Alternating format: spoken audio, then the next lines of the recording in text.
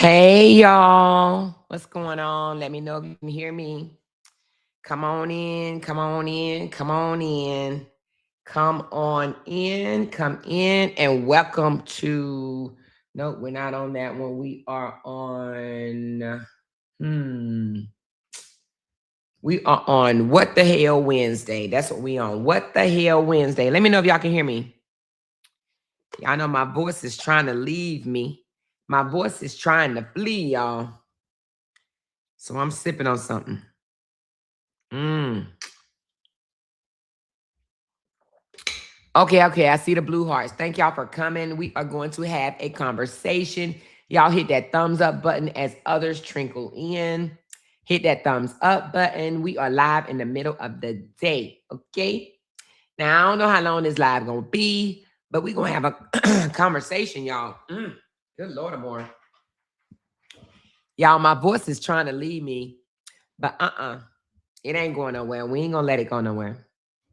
It just got to get used to whatever. She said, that's from all that cursing out. I'm going to try to be good. Matter of fact, let me monetize this video right quick. Hold on. I'm going to try to be good, y'all. I'm going to try to be good. I done got 3 videos in a row restricted from my mouth. Hold on.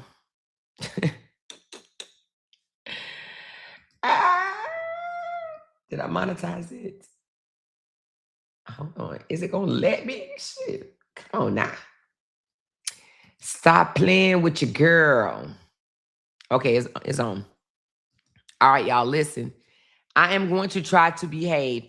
Hey, thank you, Michelle, for being the first super chat thrower. And I did get your message. I'm gonna call you back when we get offline, honey. Child, I have to study. You know what I'm saying? I gotta study. When I get up, I gotta study. I'm gonna wait for a few more people to get in, but we just gonna have a conversation until they come in. Okay, because sometimes YouTube take a minute to get the notifications out. But we are gonna have a What the Hell Wednesday, okay, honey? Because we got questions. We got questions. How many of you guys have children? Adult age kids, should I say? College age children, adults. How many of you guys have college age adults or even in high school? Even in high school. Raise your hand if you have adult kids, whether they are in high school or they've already went off to college. Okay, I see a few. I see some hands. I see some I do. I see some me. Okay. So I'm glad because this conversation is for you guys. Okay. Now, everybody else can chime in and give your thoughts and opinions, but I really want to know how would you move? Okay. And I don't even want to know from a y'all support me standpoint. I want to know like your true thoughts and opinions. Like, what would you do? Okay. We're going to get into it in a minute. I'm going to let more people come in. They trickling on in. Somebody said my grandkids is in college. Okay, grandkids too. Then we're gonna talk about the grandkids too. If your grandkids are in high school or college, I want you guys to chime in as well. Okay, we're gonna get this conversation rolling. Cause girl, priorities, baby. Sometimes our priorities be all jacked up, and I know it's from an upbringing. It's how you were, raised. Sometimes we're raised to think a certain way and we don't even realize how damaging it is unless we change our thought process, right? Let me ask y'all this. How many of you guys were raised to think a certain way and then you got older and you realize, yeah, no, that's not the correct way. Like, no, I got to change my mindset. I got to change the way I'm going about this. This is not exactly, I know I was taught this, but this is not exactly feasible for my life. How many of you guys was taught or raised, your environment raised you a certain way and you realized as you got older that that is not the way to go? That's not the way to be thinking. And you changed your mindset. Okay. So 4 children, 2 grands said me. Okay. Anybody else? Anybody else that was raised or taught a certain way, and then as you knew better, as you learned better, you knew better and you did better. Okay, I see some hands. I see some hands. Now, some people I know say, nope, I was taught this as a child and I'm going to die thinking this way. You know, they were raised by their environment and they have never changed. They still think that this is the way it's supposed to go. I'm one of the ones that were taught a certain way. And as I got older, more experienced, branched out, I learned better and I changed for the better. Okay. My mindset, that is, I'm like, yeah, no, that's not what I want. And let me give y'all an example of one. I was the youngest. I am the youngest of all my sisters. I don't know if I told you guys, I think I probably have. I come from a family of 5 girls and 1 boy. Okay. My brother was the only boy. He was the youngest until he passed away. And that made me the youngest of 5 girls. Okay. I'm the youngest. I have 4 older sisters. When I was coming up, I used to want to be like my sisters. And my sisters were on the government, the Section to the 8, right? And y'all would not believe, at a younger age, my goal was to get free money to live in an apartment. I literally was just visualizing that in my head. Like, ooh, I'm gonna have my apartment looking like this. And I couldn't wait to go down there and sign up for me a free apartment. Why? Because I saw my siblings do it. I saw my siblings not having to pay rent, and the government was taking care of them. They were getting free food and they were getting free living. And I was like, shit, I can't wait to get my free house. It took me to get a little older to realize that wasn't the route I wanted to take.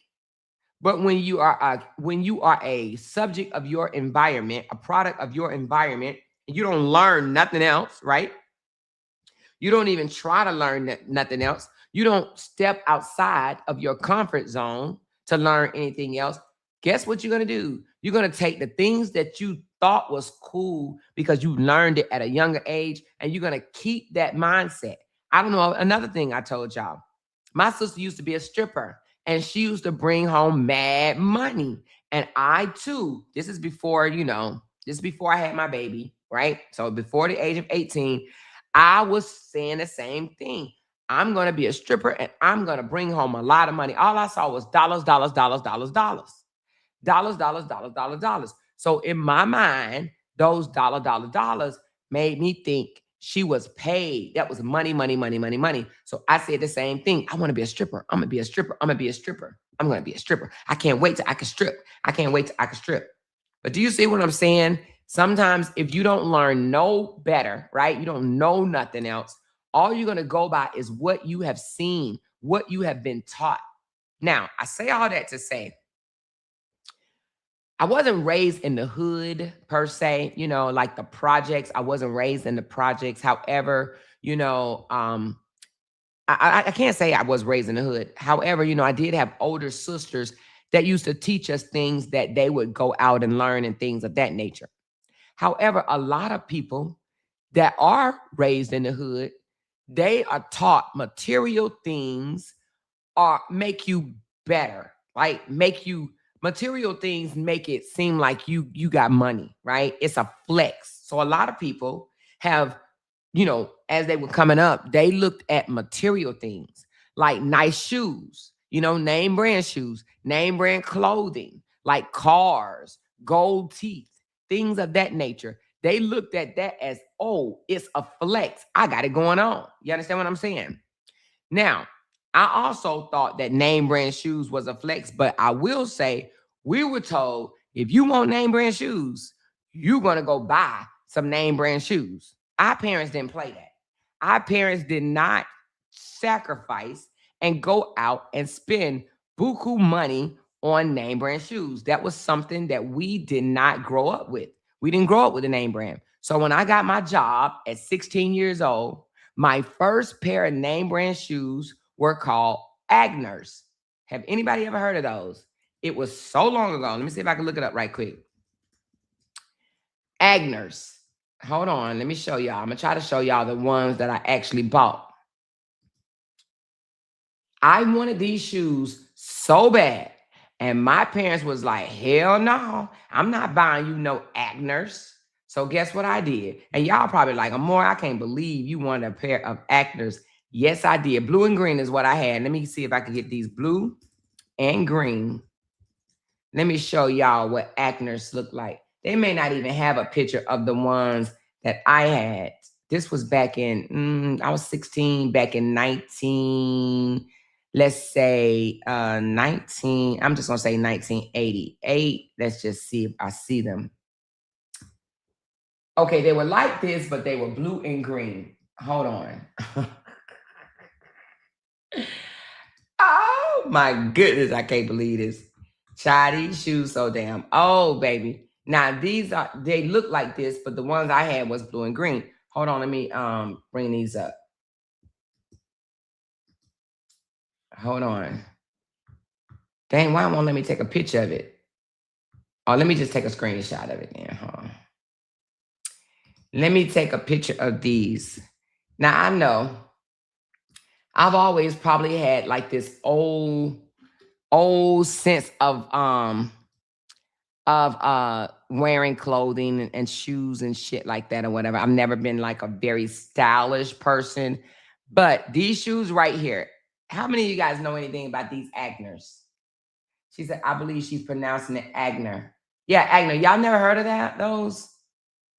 Anyway, there are some expensive shoes. Now, I don't know if they're expensive to this day, but they used to be expensive back in the day. These were like $70 shoes, but they were, you got to have money, you know what I'm saying, to wear these. So when I had my first job and I got paid with my first job, I bought me some damn Agner shoes. Yes, they probably, I know y'all probably saying, oh, they ugly. Oh, more they ugly. But you want to know why I wanted them? Because the most popular, well-dressed girls at our school wore them. Okay, she said those things are hideous. Guess what? I wanted them because girls, popular girls at the school were wearing them. Okay, and you know what? I wanted to be like them. So I wanted me a pair of Agners. My mom and dad said, hell to the no, to the no, no, to the no, no, no. I ain't buying no damn Agners.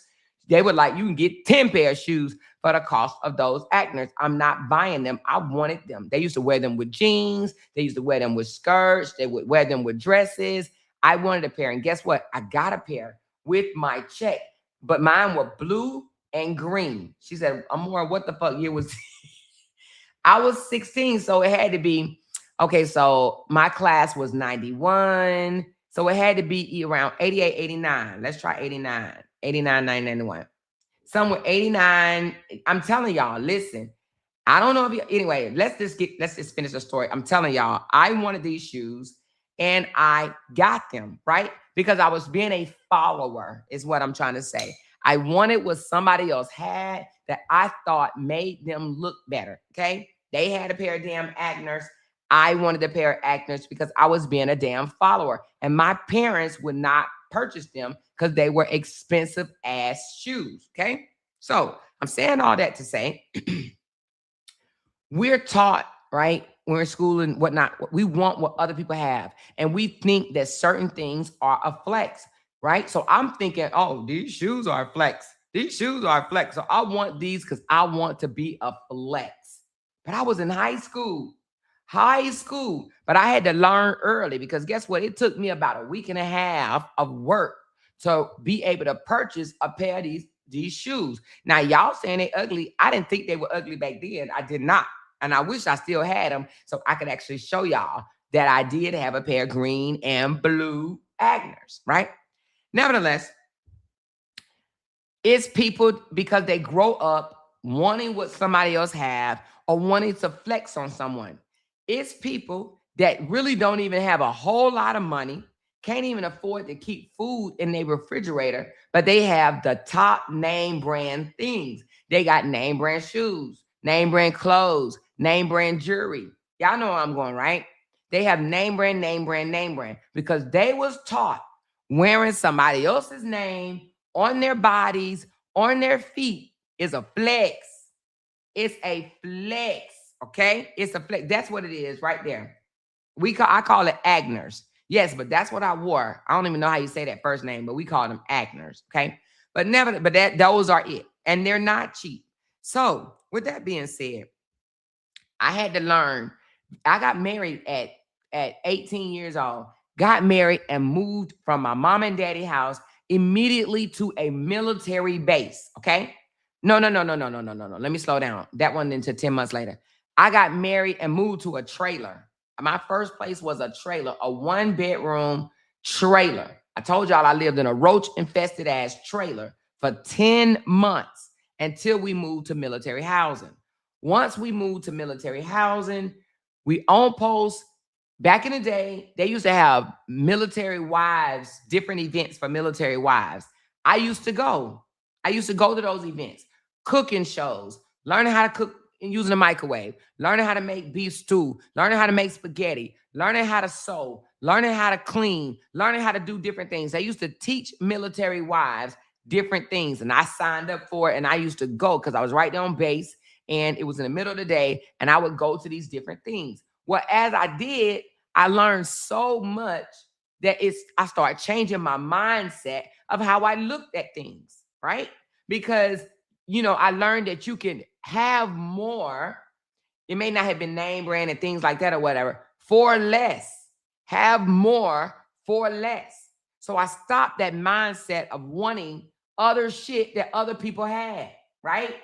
And I learned how to do other things and even balance checkbooks. When we used to write checks back then, they taught that balance checkbooks, clean soul, just things like that they taught military wives.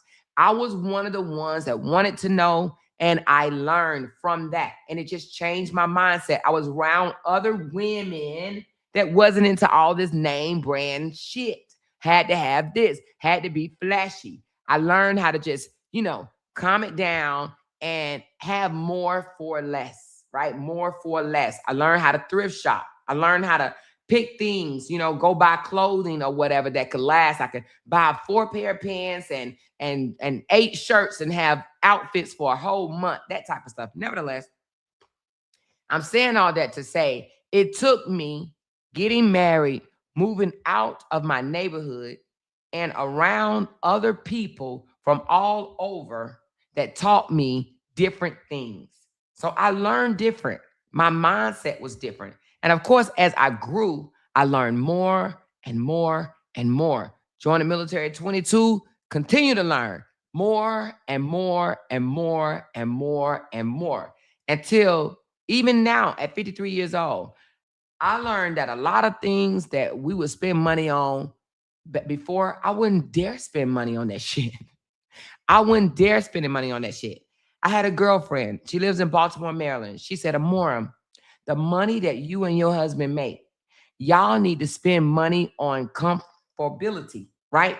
Amenities and things like that. Stop wasting your money on frivolous things that don't mean nothing. Make memories. Make memories. So that's when we start traveling a lot. Make memories. Do something that's going to make your life comfortable. And that's what we started doing. We started living to where we are comfortable. Anyway, I say all that to say we're going to talk about priorities now. We're going to talk about priorities, okay? We have 5 adult kids. 5 adult kids. My son, being the oldest one, 35 years old. He got a car at 16. We went and we let him pick his car. He picked a Nissan, okay?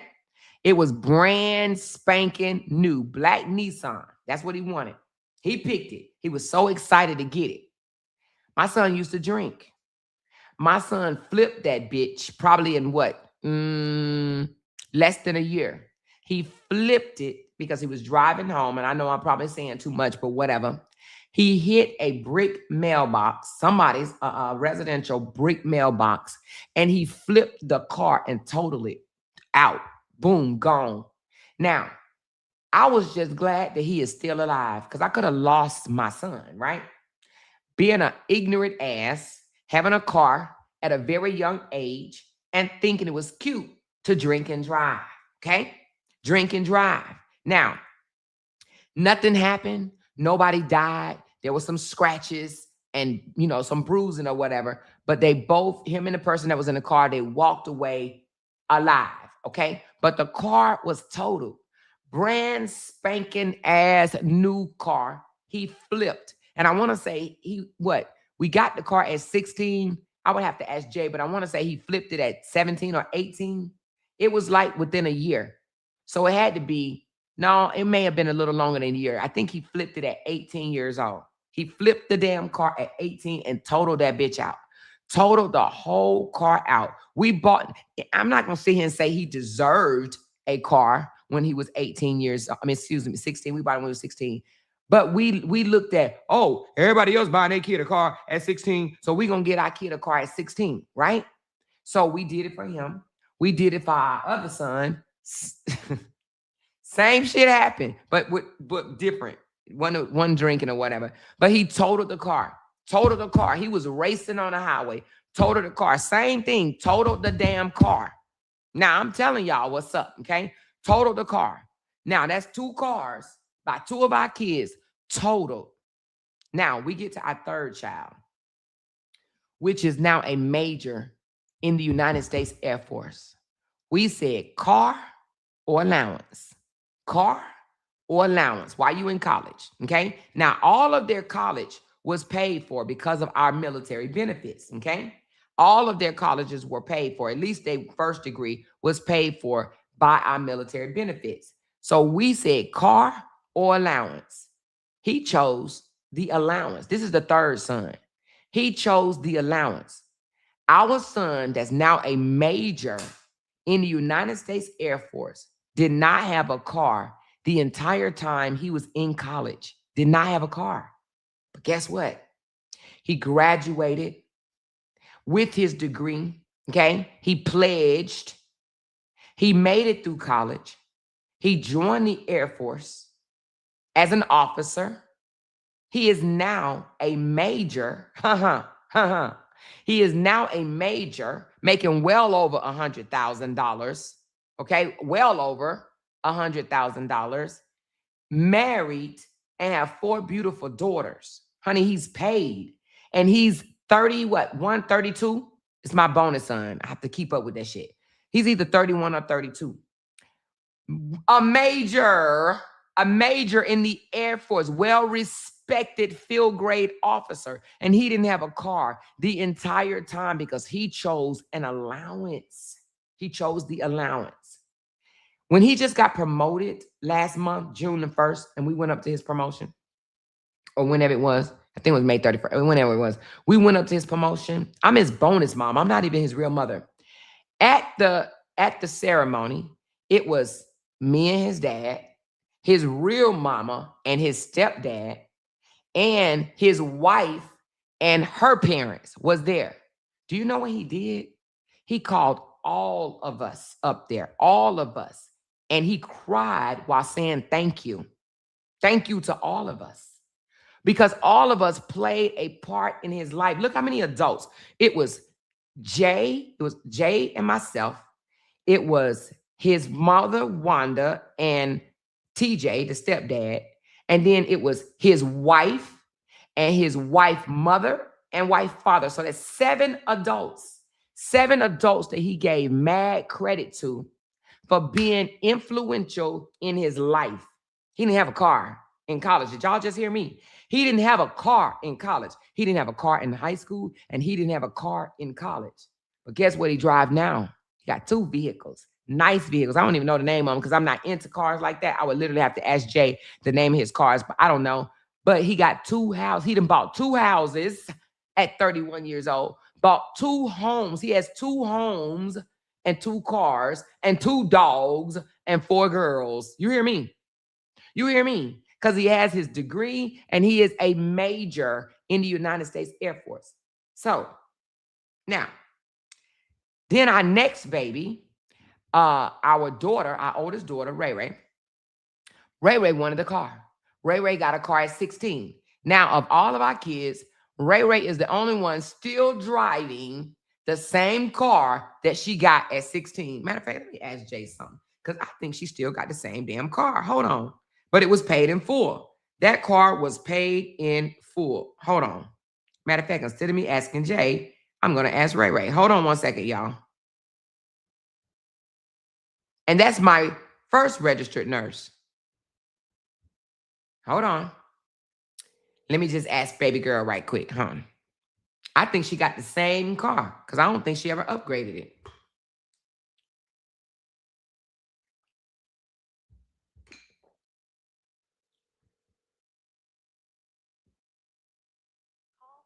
Okay, so she must have worked last night. Okay, it's going to voicemail. Let me ask Jay. Let me ask Jay. She worked 12-hour shifts, honey. She's a registered nurse.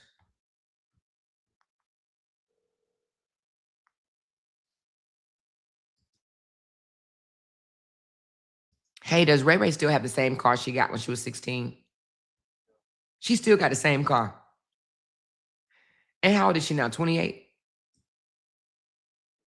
27. So she done had that same car for 11 years. Wow. Okay. All right. Thanks. Talk to you. I'm online. All right. Bye. So my daughter, which is a registered nurse, was given a car at 16, paid in full, no car note whatsoever, right? Because that's what she wanted. She wanted a car because we gave them choices. She asked for a car. She's still driving the same car that she was gifted by her parents at age 16 years old. She still has the same car, y'all. The same car. She could have been and bought her 5 cars if she wanted a car.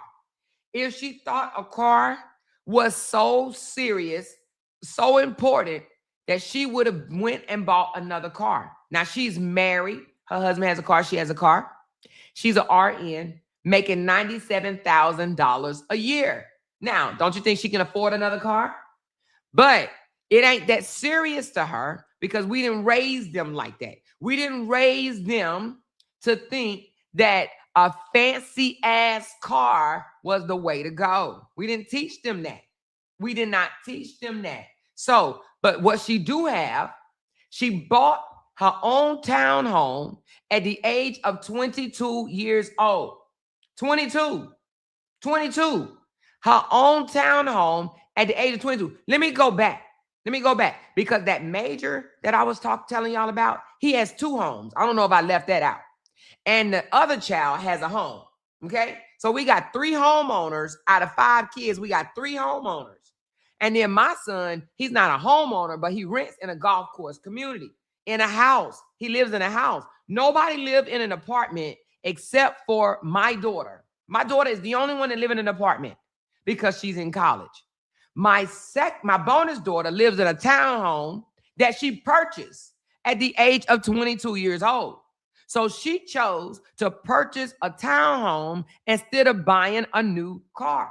Her car is paid off, and guess what it does? It gets her back and forth to work, baby. Do you hear me? Back and forth to work. Her car is more than 11 years old because she got it when she was 16 years old. Shout out to my baby girl because I didn't even know she still had the same damn car. Shout out to her because she's still driving the same car that she was gifted. 11 years old, right? You would think that most 20-something-year-olds would go out and try to purchase another car. She don't have fucked up credit, right? Everything is good, and she's a homeowner. She lives in her own townhome. It's hers, and she's married. She's married, okay? Now let's get to the baby girl. Let's get to the baby girl. She's 24 years old. We asked her the same thing that we asked all of our other kids. Car or allowance? Car or allowance? She chose an allowance. So we did the same thing all through high school. Now she had a privy because she lived with us. See, my bonus daughter didn't live with us. She only came like, summer, spring break, holidays, that type of stuff, right? She lived with her mother.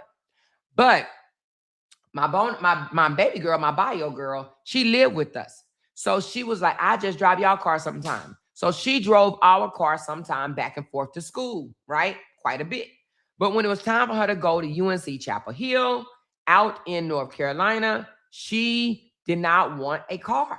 She says, no, I don't want a car. I'm good, Mom. I'm good. Okay.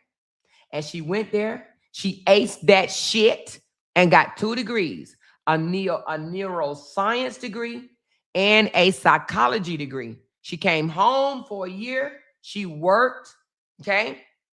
My good girlfriend Candy got her a job. Let me tell you how humble my daughter is, y'all. My daughter came home. She didn't have to work. She wanted to work. She said she wanted to save some money. She didn't have to. I said, well, what are you going to do? She said, I'm going to get a job. I said, you know, you don't have to. You can literally relax. She says, no, I'm going to get a job. My daughter went out on her own and got a job. She got hired at Cookie Crumble. She was a neuroscience degree and a psychology degree and started working at Cookie Crumble. I said, Jalen, how much are you making? $10 an hour. I said, Jalen, what the hell are you doing? Why in the hell are you working at Cookie Crumble for $10 an hour? Mom, I said, what are you doing? Mom, I just want to make a little pocket change. That's all. I said, nah, Jalen, you are worth more than $10 an hour. She said, Mom, I'm good. My baby girl was getting up early in the goddamn morning, going to roll dough at 6 o'clock in the morning, burning her hand on that hot ass oven and everything, right? And I just so happened to talk to Candy. And I said, ooh, my baby came home with a big old burn mark on her arm from Cookie Crumble because she baking fucking cookies with all this education. She said, oh, hell no. Tell Jalen to call me.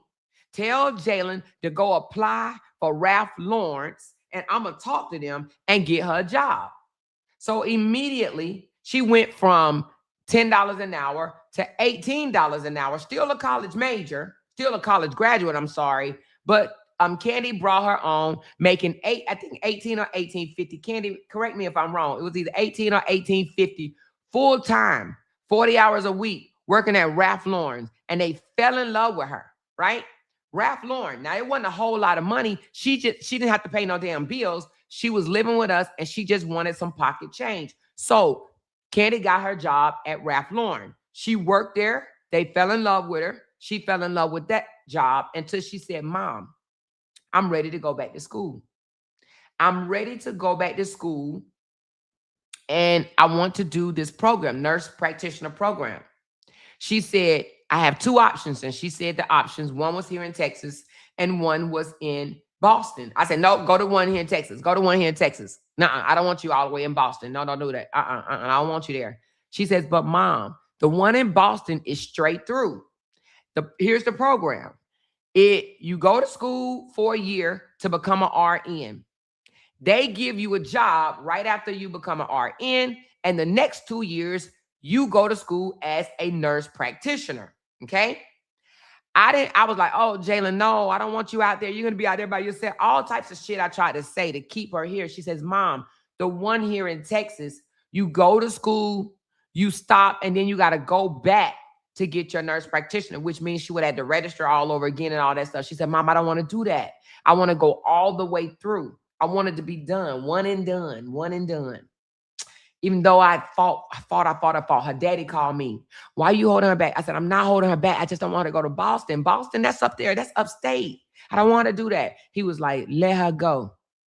Let her go. Man, I fought tooth and nails.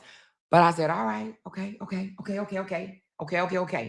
We sat down, we talked about it, and we mapped out a plan, okay? I said, well, how are you going to do this? How are you going to do this?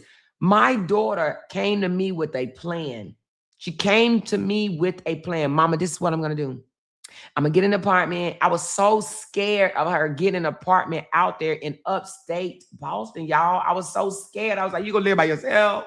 Oh, my God, you going to do this? You going to do that? I was so afraid. But nevertheless, she came with a plan. Now, her and her daddy, the daddy here, Jay, they mapped out the plan together. They sat down and they went over the plan together and they came to me with it. They came to me as confident and saying, this is how we're going to do it. We're going to do it like this. We're going to do it like this. We're going to do it like this. They had everything mapped out already, how she was going to get back and forth to school, all of that. So that's why we went to Boston. Y'all remember we went to Boston.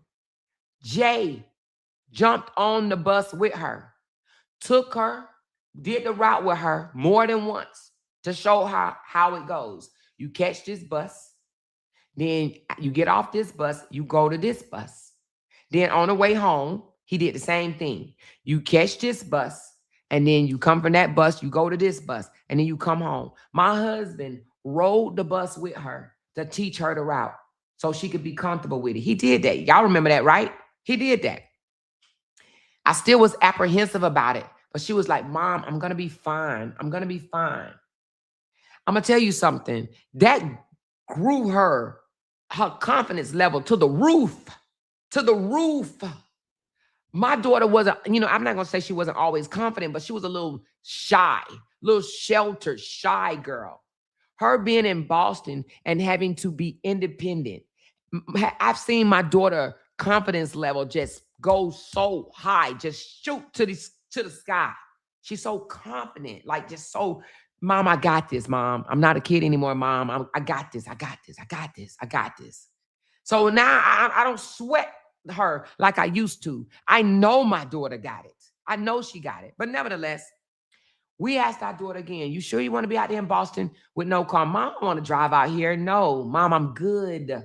I'm good, Mom. Just continue to help me how you're helping me, and I'm good. I'm good. Okay? My daughter doesn't have to worry about nothing financial. Nothing. She don't have to sweat nothing. Okay? Nothing. Between myself, between Jay, and between her daddy, she good, and her aunties. Let me let y'all be gifting her too. And she be like, tell my aunties I said thank you. Tell them I said thank you. Tell them I said thank you. Okay. Y'all be looking out for her too. She's good. She works right now because it's a part of her program. Okay. Well, she ain't started yet, but she will start. Well, actually, she does work. My daughter worked as a tutorer. My daughter tutors undergrads.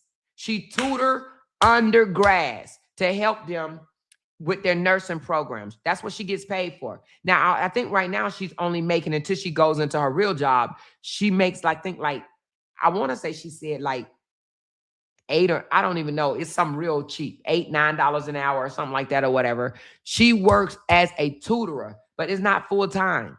It's just, maybe 16 hours a week or something. Maybe, I don't know. But anyway, she tutor undergraduates, literally tutor them and help them through their nursing program, which she probably can, anyway. She tutored them to help them through their nursing program. But nevertheless, y'all, the program that she's in came with a job. You finish your BSN, you take the test. Once you graduate, you will be a RN, and you work as a RN as a part of the program. You work as an RN while you're still pursuing your nurse practitioner degree. That was a part of the program, okay, that she will be working once she get an RN. So now she's already in the nurse practitioner program, and she should start working in August. She'll be working in August. She already got hired for the position and everything. She'll be working in August. I say that to say we gave our adult children choices, and these are the choices that they chose, okay? They chose these choices. Now, I'm going to say I believe that Jalen chose no car and just an allowance and help with her education and her room and board, because she saw our son that's a major, she saw the route he took. And we always said that they was the smartest two children, right? We always said, me and Jay joked with each other and said, them the nerds. We got two nerds, right? Where all of our kids are well-to-do. All of them are smart, but those are our two brainies right there. The major and Jalen was our two brainies. Love to read, always stayed in somebody's library, always talked above their age. Like my daughter, you would never see my daughter sticking out her ass or speaking no ebonics or bouncing up and down in no vehicle. She's not that type of girl.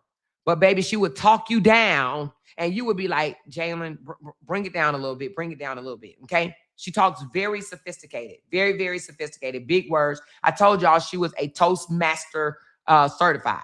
If you know what that means, if you don't, look it up. She is Toastmaster certified. She would talk your ass down. Ask Candy. Ask Candy. She would talk your ass down. You would think that you're talking to a professor. You literally would think that you're talking to a damn professor. The way she enunciate her words, use big ass words on your motherfucking ass, and you like, whoa, wait, what are you talking about? Right? So she's our brainiac. She's our brainiac. Tori is our brainiac. They both very, very, very intelligent, very, very, very smart, very, very, very nerdy, very, very, very just brainiacs. They're just very, very brainiacs, okay? Nevertheless, that's the choice that she wanted. No vehicle, but help with school and help with her room and board. Okay? Help with that. And help with insurance and her flights. When she comes back here to visit, anytime, it don't matter if she just want to take a break for a weekend or come for 2-3 weeks. We pay for all her flights and stuff. That was the part of the deal. Okay? Nevertheless, I say that to say we gave our adult children choices. We gave them choices. And they chose a certain way. If Jalen would have said, I want the car, she would have got a car. But Jalen didn't choose a car. Tori didn't choose a car. Sherrod chose a car. Unique chose a car. And Ray Ray chose a car. Now, the boys totaled that shit. Ray Ray still has a car. Tori and Jalen didn't choose a car. Now, we are proud of all of our kids, all of them, because they're all successful in their own way, However, we gave them a choice. Now, I said all of that because I want to ask y'all a question. Which one would you do? Which one would you give your child?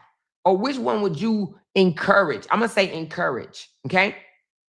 A vehicle at the age of 16, a matching BBL at the age of 18, or a damn very professional career, a college education, and a career to secure you financially for years to come. Which one would you encourage your child to do, your adult child, whether it's your adult child, your adult grandchild, your adult motherfucking sibling? Which one would you choose? The BBL and a car or a professional education? Which one would you choose?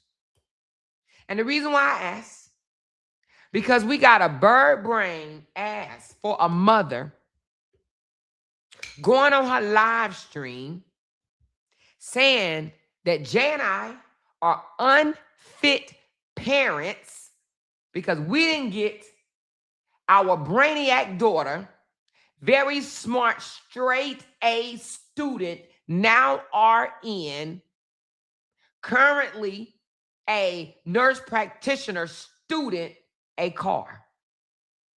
Okay? She gifted her daughter a car at 16, a BBL at 18, and made her a baby mama.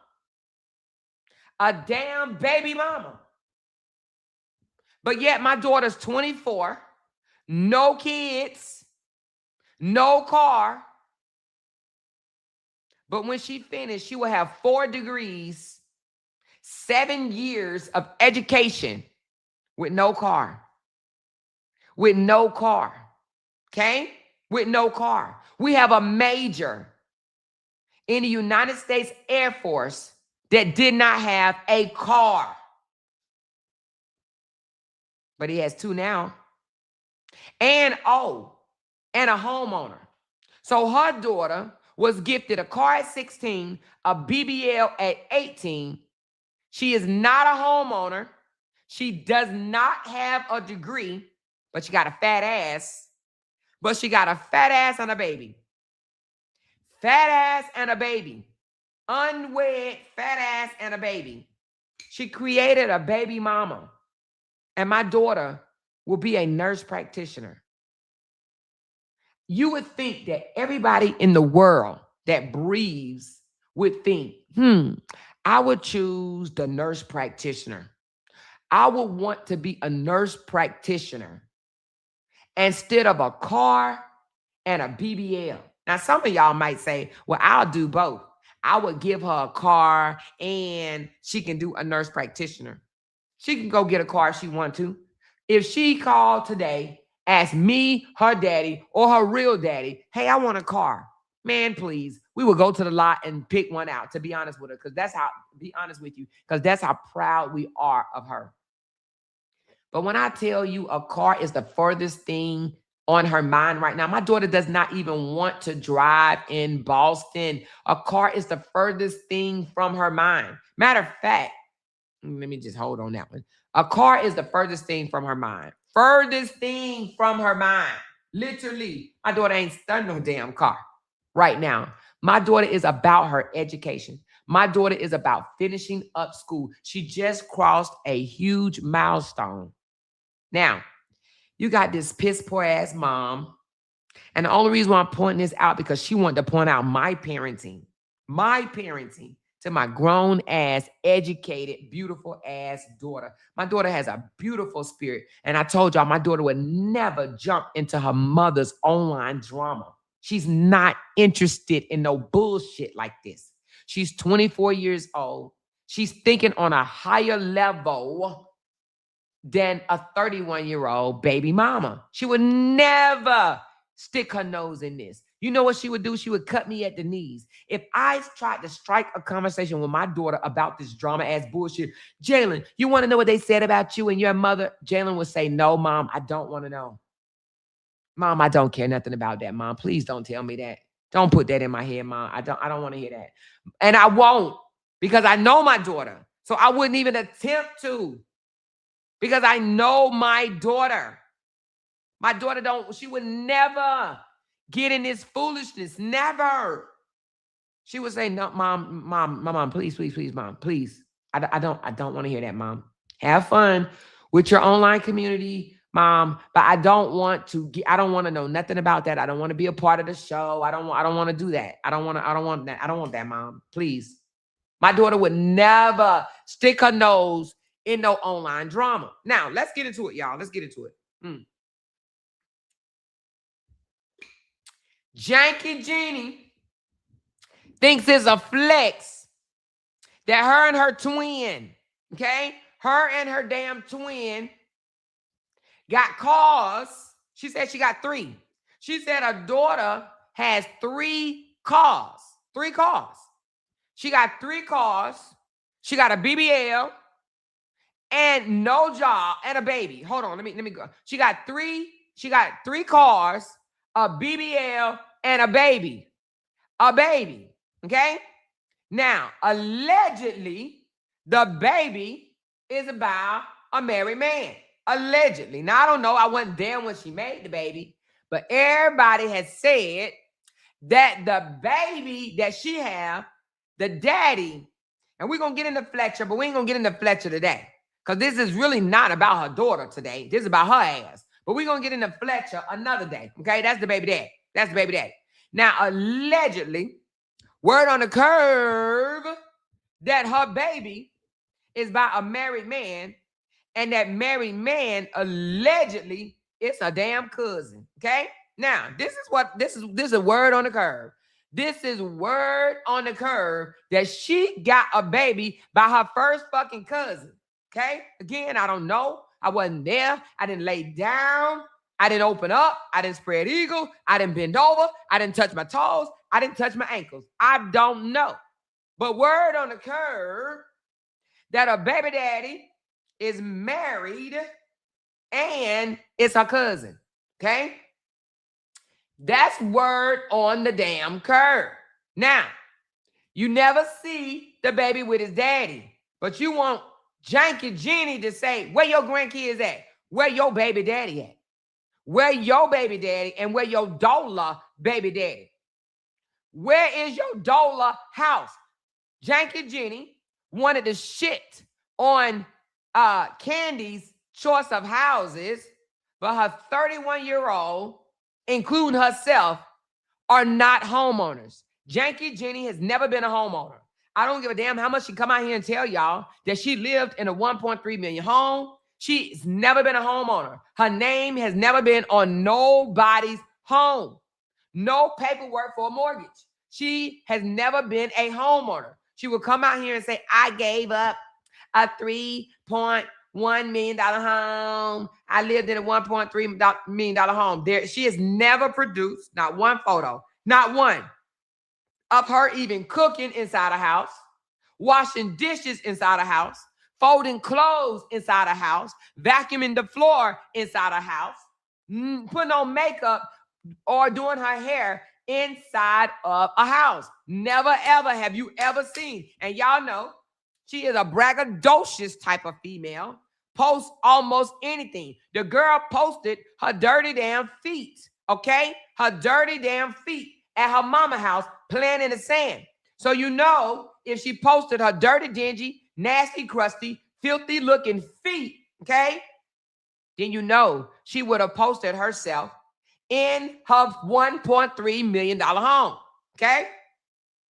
So that tells me everything I need to know. She has never been a homeowner. Now, there is posts that she's made, more than one, saying, I can't wait for my daughter and I to build a home. I can't wait for us to have our own home. But never, ever, ever, never, ever, ever have she had her own home. Now, I want to go here for a second, and then I'm going to come back. We're coming back. Just follow me for a second. And we're not going to go over this today. We'll go over it another day. This is just going to be more content. Just hold your horses. When she was with the guy, Tavares, the one that just got out of jail, prison, and didn't look her way, on the affidavit of her, on the affidavit, the police report, she had to list her address that her and Tavares lived at when he beat her ass, right? When he beat her ass and he went to prison. Do you want to know where they lived? This is Miss, I've been a business owner for 108 years. I'm the baller shot caller. I'm Miss Luxury. I'm Miss Classy. I'm Miss Elegant. Do you want to know where she lived? This is a woman that says she lived in a $1.3 million home. That's what she said. She lived in a $1.3 million home. And now I built the life that I wanted to live. This is the address that she put down on the paperwork for her and Tavares. Now, that don't look like no $1.3 million home to me. Now, I know maybe upstate New York or maybe LA, New York, or Los Angeles, or any other expensive high state, this might be 1.3. Maybe in Italy, this might be 1.3. Maybe in Amsterdam, this might be 1.3. But in Florida, I doubt if this is 1.3. This is the address in which she listed that she got her ass beat at. Now, I'm here to tell you, first of all, I'm not about to be with a man that's going to beat my ass at all. But if I just so happen to say, well, he got money, he taking care of me, so maybe I'll just let him bust my lip here and there, which I never will, right? But if I did, he damn sure ain't going to have me living in no motherfucking house that looked like this, okay? This is the house that was on the paperwork. That is why she bragged so much about being at the mall, because this is where she came from. This is the house that she lived at before she moved to the mall. So I get why she happy. I get it now. She looking like they having a whole Easter egg hunt out that motherfucker. You hear me? Looking like they having a whole Easter egg hunt. Now I understand why she's so thrilled about where she lived at now, okay? Because this was her and Tavares, the one that she said, he was a real man. He paid the bills. Okay, yeah, okay. I'm sure it wasn't that much. So you got to look at where someone's coming from to see where they are now, to see what the hype is about, okay? What is the hype? He out there selling all that dope or whatever, selling all that goddamn dope and living here. Now, this might have just been his little hideout spot, whatever the case may be, okay? We're going to get into Tavares, but another day. We're going to break Tavares all the way down. Her man. We're going to break him all the way down, but not today, okay? So, she wants to say, I am an unfit parent because her daughter has 3 cars. So she say 3 cars, a BBL, and a damn baby. No house in sight. She don't own a home. Her daughter don't own a home. She don't have a degree. Her daughter doesn't have a degree. But hold on, because I want y'all to hear something. I want y'all to hear this girl claim that she got an education. Let's go there right quick. That she has an education. Hold on. Let me get it. I went to college. Let me show y'all. Hold on. She admitted that she went to college. Y'all listen to this. I went to Everett. I went to Everett College in Atlanta. I'm a registered medical assistant. Absolutely. I'm a registered medical assistant. I went to college, but I chose not to work a 9-to-5 job to make. So you heard her claim she went to college. Everett, okay, in Atlanta. I went to college. I'm a medical what, y'all? I went to Everett. I went to Everett College in Atlanta. I'm a registered medical assistant. Absolutely. So she's a registered medical assistant, which is not a degree. Okay, let's look up Everett's College. Everett's College. Let's look and see what it is. It says Everett College is a community college. Hold on. Somebody sent me something about Everett's. Let's look what they sent me about Everett's. Okay.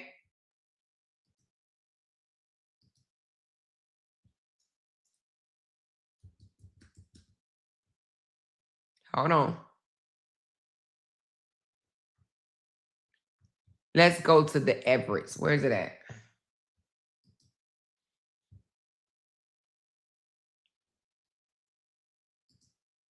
You sitting on the couch.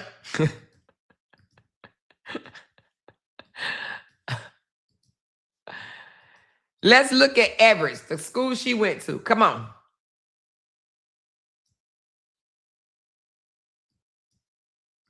You saw. Why are you making it complicated? It's easy. That's Everett's, okay? That's Everett's College. It was advertised in the hood, okay? That's Everett's College. It was advertised. You don't see no professional advertisement. That's about the good as it get. That's about the good as it get, okay? You sitting on the couch. You're wasting your life. Make a call. Go to Everett. Go to Everett. So people like her ass said, let me make this call. Let me call them right quick. And let me see what I can do. Let me go ahead, because I am sitting on the couch. I'm over here sitting on this motherfucking couch. I ain't doing shit. Let me call right quick and let me see what I can do. So she went over there and made a call. Hello. I ain't really educated at all because I had a baby at a young age. I got kicked out of school in the 8th grade and I had to go. So I turned to school and I just want to know, what can y'all give me real fast? I don't want to be there all the time or whatever. Because I need to flex for people. Just give me something real quick or whatever. What can I do? Oh, a register. What now? What the hell is that? What I have to do? Oh, that's it? Yeah, sign me up for that shit. I want that. I get a certificate. Can I post it online? Can I brag that I'm a college graduate? Yeah, give me that shit. I want that right there. Yeah, I'm an Everett college graduate. I want that right there. Can my dollar go? Can she do a bridge program from LPN to RN? Can she do it? Can we get away with that? Yeah, I want to sign up for Everest, okay? And then my daughter gonna turn around and she gonna sign up for Everest after me. Oh, it's not accredited? Who's gonna know? I can still buy the cake, right? I can still fake the funk and pretend, right? Okay, can you do that for me, please? Yes, I want to go to Everest and I want my daughter to bridge between Everest and LPN and RN at Everett. Okay. Yeah. All right. Yeah. Okay. Thank you. Sitting on the couch. She made the damn call. And that's how she got her certificate. And that's how her daughter got her certificate.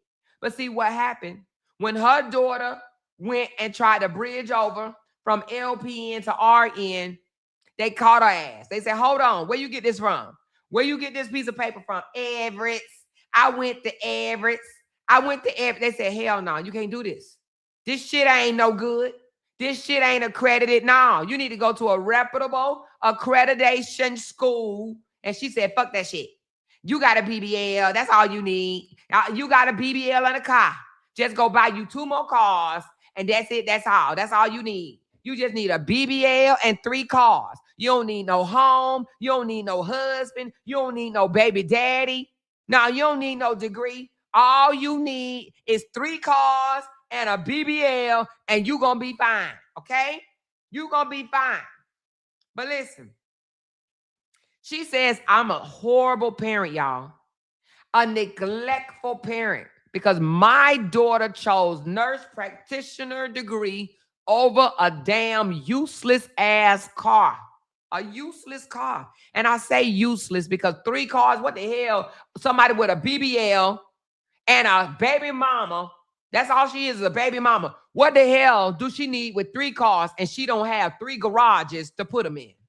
She ain't got 3-car garage to put the 3 cars in, but she flexing having 3 cars. 3 cars. 3. Because see, her mama taught her that. So we're going to go down the rabbit hole of her mama, of her mentality. We already know she walks around like this, but claim that somebody else is filthy and dirty. We already know she used to live like this, but claim she had it going on. We just heard her say, I went to college.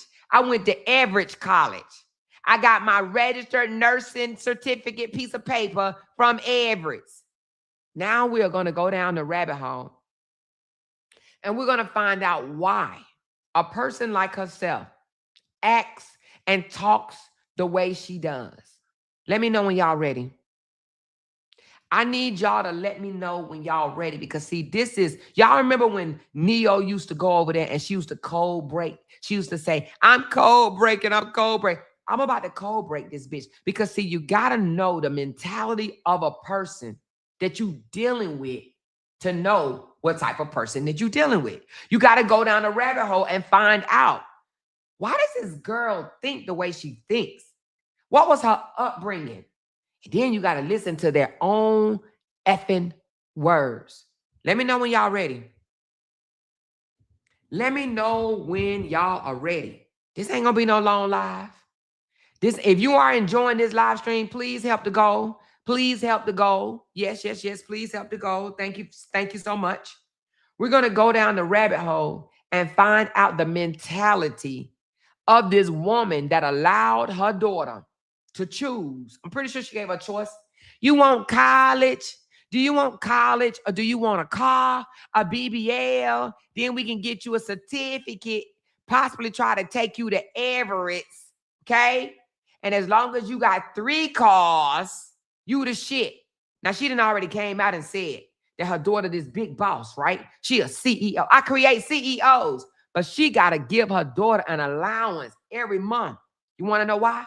Because she gave her 3 cars and a BBL, and that's it. That's why her daughter need a weekly allowance. She said at her own, I don't care how old my daughter get. I'm going to always give her a weekly allowance. You want to know why she's giving her 31-year-old a weekly allowance? Huh? Well, because she chose to give her a BBL and a damn car. So now she may have to give her a weekly allowance for the rest of her life. Because if she was such this big baller shot caller, her mammy wouldn't have to give her no weekly allowance. I bet you when my daughter graduates, she's not going to need no weekly allowance. Our major son don't need no weekly allowance. Our other kids don't need no weekly allowance. They stand on their own. And our oldest child is 35. You hear me? But let's go. Let's go down the rabbit hole and find out why the hell this damn Looney Tune, this mammy thinks and act the way she does. Why in the world would a woman that's 49 years old think having a mother effing car is more valuable, more purposeful than having a lifelong opportunity to succeed in life. Okay? Let's talk about it. Here we go. Hey, hey, y'all. It's the internet sister. Some of you guys know me by the internet sister from off of YouTube, Facebook. Then some of you guys know me here on TikTok by Mommy Tycoon. So story time. I have been following this little true saga for 2.5 years, and a waste of time. 2.5 years, I can't. Now, let me just say the background music is her doing, not mine. Okay, she's the one that chose to put the music on 10 and shit or whatever to tell her story. So try to drown out the music and listen to her babbling tongue. I want y'all to hear this. It's very important that you hear the words, because what you're gonna find out is this chick starts screwing at 13 years old. Okay, she starts screwing at 13. Priorities are very important. When you go down the rabbit hole and find out why a person act the way they act, it will shock the shit out of you. I would have never thought that this trick was screwing at 13. Okay? And I have lost myself, being nosy in somebody else, drama, love story. And now I'm ready to tell my story. So, story time. I'm a retired gold digger. I know that sounds so harsh, but now you heard her for yourself. She said she is a retired gold digger. She said that on her own. She is a retired gold digger, but she wants people to think that she got it out the mud. She didn't get shit out the mud, okay? But that BBL, that's it, that's all, okay? She is a retired gold digger, which means she screwed her way up. Y'all listen. I keep it real with you guys. If you know the internet sister, and you know she's very, I'm very transparent. I'm a transparent person. I try to keep it real. I try to, keep it 100. Yeah, just stay, keep it real. Stay true to myself and true to my supporters. So, yep. Just like I said, I'm a retired gold digger. I have never experienced love before. Like, I never experienced. Did y'all just hear that? I have never experienced love before. This was done last year, y'all. Y'all might as well go on and get y'all box of tissue, because it's going to have you crying. This woman has never experienced love at 48 years old. She's 49 now. I'm going to say 49 because she's never experienced love. But she wants to come out here and say, you were never loved. You were never cared for. You were a neglected parent. This girl has never experienced love before and have been bending over and giving up her ass ever since she was 13 years old. You can hear it for yourself. I feel like I have came in contact in my relationships where I feel like, I have been in relationships where guys have really loved me. But as far as me falling in love with them, I think my love that I have experienced in life have been conditional love and not unconditional love. And some of you guys may know. Now, did you just hear that? She said her love has been conditional. Every relationship she gets into is conditional. And that ain't just with men, y'all.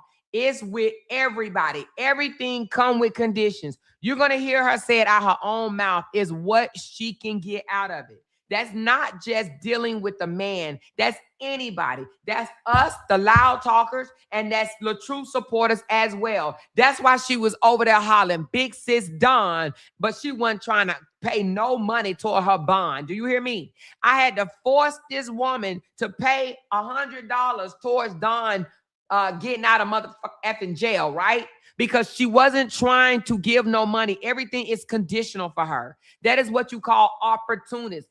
Unloved, never experienced loved. She said they come with conditions. Everything comes with conditions. The difference between conditional love and unconditional love. Well, I just feel like most of my relationships, my love have been based off of materialistic things, what a man can do. Her love has been based off of materialistic things. what somebody else can do for her. Do y'all hear this? You got to understand the words that come out of their own mouth, what somebody can do for her. For me, you know, I created a lifestyle that I wanted to live. However, it was my lifestyle, but it was being sponsored off of somebody else's income. Hold on. And I'm like, over it. Did y'all just hear that? I created a lifestyle I wanted to live, but it was sponsored off of somebody else's income. Did y'all hear that? It was sponsored off of somebody else's income. But yet she want to come out here and act like she got it from the mud. She worked so hard. She sacrificed. She ain't sacrificed nothing but bending over and touching her toes. Y'all hear it out her own mouth. She said, I created a life that I wanted to live, but it was sponsored by somebody else's income. Baby, when I tell you, we're going to go down the rabbit hole of this fool. We going down the rabbit hole of this fool. She don't know what sacrificing means. She doesn't know that. She don't know what hard work means. She ain't got nothing out the mud. The only thing that she's gotten is bending over or either getting on her knees. That's it. She created this lifestyle, right? Off of somebody else's income. She said it out her own damn mouth.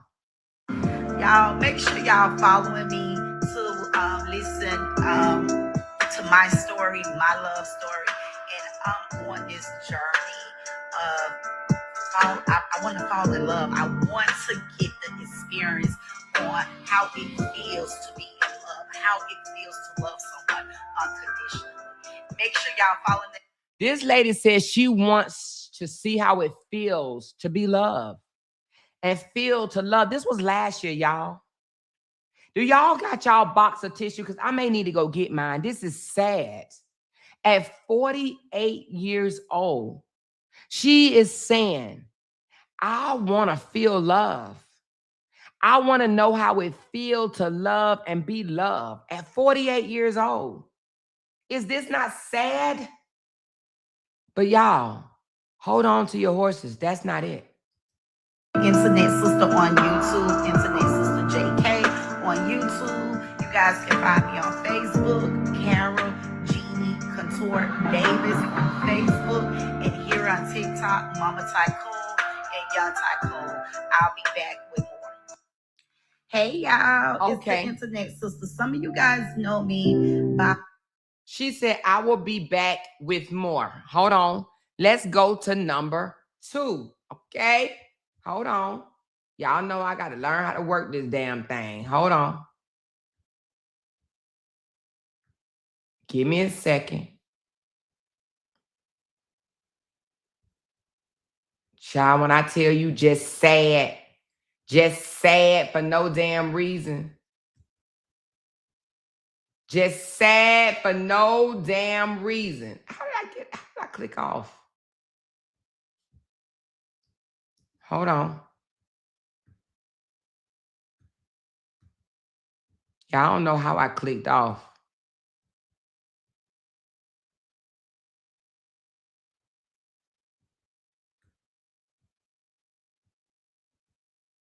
Wait a minute, y'all.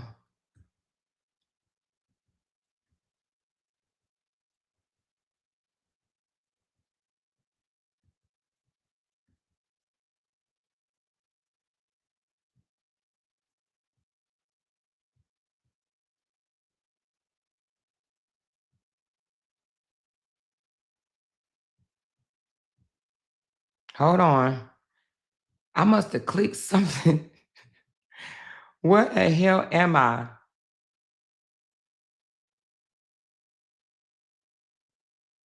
Oh, I'm sorry.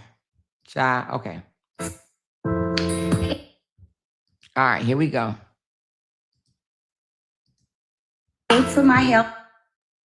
Hey y'all. Oh no, we ain't on that one yet. Hey to my healthy and wealthy internet family. It's the Internet Sister part 2. So I started dating at a very young age. So therefore, yes, I became a gold digger at a very young age. So let's get into it. So I first started dating my 8th grade year in June. Hey y'all. Hey to my healthy Sorry, and wealthy y'all. internet family. It's the internet sister, part 2. So I started dating at a very young age. So therefore, yes, I became a gold digger at a very young age. So let's get into it. So I first started dating my 8th grade year in junior high. I went to Fort Myers Middle School, and I have always been a talker, a loud talker, all my life. So I wasn't always liked. I was a popular girl, but I was not like liked by other girls because of my unpopular opinion. And yeah, I was a loudmouth. I was a loud talker. So I used to like walk home from school. I had gotten myself in trouble in school, so my mother had to transfer me to a school that wasn't in my school district. So You're gonna find out that she was a badass child. Okay, she's always been a troublemaker. She's always needed some type of discipline. She was an undisciplined child. Okay, an undisciplined child. had to walk to my uncle's house after school and wait until my mom picked me up. Well, because I wasn't liked by many girls at Fort Myers Middle School, I would take a shortcut. I go out the back way of the school versus the front way of the school. Like everyone walks out. Oh shit! Damn, Amor, come on. Hey y'all. Y'all, hold on. Let me do something. I can't Hey stand. y'all. I can't stand this. Hold on, y'all. Let me do something right quick. Give me a second, y'all. I can't stand this. Give me a second. Give me a second. I cannot stand this right here. I got something for it though. Let me know if you guys are still here. Sorry about that, y'all. I had to download all 13 of these whack ass videos. But let me know if y'all still here. Sorry about that. I'm sorry I should have downloaded them ahead of time, but I thought I could do it like that. I can't stand TikTok, y'all. It's just, it don't like me. I don't like it. Ooh, baby. But let me know if y'all can still hear me. Let me know if y'all, I don't see, oh, I see the blue hearts. Okay. Thank you. So I think we was on part 2. I'm going to have to do it a different way, y'all, because these videos. Okay, we already did 1, right? Are we good with part 1? Or do y'all, we don't need to go back over part 1. Part 1 is basically said that she dated at a very, very young age. Well, no. Part 1 was that her life has been funded by other people's money. Now we're on the one where she actually claims she dated at a very young age. You're about to find out that her ass dated starting at 13 years old in middle school. Okay. All right. Listen up. Tell me if y'all can hear it. Tell me if there's an echo so I know how I need to change it. But let me know. Here we go. Hey to my healthy and wealthy internet family. It's the internet sister, part 2. So I started dating at a very young age. So therefore, yes, I Thumbs up if the sound and everything is fine. No feedbacks, no echoes before we continue on. I have better control with it here. She said it sounds beautiful. Okay, thank you, Troy. Became a gold digger at a very young age. So let's get into it. So I first started dating my 8th grade year in junior high. I went to Fort Myers Middle School. And I have always been a talker, a loud talker, all my life. So I wasn't always liked. I was a popular girl, but I was not like liked by other girls because of my unpopular opinion. And yeah, I was a loudmouth. I was a loud talker. So I Loud used talker. to like walk home from school. I had gotten myself in trouble in school, so my mother had to transfer me to a school that wasn't in my school district. So I had to walk to my uncle's house after school. You're going to find out that this girl was expelled from school, not one time, but two. Expelled, not suspended, expelled. And wait until my mom picked me up. Well, because I wasn't liked by many girls at Fort Miles Middle School, I would take a shortcut. I go out the back way of the school versus the front way of the school. Like everyone walked down Central Avenue. I would take the path through the back school and I would come down Jackson Street. And I had a cousin by the name Al Boston. He noticed me like every day after school taking the back way. So one day he joined me and he was like, cousin, why are you taking the back way? I was like, She was taking the back way because she didn't want to get the ass beat, but she come out here and act like she big shit. Like she was the big shit. She taking the back way because she knew they was going to beat that ass. well, I'm trying to avoid trouble because I got in trouble at Lee Middle School. So I don't want to disappoint my mom and get in trouble at Fort Miles Middle School. So I just, to stay out of trouble, I come Jackson way, down Jackson Street. And he was like, nobody ain't going to mess with you. R.I.P. to my cousin Al Boston. But this one day, he decided to walk with me and we walking and we talking. And I was so happy to have him with me because every time I get on Jackson Street, I hear like this sis, like, hey, hey, but I ignore it and I keep walking. So this certain day when Al was walking with me, that same hey, hey, hey, and Al looked up and Al go, what's up, Snail? What's up? So of course my cousin Al knows the person that's hissing and he goes upstairs where the person at and they chop it up. And then on his way coming back and joining me with the walk, he was like, oh, dude, want you? And I'm like, who's dude? So he began to explain to me who was sissing at me, hissing at me. And I knew his brother real well, but I didn't know him. So we just continued to walk. I ignored it. Long story short, eventually I do just giving you guys a microwave story. I answered to the hiss one day, walking home from school. And that was like all she wrote.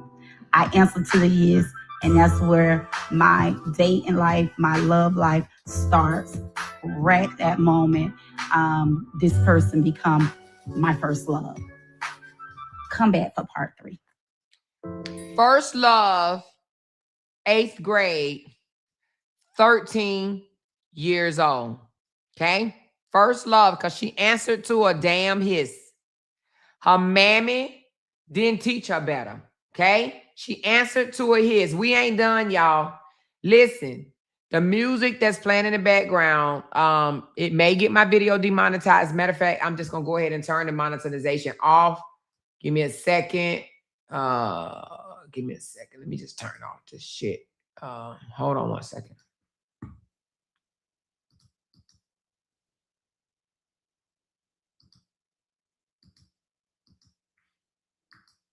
All right, I just turned it off.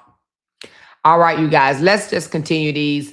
Okay, she answered to a hiss at 13. Her mammy, out of her own mind, out of her own mouth, and her siblings' mouth, was already on drugs or whatever. So, this is her saying she was on drugs. So she probably wasn't paying that much attention to her, walking home in middle school or whatever. Like, I just know in my house and, when I was brought up, which I ain't saying I had the best bring up. My mama was very, very strict. We had a certain time to be home. So I would not have been able to be answering to no damn hisses and walking and talking to no damn boys in the 8th grade. Okay. Homie didn't play that. We would have got our ass beat because she would have looked at the clock and said, you got such and such time to have your ass home from that school. So I wouldn't have had time to be flirting and falling in love with no boy trying to dodge girls from beating my ass, okay, in no damn 8th grade, okay? So nevertheless, let's go to part 3, okay? Here we go. Hey y'all, healthy and wealthy internet family. It's the internet sister, and I'm back with part 3. Now I want to just clear some stuff up. I was taking the back way home, not because I feared anyone, but because I was trying to. She probably saying that because people probably told her ass that she was scared. So now she wanted to double back and clean it up, saying, I didn't fear nobody. I was trying to avoid trouble. Avoid trouble. By 8th grade, I had to been expelled and kicked out of 2 middle school. I had been kicked out of Lee Middle School. She been kicked out of 2 middle schools. Does this show you what type of mindset that she come from? How many of you guys have been expelled from not 1 middle school but 2? Huh? And that's if you've ever been expelled. She's always been a damn bad, fucking horrible ass human, period. In Calusa Middle School, my disciplinary jacket had shown where I had to attend ALC, which is Eternal Learning Center. So I was kicked out of the public school system. By the time I made it to 8th grade, I had been expelled twice and had to go to the attorney. And this is why she think having a car is a flex. This is why she think having a car is a flex. Thank you, Tanya, for the super chat. She said this lady's story is not sad to bragging about when you know you from the hood. Be humble. Janky is more life than material things, Goofy. Yeah, it is more to life than material things, but not because she already got kicked out of public school. So her mammy failed her. Her mammy failed her, okay? Learning Center, yes, for bringing like box colors to school. And yeah, I had a best friend who had an older sister, and she kind of taught us how to protect ourselves and how to make homemade box colors with clothespins and blades. Yeah. So like I said on the last video, I was always a loud talker, a loud mouth. I had a loud mouth, and my opinions wasn't popular. I had a lot of unpopular opinions, so it got me. She keeps saying she was a loud talker. That's probably another reason why she stalked us from January into now, because she couldn't get away from us because she wants to be a loud talker so goddamn bad. You hear me? A lot of trouble. So I was trying to avoid trouble. I wasn't hiding from nobody. I was trying to avoid trouble. I didn't want to be expelled from school and have to go back to the Attorney Learning Center at the new school. So I just want to clarify that. But good thing. She claims she took blades to school. What hood rat chick taking blades to school? This is how she was raised. This is what she was taught. This is what she used to. I was trying to avoid trouble, because had I never took the back way, I would have never met my first love. So, like I was telling you guys, the hissing went on for a while. After Al told me who the guy was, I had a best friend, and she was a popular girl here in Fort Myers. Her brother was famous. I'm not going to shout out no name. I'll use her initial, TK.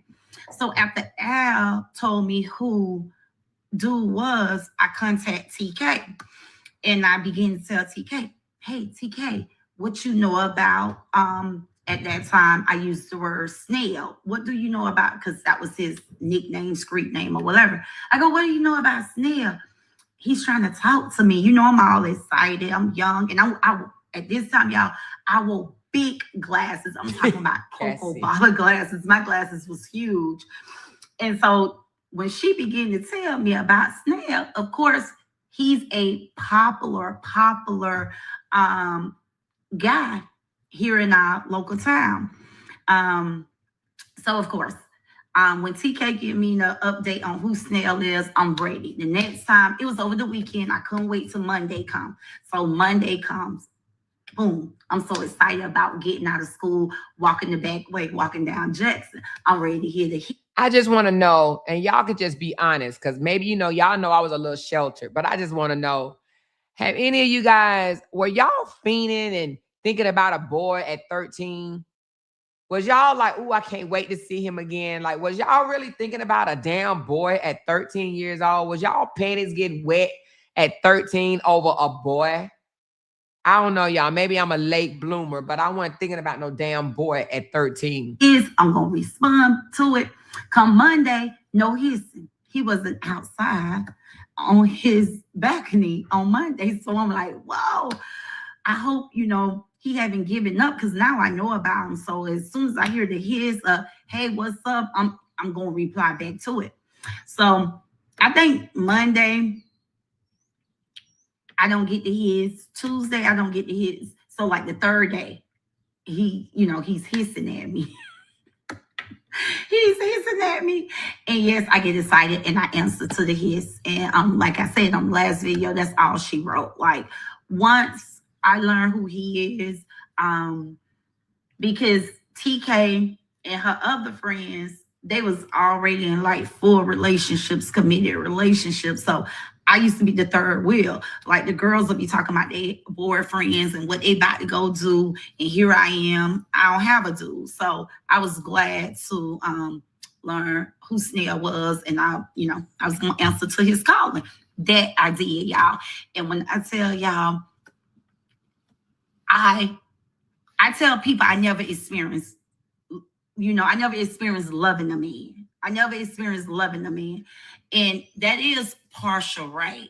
I have never experienced in loving a man, but I have loved a boy because, I was a teenager. I was in 8th grade. I was 13. He was in high school. I think he was a sophomore, something like that. This girl really believed that she was in love at 13 years old. Oh my God. So I have experienced loving in my teen years, guys. I really, really, nobody can tell me I didn't love this guy. I loved this guy because, of course, I was young. He was young. So I really knew nothing about gold digging or materialistic things when I was in this relationship. But let me tell y'all how I got into becoming a gold digger. Snell became my boyfriend. I blame her mother and her father. Her father, the one that she brags about in New York, I blame him too. I blame the mother and the father for not instilling into her what love really is. She literally thinks that she fell in love at 13 years old with a boy that she met in the woods on her way home. Nobody can tell me he wasn't my boyfriend. I didn't care how popular he was. I didn't care how many girlfriends he may have at high school, in high school. He was my man, my man, my man, my man. And in my eyes and in my mind, I was the only one. Listen, I love that man. Yesterday draws. Now, I know you guys are probably wondering, like, what happened? What happened? If you love Snell so much and he was your man, your man, your man, what happened? Come back for part 4. All right, y'all. Are y'all ready for part 4? Let me know. Are y'all ready for this? Are y'all ready to continue to hear about this woman? I'm blown away, y'all, but it tells so much. This tells why she allowed her daughter to get a BBL at 18 years old, and she think a car is all of that and a bag of chips. Okay, here we go. Hey to my healthy and wealthy internet family. It's your internet sister. Come on in. Let's talk about this. How I became a gold digger. But before I became a gold digger, let's just talk about how young and how dumb I was. Like, I was real life gifted the right dude, okay? I was gifted at a young age with the right one, but I was too young to understand, to realize that he was the right one. She said she was gifted the right one and she was too young to realize that he was the right one, but he had a lot of girlfriends, was screwing everybody, but he was the right one. Okay. Talk about it, part 4. So, it was the end of the school year. So, being that the school year was ending, I didn't, have no reason to be walking down Jackson Street because it was the summer now. It was the summertime. So with it being the summertime, it was no school. So therefore, I had no reason to be on that side of town. Plus, I was no longer going to be attending Fort Miles Middle School because now I'm a freshman. So, of course, I had to think quick. I had to think fast, because I got a man now. My man. So, of course, I started sleeping over at TK house. TK mom was like the coolest mom ever. I love that lady so much. However, TK had a little freedom. So, with TK living in a nice community, they lived in $1 million home, million plus home. So, of course, behind she go with that $1 million home shit. Oh, they lived in $1 million home, $1 million this, $1 million that. the gates. So my mother, allowed me to go to TK house anytime I asked. She knew I was in a safe place. In the meanwhile, TK was just a spoiled child, and she can just pretty much do whatever she wanted to do. So over the summer, I would stay at TK house, and baby, me and TK would get out, we'll get out in the streets, right? We'll get out in the streets. And of course, I would have TK to drop me off on Jackson Street. And let me tell y'all something. Listen, that hissing, that what's up, those days, me walking home from school, OMG, turned into a big deal. It would come to the point that that Snell would make me a woman. Okay, y'all just read between the lines. Snell made me a woman. So she thinks she became a woman at 13 because she opened up her, her legs to a high schooler. Okay. He made her a woman at 13. The girl bent over for a high school boy at 13 years old. Okay. What was her mother? But yet she wants to get on here and say, I was a failed mother. She is projecting. She really is mad at her mom, y'all. She mad at her mom for not paying that much attention to her. Her mother should have known that she was hot in the ass and wanted to get out and have sex with a high schooler at that young of an age. She's really mad at her mother. Do you hear me? That's what it is. Yes, I was young, but he would make me a woman. But anyway, y'all, I'm going to try to be as transparent, as honest as possible. So that summer, I would spend a lot of time with Snell, and school will start back up. And now I'm a freshman, and I'm in high school. I'm at North Fort Myers High. Snell is at Fort Myers High. I think by now he's a senior, something like that. But my nose was so... She 13 years old, messing with a senior. But she want to come out here and talk about who now? Other people. Yeah, okay. Okay. So wide open for Snell. My nose was so wide open. Like I said, he would make me a woman. And so by me going to North Fort Myers High as a freshman, and he was going to Fort Myers High, y'all, I was so in love with this man that I hired a PI. Shout out to Mika Alexandra. Shout out to me. She said she hired a PI. So she's been having this stalkerish behavior, okay? She been having the, the mindset of, I need to watch. That's why she watches so much. But y'all, let me take a pause right quick. She don't just watch me. She watch all the content creators. Have y'all noticed when she speaks, she knows what everybody that went and bought new. She stalks me. She stalks Harmony. She stalks Lupac. She stalks Tay Diggs. She stalks Amber. She stalks Fifi. She stalks Dawn. She stalks every content creator, Robert, Brianna. She knows what is going on everybody channel. She even stalked these new loser ass content creators. That's why she boosted them up and recruited them to go and try to build their page by making whack ass, retarded ass songs. Okay. She stalks. She has a stalking obsessive behavior. And it started at a much younger age. She's been stalking people since she was 13. Okay. She hired a private eye to stalk the boy that she slept with at 13 years old. Alexandra, that will forever be my girl. I hope she don't mind me shouting her out on this video. The truth is the truth. I hired her to be my PI. She was my PI because she went to Fort Miles High. Oh my God. Y'all, this is so embarrassed to say what I'm about to say, but it's the honest God truth. No lie, no capping. Oh my God. I used to pay this girl so much money. I used to have her at Fort Miles High. I know, Mika. I'm so sorry to put you out there like that. But so she in the 8th grade paying somebody at a high school to stalk somebody she's sleeping with at 13 years old. Yeah, okay. She really used to be at Fort Miles High taking pictures of Snail. I mean, in the hallway, in the classroom. I mean, wherever he was at on Fort Miles High campus.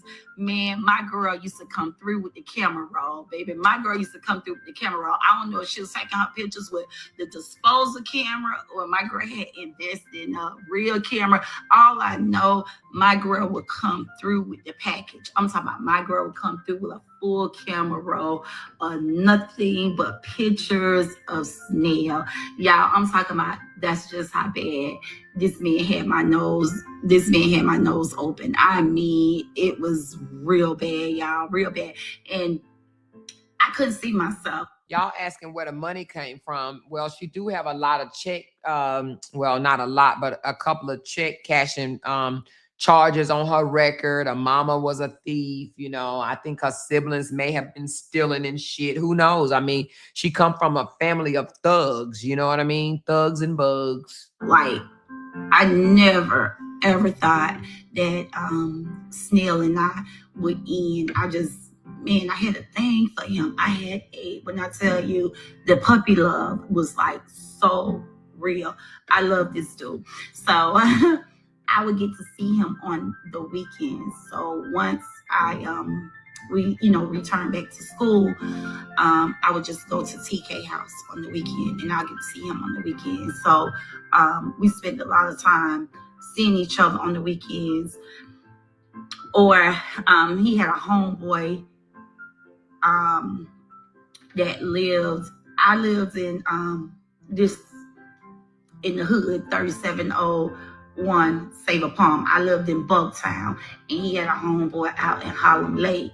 So if he come through Harlem Lake, then we'll link up when he's over in Harlem Lake. But anyway, Snail was my man, my man, my man. And like I said, I think this is the only tool I can really say that I felt that I really, really loved him for him. This is so sad. She comes out here and tell people that she's been married twice. Okay. Married twice, had a lavish. She had a lavish wedding and everything. And saying that she ain't loved nobody since she been 13 years old. What a sad life to live. That's why she's so obsessed with my shit, y'all. I know y'all want to know what happened. What happened? Come back for part 5. All right, y'all. We ain't done, honey. This old crazy ass Deanbag did 14 of these bitches, crazy ass girl. But listen, I know a lot of y'all saying it's a lie. It might be a lie. She want to go viral so bad. Yeah, I do believe she a lie. But we gonna listen to this retarded hoe anyway, okay? Okay, part 5. Part 5 on Snail in my relationship and how I became a gold digger at such young age. So now, y'all, it's the summertime and there's no school. I'm hanging out with TK, my best friend at the time. TK. So Candy said, I know damn well she didn't make a post saying you stalking her social media, but this weirdo stalked the fuck out of me and I'm not a content creator. She been stalking me since January. Fuck her, okay? Fuck her. Okay. Thank you so much for the super chat. Appreciate all the super chats. She should have left me alone. Okay. She should have left me alone. So I could get to see Snail, right? But things had started getting so deep. Shout out to Swag. Oh yeah, I can't leave Swag out. Shout out to Swag. Swag was TK cousin, boy cousin, and Swag and I, we had a little something going before Snail came in the picture. What was on? Now, did y'all just hear that? Swag and I had something going on before Snell came in the picture. She was already 13 screwing Snell, but her and Swag is always a Snell, a Swag, a doo-doo, a poo-poo, a foo-foo, a susu. These fucking names, I don't know if this is a Florida thing or this is just a jealous janky thing. I don't know what it is, y'all. But now, she just said, before Snag, there was a Swag, a Snell. I'm sorry. Before Snell, there was a Swag, okay? Like buddies, you know, we used to fall asleep on the phone together or whatever. But of course, when Snail came, where is her mama? If she falling asleep on the phone at 12 and 13 years old with boys, where the mammy? Where is the mammy? She falling asleep with boys on the phone. Huh? Where you can't make this shit up. We weren't even allowed to be on the phone after a certain time. And we ain't had no damn cell phones back then. Where was her mammy at, y'all? Where the hell was her damn mammy and her daddy? Yeah, she raised herself. She's the one that was raised by the fucking wolves. You hear me? in the picture, like all phone calls, just scenes, no more calls from Swag. But shout out to Swag, my boy. So, anywho, y'all, so now things are getting deep, baby. Things are getting deep. Like I told y'all in the last video, Snail made me a woman. So pretty much he's raising me now. He's raising me now. I mean, my nose was wide open. She said pretty much he is raising me now. She literally just said Snail, the 12th grader, is raising her. Is raising her. She is saying a guy that she spread an eagle for at the age of 13 years old is raising her. But she want to talk about somebody's childhood. This is why this girl is obsessed with me and say, I had to watch you flop around in your pool. Military. I come from the military too. I come hood military. I get it now, y'all. I'm understanding what's going on. She just said the boy that she was having sex with was raising her. She was raised by a guy that she claimed made her a woman. I don't care what this man said, I'm going to believe him. Like, I can be looking at the sky, know the sky is blue. He can tell me the sky is yellow, and I'm going to believe it's yellow. That's exactly how she still is. She said that he could tell her the sky is yellow, and she know it's blue. But if he tell her it's yellow, she's going to believe it's yellow. That's the same thing. She go over to other content creators' pages. She hear them tell lies. She come back to her platform and she spread the lie. She doubled down on the lie and she tripled down on the lie because she don't do no research to try to find out whether it's true or not. She just believe any fucking thing somebody say. You hear me? But yet I'm the bad parent. No, she's a bad parent and she get it from her mama. She gets it from her damn mama. You hear me? Despite I see it's blue. Like, this man had my nose so wide open, he can tell me anything, and I'm gonna believe him. Tell me to do it, I'm gonna do it. If he tell me not to do it, I'm not gonna do it. Like, he really had me. He had all of me.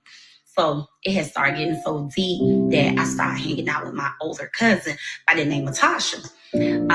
Someone that my mom totally trusts, and like, she had her own place. So of course, Snail, I had started hearing Snail was out in the club. So being that my cousin Tasha was older and she was going to the club, I started hanging out with her so I can go to the club. So things had started getting real deep, y'all. She going to the club at 13 years old. This is why she jealous of my daughter, y'all. She in the club at 13 years old. This is like a fast ass life. I feel sorry for her. That's why she run around here at 49 years old hollering some fucking birthday. She still has that hood mentality. This girl was going in the clubs at 13 years old with her nose wide open.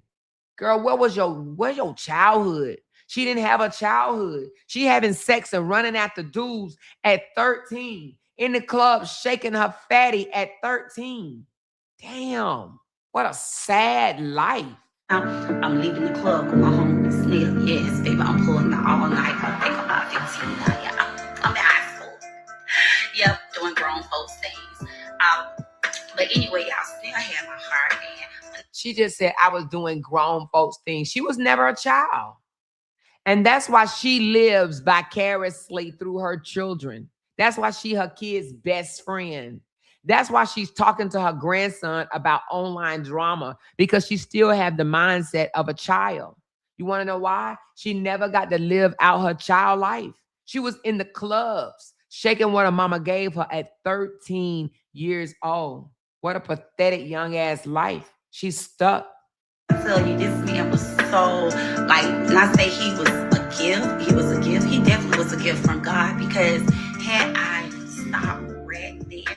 He was a gift for God. She said that this man was a gift from God. She was having sex at 13 years old, and she thinks that that is a gift from God, y'all. But I mean, this is the same lady that said that she's godly. So we have to be careful when we look at these women that say that they're godly. We have to understand, what are they talking about? She just said a man that she was having sex with at 13 years old was a gift from God.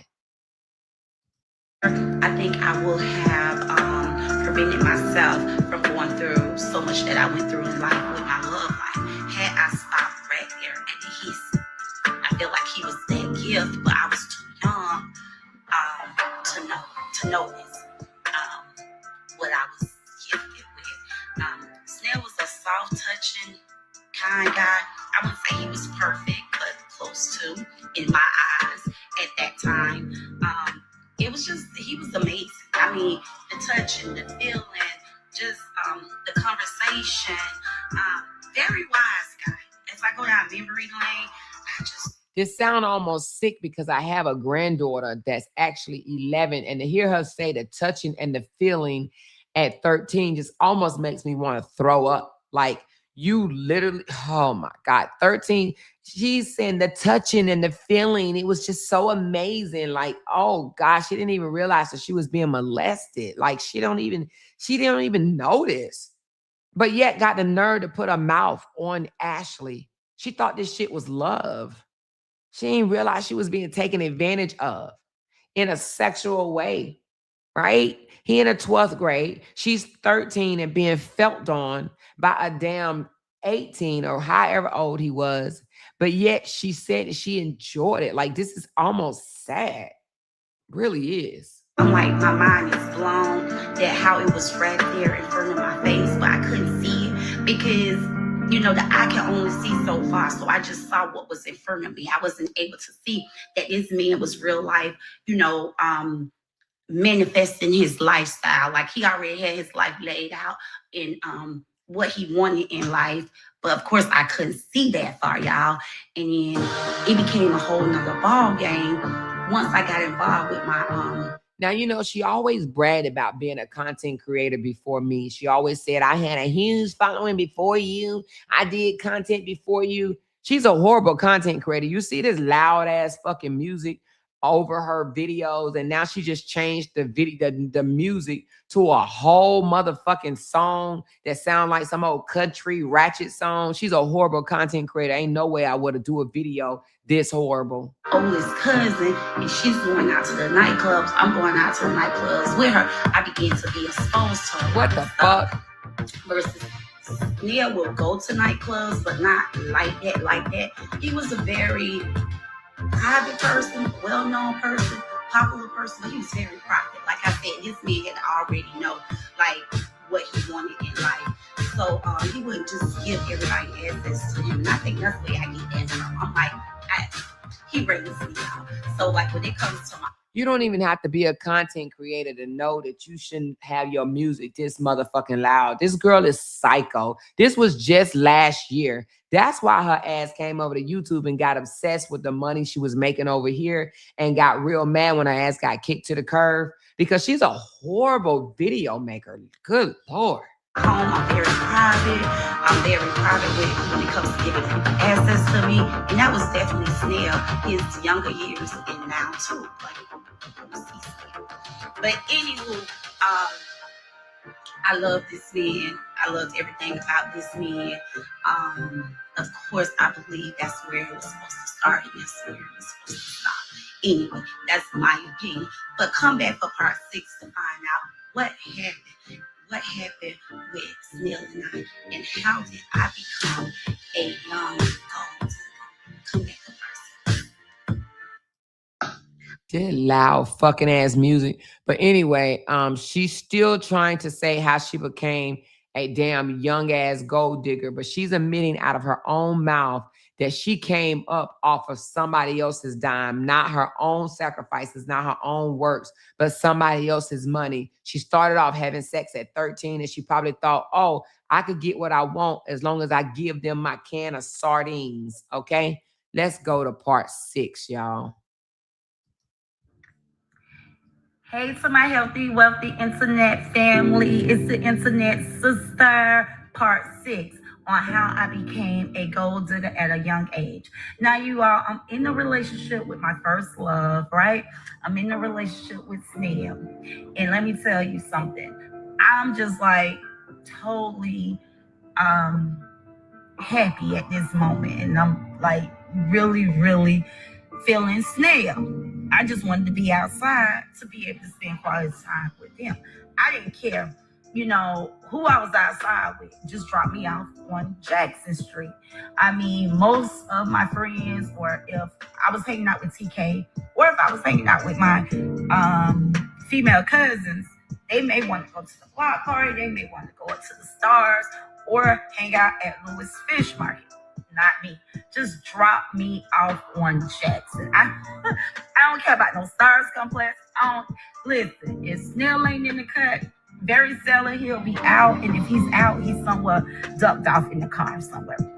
So I need to find out where he at if he's in the parking lot, because I'm trying to get in the car and be ducked off with him, or just drop me off on Jackson Street. Simple. My cousin Super T hated that. When I hung out with my female cousins, I'd be like, hey, listen, before y'all post up, just drop me off on Jackson. When y'all ready, it's time to go home, just come back and pick me up. Super T hated it, and she would hate on my dude so bad. Yes, he had this extra large head. Yes, Snail had a big head, but I loved all of that. And anyway, Super T was a hater. But anywho, y'all, I loved myself some Snail and hanging around Snail, because all of our moments was like happy moments. Like, I can't really recall being in his presence unhappy or him being mean. Maybe 1 or 2 times. Like, one time, I remember getting in the car with him one time. She said maybe 1 or 2 times. The same thing that she got on her platform and said, I've never been abused by a man. Ain't no man never hit me except for 2 times. When one dotted my eye and bust my lip and drug me across the room and kidnapped me and gave me 2 black eyes. And then another one did, a similar story. So she's like, he's never done anything to me except for 2 times, always making an excuse for the abuse that she endured. Oh, shit. Hold on, y'all. Come on, don't do this to me. I might have to replay this one. Give me a second. Which one is this? Number 6. Hold on, y'all. It's loading. Hey to my healthy, wealthy internet family. It's the internet sister, part 6 on how I became a gold digger at a young age. Now, you all, I'm in a relationship with my first love, right? I'm in a relationship with Snail. And let me tell you something. I'm just like totally happy at this moment. And I'm like really, really feeling Snail. I just wanted to be outside to be able to spend quality time with him. I didn't care, who I was outside with. Just drop me off on Jackson Street. I mean, most of my friends, or if I was hanging out with TK, or if I was hanging out with my female cousins, they may want to go to the block party, they may want to go up to the Stars, or hang out at Lewis Fish Market. Not me. Just drop me off on Jackson. I don't care about no Stars complex.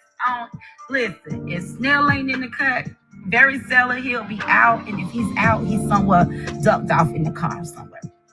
So I need to find out where he at, if he's in the parking lot, because I'm trying to get in the car and be ducked off with him, or just drop me off on Jackson Street. Simple. My cousin Super T hated that. When I hung out with my female cousins, I'd be like, hey, listen, before y'all post up, just drop me off on Jackson. When y'all ready, it's time to go home, just come back and pick me up. Super T hated it, and she would hate on my dude so bad. Yes, he had this extra large head. Yes, I had a big head, but I loved all of that. Exactly. As much time as she spent with this boy at the age of 13 years old, where was her mother? Where was her mother? That is why she can come out here and project today and try to call somebody else a bad parent. She's called me a bad parent. She's called Ashley a bad parent. She calls Brianna a bad parent. Her mother was a bad parent and she was a bad parent. So she projects and call other people bad parent because she know deep down her mother failed her and she failed her daughter. Okay, she knows that. And that's why she could try to project and call somebody a bad parent and a bad grandparent. And y'all already see that she's a bad grandparent. She sat there and had a whole conversation about internet drama with a 7-year-old. A 7-year-old. She's a horrible parent. Okay. And anyway, Super T was a hater. But anywho, y'all, I loved myself some Snell and hanging around Snell because all of our moments was like happy moments. Like I can't really recall being in his presence unhappy or him being mean. Maybe one or two times. Like one time, I remember getting in a car with him one time, and I was just so happy to see him. And I like rubs his head, and like my hand went down on the back of his neck, and it touched these set of beads. And he was like, "You don't touch my beads," like his tone. And I had never heard, Snail tone the voice, so that kind of like scared me. But and I still don't know today why I couldn't touch his beads. And I didn't purposely touch his beads. I was just rubbing my man's head, my man's neck, and my hands touched these beads, and he wasn't pleased about that. Can you imagine a 13-year-old saying, I was just rubbing my man neck? She's 13 years old. I'm rubbing my man neck. This sounds disgusting. Again, I have a granddaughter that's 11. Just to know just 2 years from now, she's hollering, I'm rubbing my man neck, makes me want to throw up. It literally makes me want to throw up. She was rubbing her man neck at 13 years old. Hey, Miss Dimple, she said, hello, Amore in chat. It sounds like her mama was on drugs and she raised herself. Yes, she said her mother was on drugs. And it does sound like she pretty much raised herself, which is sad. It absolutely sounds like she did not get any parenting skills from her mom.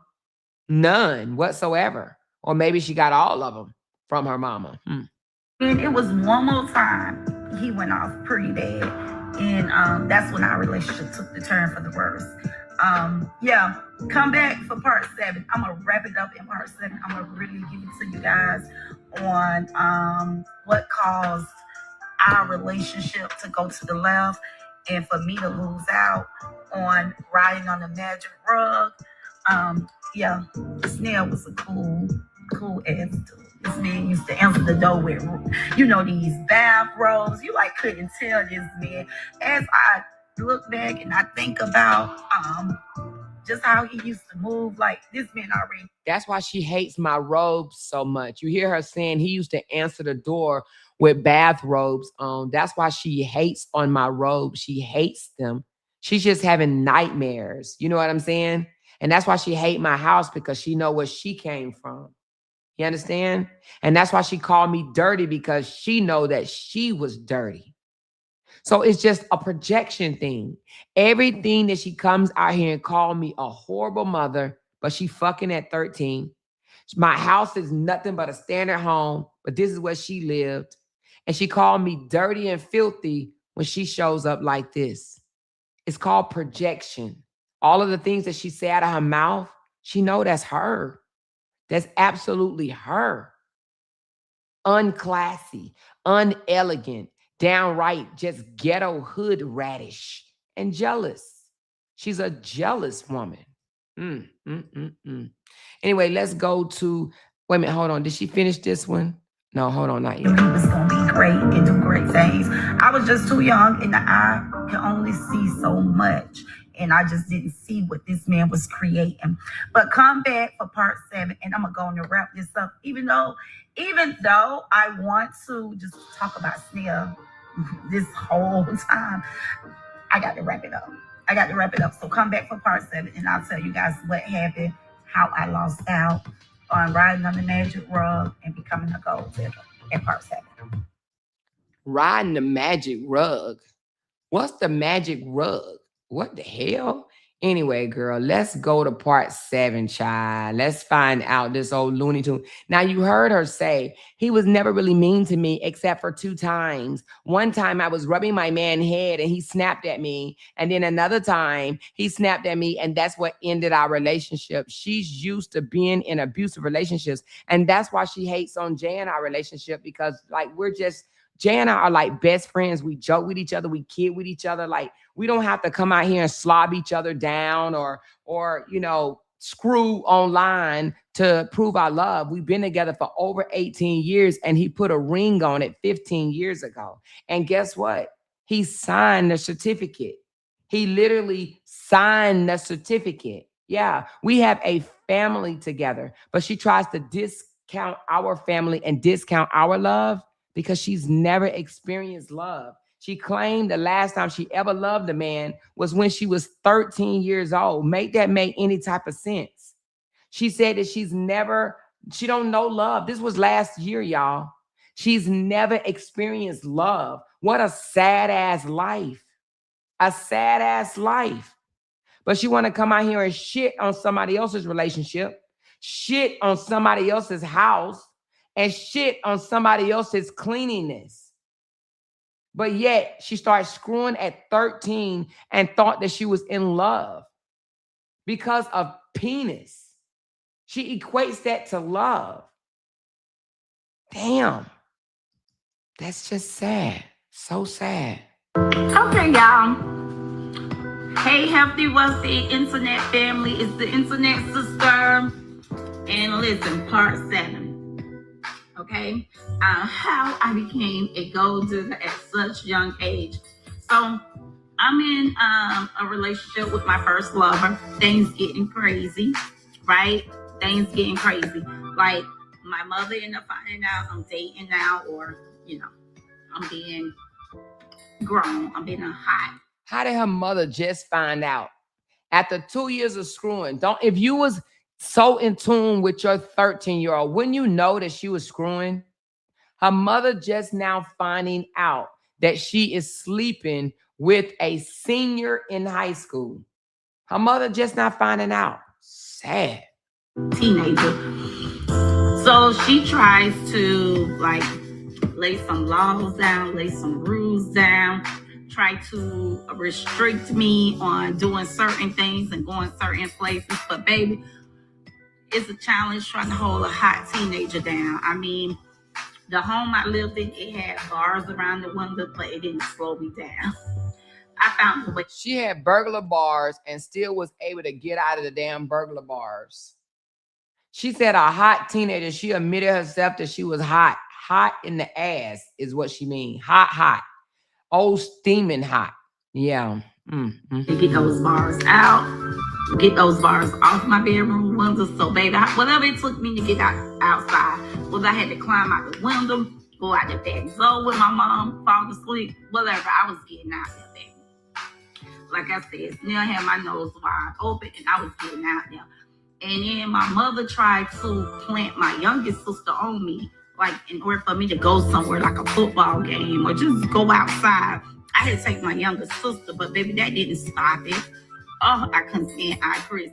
Neither can Snell, because it didn't stop me from seeing him.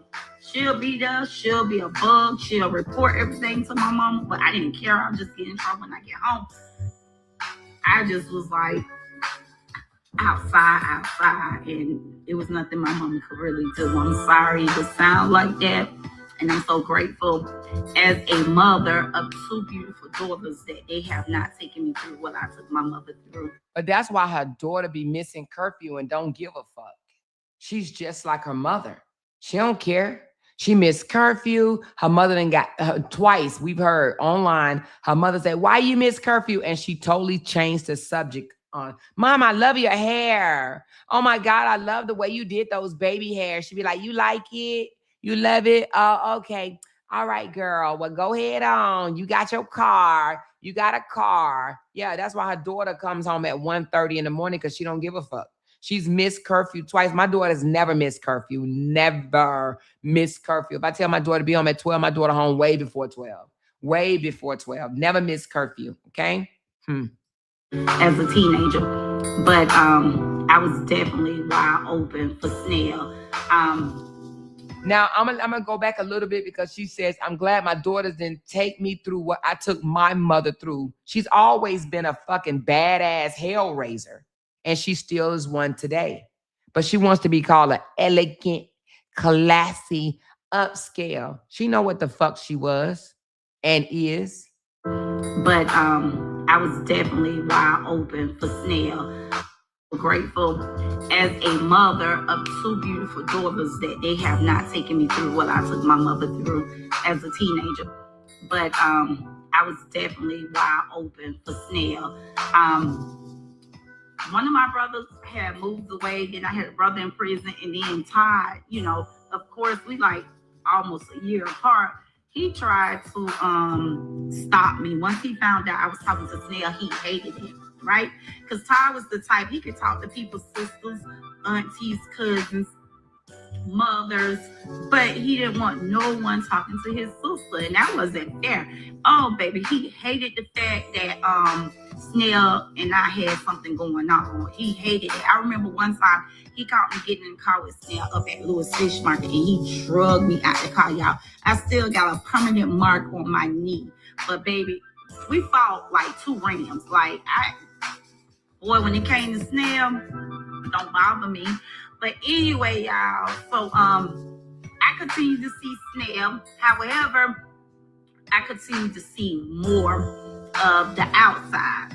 Like I said in the last video, I started hanging out more with my older cousins. So we was at like nightclubs and just going places, and I was starting to get exposed to a lot more than walking down Jackson Street, having this guy hiss at me. Now I'm in settings, I'm in nightclubs where, you got guys hissing, pulling on you, telling you how cute, how fine, Now, this is at 13, 14 years old. She's in nightclubs being pulled on by guys, y'all. Make that sink in.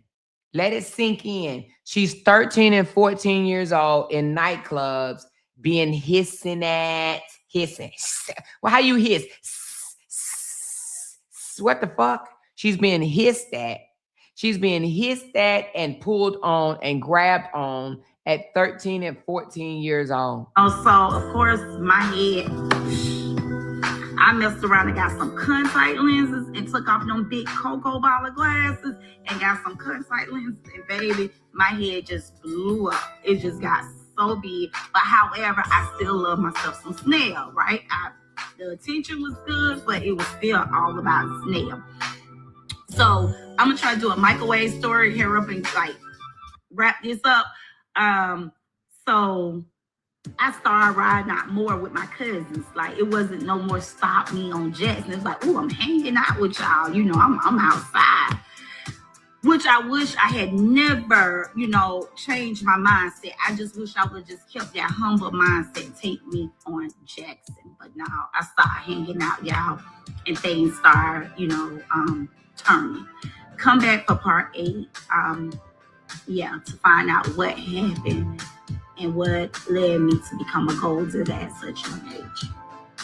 Gold digger ass. Oh, gold digger. Just a whole gold digger. Because she was unloved. She was unloved. And she wasn't taught any work ethics, not sacrificing or anything. No education. Nobody instilled education into her. A BBL and a car. A BBL and a car is what she think is the popping ass shit.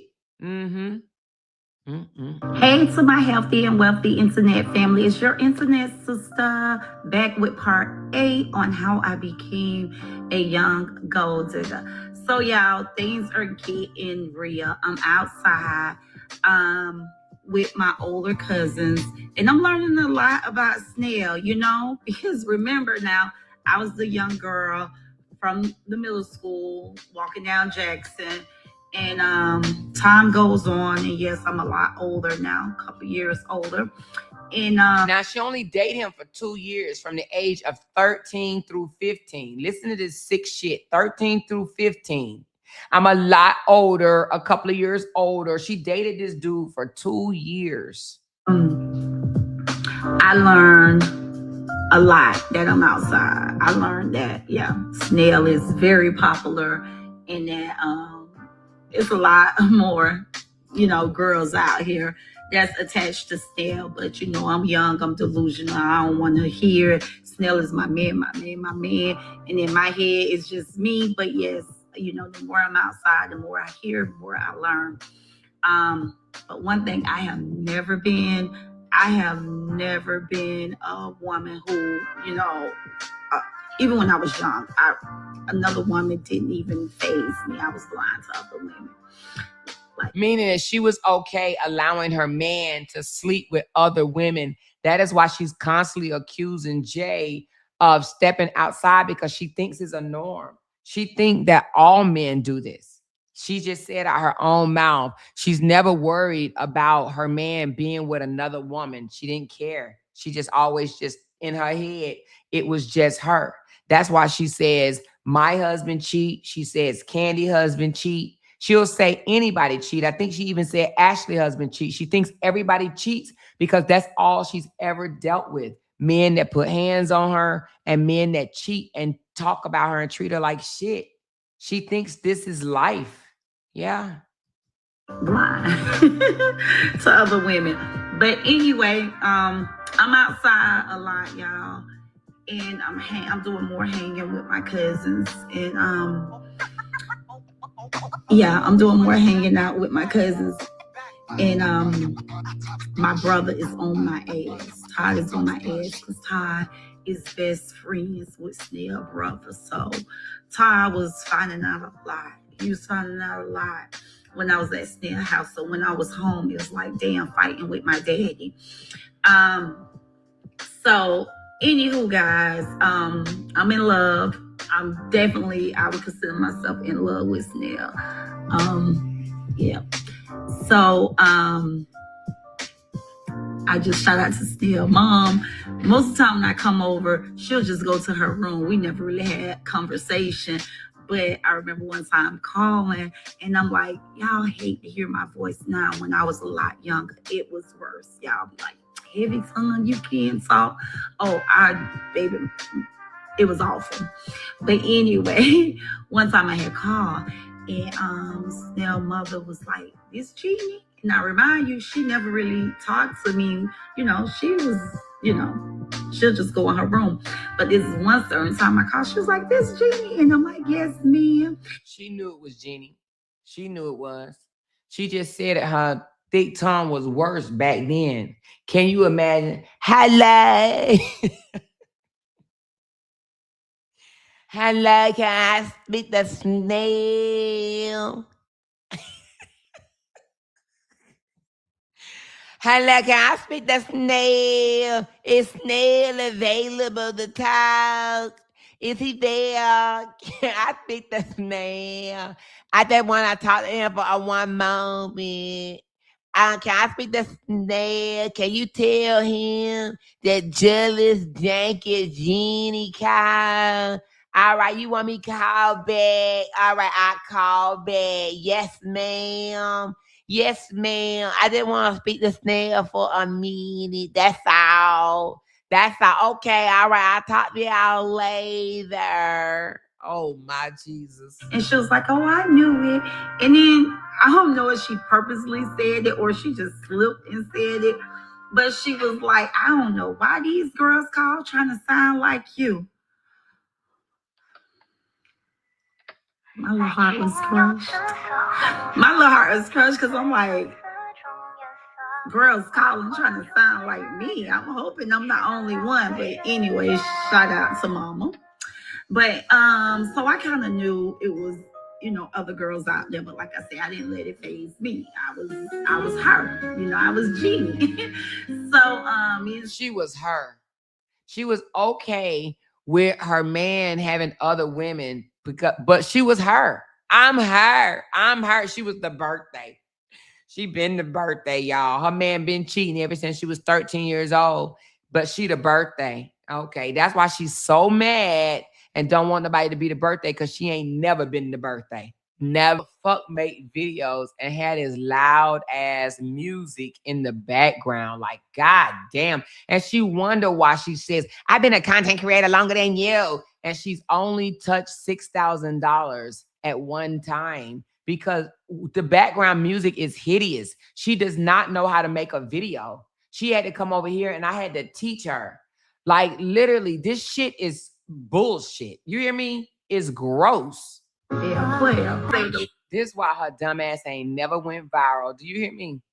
This why she ain't never went viral, because she always sucked at being a content creator. And that's why she stalked all the other content creators over here. She watched all of us. And that's why she's so mad, because she know I would never make a video that sound this fucking awful. All the pieces of the puzzle is coming together, y'all. Can y'all not see it? She's a hater because she's horrible. She's a horrible mother. Okay? She's a horrible person. She's a horrible content creator. She ain't good at shit. She went to Everett's College and think that she did something big. Okay?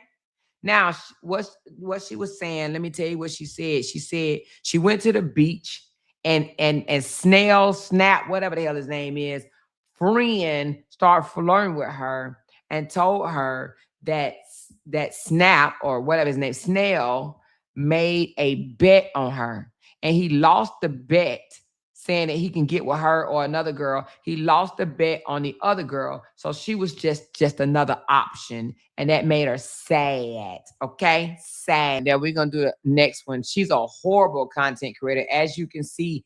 And that's why her ass ain't never went viral. She's a horrible ass content creator. That's why she has to come out here and argue back and forth with people. Okay? She falls out with everybody that she ever come in contact with. She falls out with them or whatever.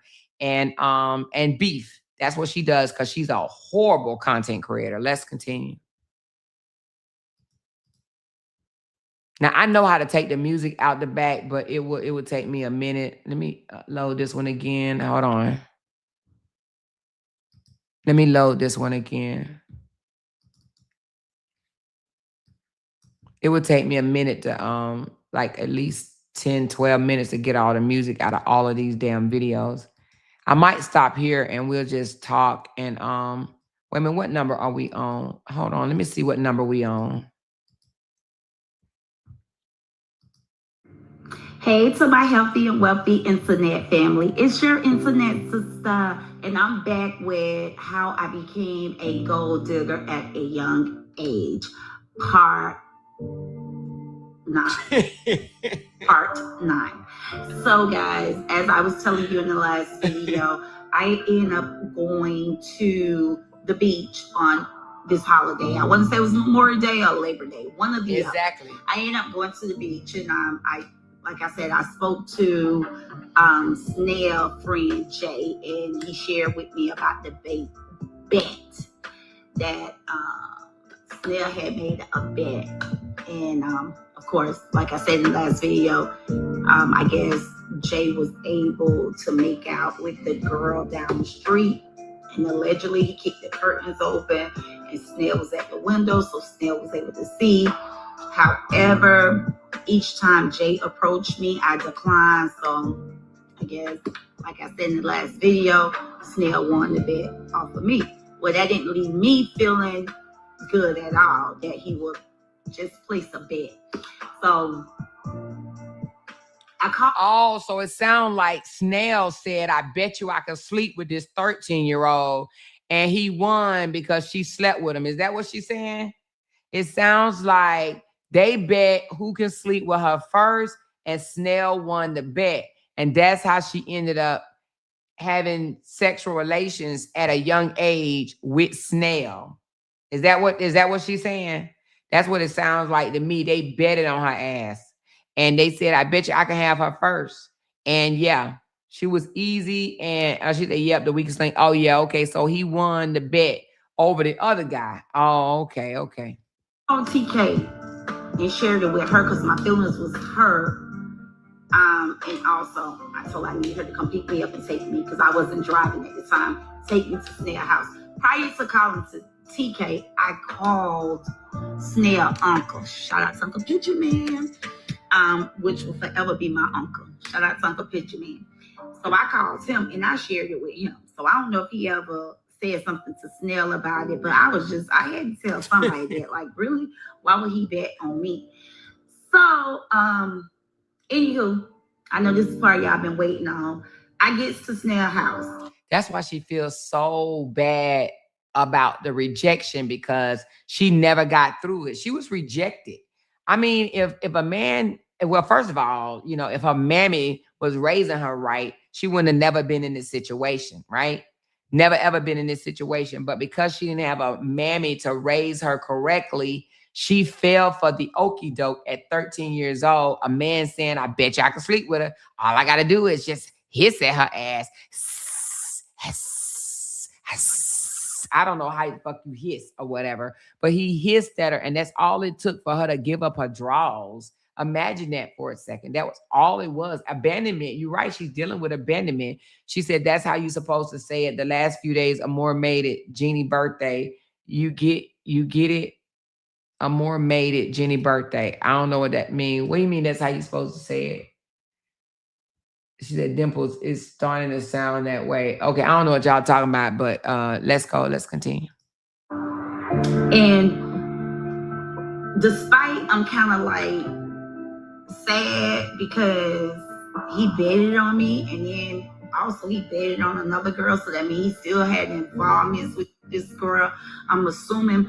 You know what? I'm so glad you pointed that out, Petty Ready. God damn, I'm sitting up here looking at all these videos, and it did not click at all, y'all. Oh my God, y'all. So you know how this lying, jealous, janky, sleazy ass person come out here and say, I sit up all day in my robe, and a robe is not supposed to be for nothing but to put on your makeup. Y'all, I didn't even realize that she was sitting in her damn robe telling these stories, y'all. It didn't even dawn on me, y'all. She literally up in this damn robe last year, but yet now all of a sudden, all you do with your dirty ass is sit up in your robe all damn day. A robe is for nothing but for health care, for you to just wash your face and brush your teeth, and you supposed to take your robe off. Why would you wear your robe online in front of your supporters? And if any of your supporters, I know you got to be thinking. Like, listen, when I tell y'all the liar just lie, and you can just go back and just catch her in all types of lies. Y'all see how she tried to run me down on wearing a robe, but yet her ass up here telling this motherfucking fucked up ass love story with robes on, y'all. Thank you, Petty Ready, for pointing that out. God diggity dog. But but when I get there, my energy changed instantly because anytime I'm in his presence, I'm happy. I think he was on the phone when I got there. I don't quite remember, but whatever reason, it led me to go out on his balcony. I want to say it was a weight bench I was sitting on. I think it was a weight bench I was sitting on. But anyway, for whatever reason, I walked out on the balcony and I was sitting on the weight bench. And I don't know if you girls know about Yo-Yo. You can't play with my Yo-Yo. Anyway, Yo-Yo, the rapper, she used to be with these dolphin earrings. So yeah, I had my dolphin earrings all up my ear, looking all cute and stuff, you know. And I'm sitting out there on the weight bench. So I'm waiting on whatever, so I can talk to him. I wanted to talk to him about him betting on me. But before I can confront him about this bet Jay told me about, he walks out on the balcony And he starts selling me out. And like I said, I had never seen Snell raise his voice, change his tone, but that one time when I touched the back of his neck with the beads. This time he is selling me out bad. Pretty much telling me to stop coming over his house, spying on a dude that lived across from him. So he put me with a whole dude. And I'm looking at him like he's crazy because the world know, like, it ain't nobody but Snell. I mean, come on. After your friend Jay tells me you betted on me, and Jay was a good football player. He was a good football player at Fort Myers High. Like, if Jay couldn't get me, I mean, come on. You really would think I'm cheating on you with somebody else? But anyway, he went on. Look at me. I'm just shouting that name out. He had a friend, two brothers, Chubby and Lewis. God rest Lewis' soul. Forget which one he said told him. I don't know if it was Chubby or Lewis, but it was one of them. Purple Rain, one of them. So had told him about this dude, Lil Dave. I didn't know a Lil Dave from a can of paint. I didn't know Lil Dave. I had never heard of a Lil Dave, but evidently Lil Dave lived across the street from, Lil Dave lived on Jackson too, across the streets. And I guess when I went outside, it triggered him because I was sitting outside on the balcony, which was unusual. I had never been out on his balcony. And I guess Lil Dave's apartment was across from his balcony. So since one of his friends had told him something about Lil Dave and me, he wasn't too happy with me sitting out on the balcony. I don't know what happened, but I do know I ended up calling. He just wanted to get rid of her. He didn't want to be with her no more. That's what it is. He was just like, stop bringing your stalkish ass over my house. She was rejected. And she can't stand rejection. That's why when she was rejected in January, or so she felt like she was rejected, that's why in July, she still got her mouth on me, y'all. We are just peeling back the onion to find out why she's so obsessed, why she projects and call people dirty, filthy, little head, talk about people's houses, talk about people's lifestyle, talk about people's relationships. Yeah, we're just finding out why she does all this. She projects because, you know, she can't take that that rejection. TK crying, telling her to come back and pick me up. And when I got into TK car, some of my dolphin earrings was missing, okay? And we didn't have no good time that day. So I don't know how my dolphin earrings end up out my ear. But I remember going in with the dolphin earrings, coming out with a couple of them missing. So I'm in the car with TK. I'm crying. I'm asking TK, who is a Lil Dave? Who is a Lil Dave? And she's like, Lil Dave is good friends with her boyfriend brother. Anyway, y'all, come back for part 10. When I tell y'all it gets nasty, it gets nasty. Come back for part 10. He just wanted to get rid of her. He just did not want to be with her. This dude rejected her. Y'all, these filters are killing me, but it's okay, y'all. We're going to get through these. We're going to get through them, y'all. Ooh, wee. Hey, y'all. It's the internet sister. Hey to all my healthy and wealthy internet family. Y'all come with me as I play in this TikTok filter and tell it all. Part 10. How I became a gold digger at a young age. So I'm sitting in TK car and I'm crying and I'm asking her, well, who is a Lil Dave? Who is a Lil Dave? Because Snell is falsely accusing me of a Lil Dave. So TK proceed to say Lil Dave is a dude that hangs out with my boyfriend brother. My boyfriend PB brother.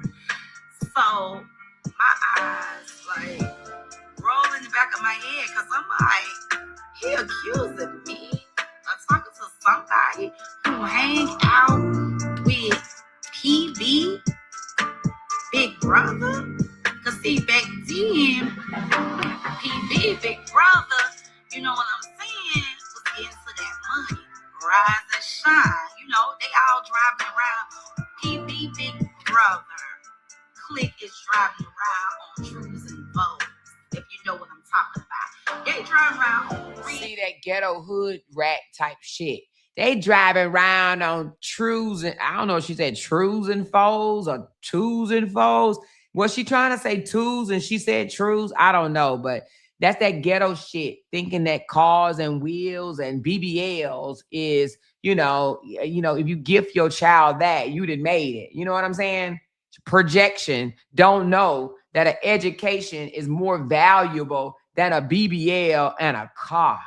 Baby, Kenny Apple paint jobs. Like, these boys is like hot. They hot, you know? So I'm like, what? So they hot because they driving around in candy apple red cars. They hot. They hot. Ooh, they hot. Lord Father. So we can get out of Snell parking lot. We hear boom, boom, boom, boom. Just bass coming down the street. And we look up. And here's a Cadillac Fleetwood, y'all. A Cadillac Fleetwood. I'm talking about candy apple red, crushed velvet top. I'm talking about them rims. And TK go, that go little dang, that go little dang. And so I sit straight up because, I'm hanging out with my older cousins, Super T even got her money man in the headlock. And I'm hanging out with my cousin Tasha. And now I get caught up, being falsely accused about a little dang. And it's a little dang driving his kid in apple red kind of like Fleetwood. So me, not thinking, I tell TK, ooh, we're up in his apartment complex. I want to see who he is. I need to see him because now think me and him got something going. Yeah, this big ass Cadillac Fleetwood, I'm thinking, big dude could you jump out. Child, this little dude jump out, this little 4-foot dude jump out. And as soon as he jump out, I recognize him. He's a dude that had snatched on me that Friday night in the club, that Saturday night in the club. I don't know if we went out that Friday night, Saturday night, but whenever we was in the club, he like grabbed my arm and I snatched away from him. Then he's the same dude that walked up behind me at the beach that Monday and slapped me on my butt. So when he gets out the car, I'm like, She at a club getting her butt smacked at 13, 14, 15 years old. I don't know him, but he disrespected me at the beach. So I don't know, like I said, if it was Lewis, rest his soul, Chubby that told Snell something about a little day, but they must was at the club and see him, how he react. That horrible ass shit. Hold on, y'all. Give me a second. I swear to God, this damn music. Ooh, she's a horrible content creator. Can't even make a damn video without all this loud ass music. How you not listen to it? God damn, before you upload it. I mean, I don't know how you do TikTok, but hold on, y'all. Let me do something right quick. Let me see if I can take this fucking music out this video. She done did the most. Let me see if I can remove it, y'all. Because I swear, which one she on?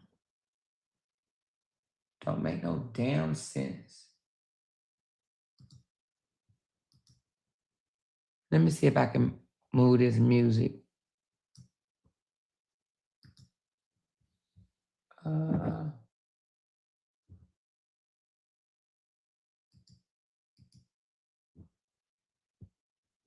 All right, let me see. Hey, y'all, it's the internet. No, hold on.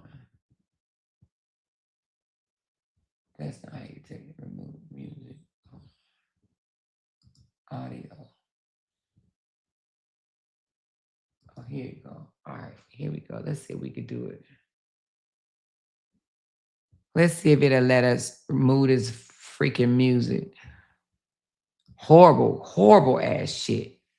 She said it's hard to listen to. I agree. Yeah, it is. Because she's a horrible content creator. But she want to talk about somebody else.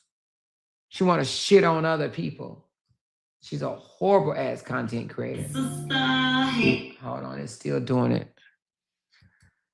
Let's see if I can get it.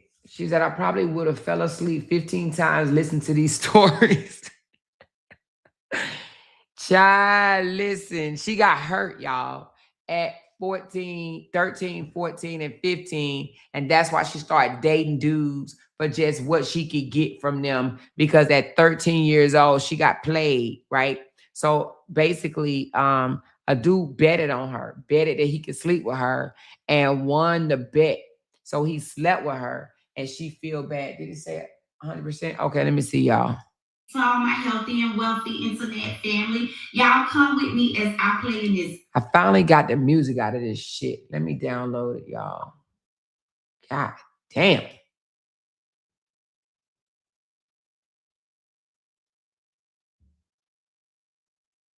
Hold on.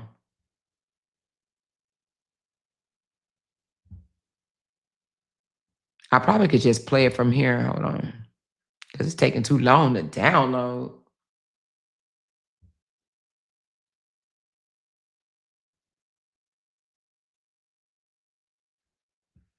See what this goofy's saying. She over there talking about I'm stalking her stuff. Girl, you done stalked me and my whole life. You done stalked me and my whole damn life.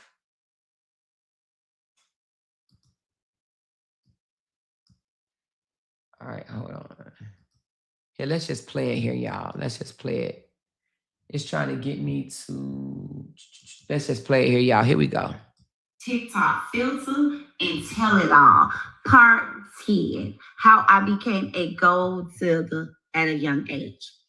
So I'm sitting in TK car and I'm crying and I'm asking her, well, who is a Ladae? Who is a Ladae? Because Nia is falsely accusing me of a Ladae. So TK proceed to say, Ladae is a dude that hangs out with my boyfriend brother, my boyfriend PB brother. So my eyes like roll in the back of my head because I'm like, he accusing me of talking to somebody who hang out with Exactly, PB big brother. Because see, back then, PB big brother, you know what I'm saying, was getting to that money, rise and shine. You know, they all driving around. PB big brother clique is driving around on Trues and Vogues, if you know what I'm talking about. They driving around on rims, baby, Kenny Apple paint jobs. Like, these boys is like hot. They hot, you know? So I'm like, what? So before we can get out of Snell parking lot, we hear boom, boom, boom, boom, just bass coming down the street. And we look up, and here's a Cadillac Fleetwood, y'all. A Cadillac Fleetwood. I'm talking about Kenny Apple red, crushed velvet top. I'm talking about them rims and TK go, that go Ladae, that go Ladae. And so I 6th grade up because, you know, I'm hanging out with my older cousins, Super T. Super T even got her money man in the headlock. And I'm hanging out with my cousin Tasha. And now I get caught up, being falsely accused about a Ladae. And this a Ladae driving his kid in Apple red, kind of like Fleetwood. So me, not thinking, I tell TK, oh, whip up in his apartment complex. I want to see who he is. I need to see him because Snell think me and him got something going. Y'all, this big ass Cadillac Fleetwood, I'm thinking a big dude finna jump out. Child, this little dude jump out, this little 4-foot dude jump out. And as soon as he jump out, I recognize him. He's a dude that had snatched on me that Friday night in the club, that Saturday night in the club. I don't know if we went out that Friday night, Saturday night, but whenever we was in the club, he like grabbed my arm and I snatched away from him. Then he's the same dude that walked up behind me at the beach that Monday and slapped me on my butt. So when he gets out the car, I'm like, I don't know him, but he disrespect me at the beach. So I don't know, like I said, if it was Lewis, rest his soul, Chubby that told Snell something about Lil Day, but they must was at the club and see him, have a reaction with me, or at the beach, one of the other, because that's the only time I came in encounter of this little dude. Well, he was a grown man, y'all. He just so small. And here I am. You got my boyfriend mad at me. And before I could get that out, TK was like, Jeannie, get in the car, get in the car, get in the car. And before I could get in the car, why Chubby, Lewis, and Snell riding by the apartment complex, and the window slows down. Y'all, when I tell y'all, I was so stuck. But what can I do? Come back for part 11 and find out who Lil Day become. See you guys with a new filter on part 11. Y'all tell me how this filter look. I don't wear makeup. I'm a natural girl. But what y'all think about this makeup? Okay. So it sounds like that dude was trying to accuse her of being with another guy. Okay. That's how men do though. When they cheating and shit, they try to accuse you of being with somebody else. Hold on, I had to import this thing, y'all, before I can take out the audio. So it's coming up. This is part 11. I think all of them are filters, if you ask me. Every last one of them things that she got on her face is filters. Because y'all know her eyes is way more buck than that. If you want me to bring back to your memory, hold on a second. She be want people to think she look one way. This is how she look in real life. Stop playing. This how she look. All that other shit ain't shit but filters. That's how she look in real life. Stop playing. That's how she hold her mouth. And she sleep with her mouth open. I don't know if y'all know that because she had fell asleep in our presence. She sleep with her mouth open. She drools. I don't know if it's because her tongue big, the roof of her mouth big, whatever, but she drools. She slobs, or whatever you want to call it. Anyway, it's coming, y'all. All right, here it go. Here we go, number 11. Okay, y'all. Hey, healthy, wealthy internet family. It's the internet sister. And listen, part 7. Okay. How I became a gold digger at such young age. So I'm in part 7. Hold on, y'all. It's not supposed to be part 7. Oh, my bad. I got the wrong one. Hold on. Let me take that one down. It was supposed to be on part 11, right? Oh, yeah. Okay. Here we go. I went the wrong way. I went the wrong way, y'all.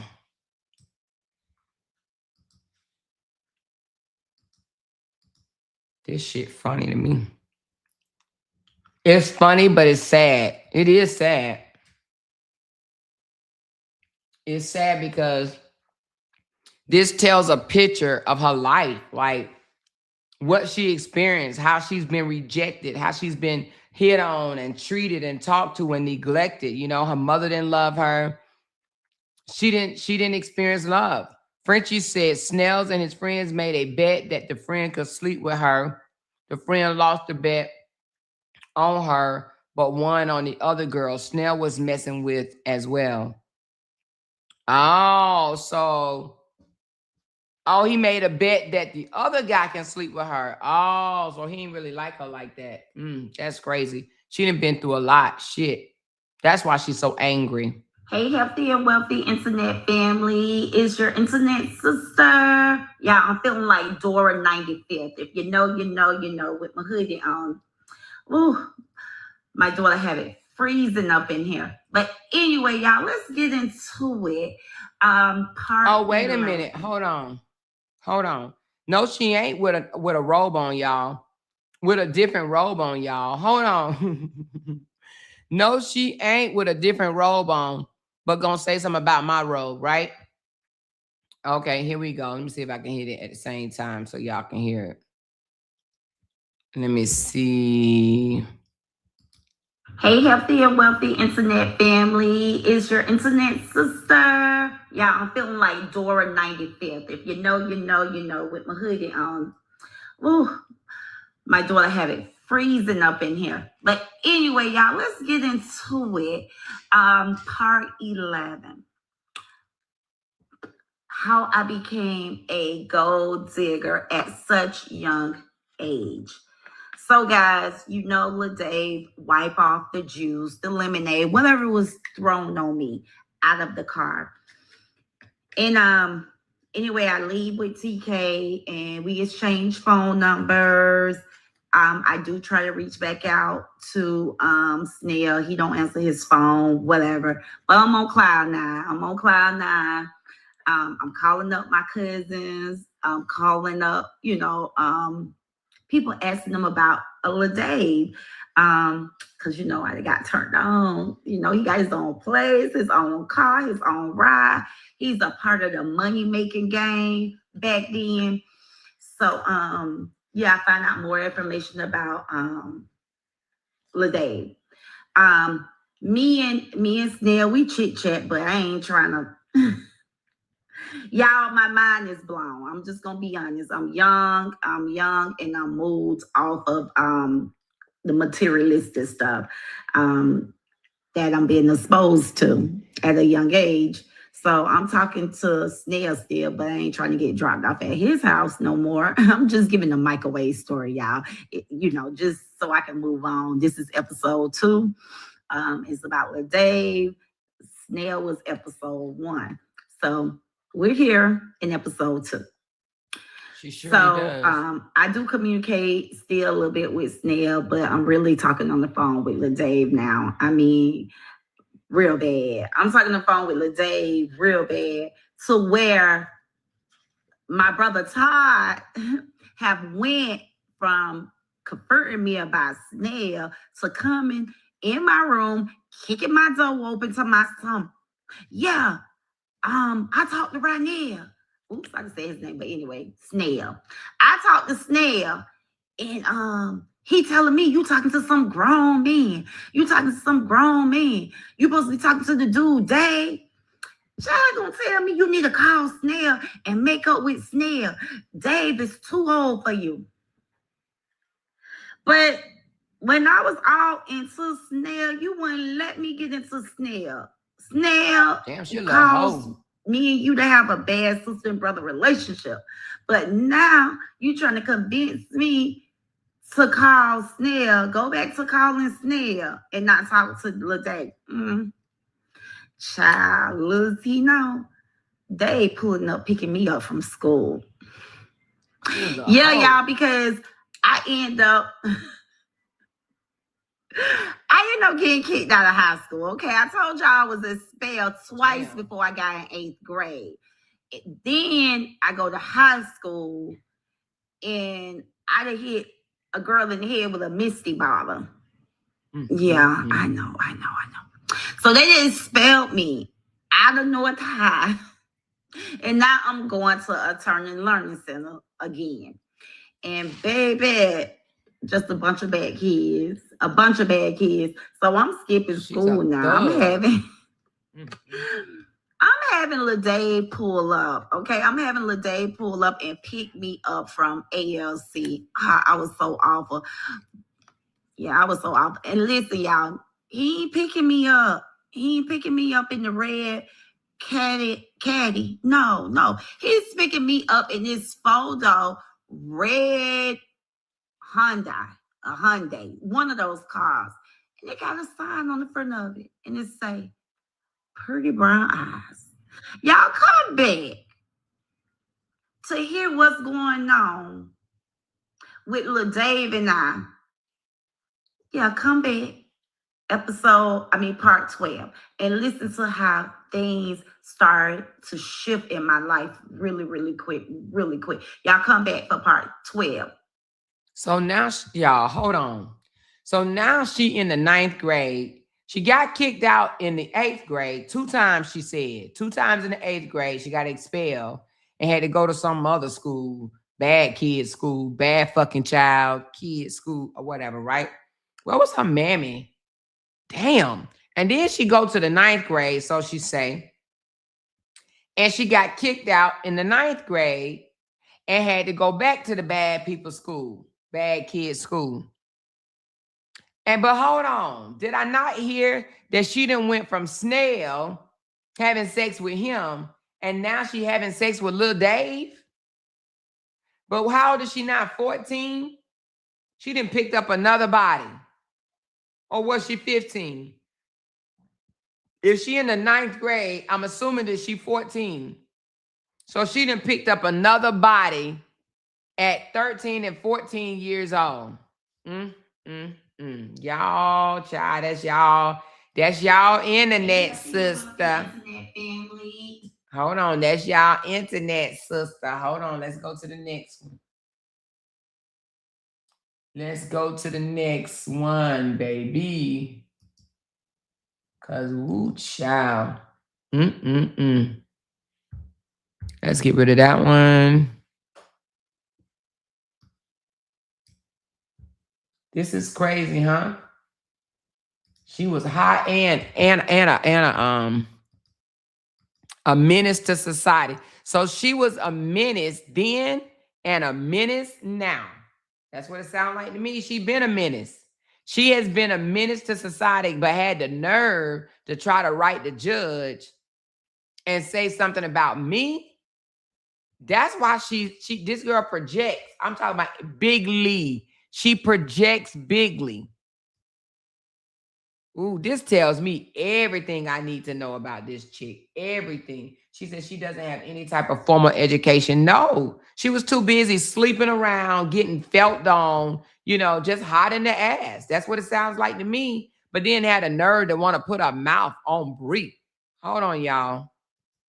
Hello to my healthy and wealthy internet internet family. It's your internet sister. I'm back with part 12 on how I became a gold digger at such a young age. So yes, guys, like I was saying in the last video, look, Dave is not. Let's start it over. I'm trying to get it synced. Give me a second. All right, here we go.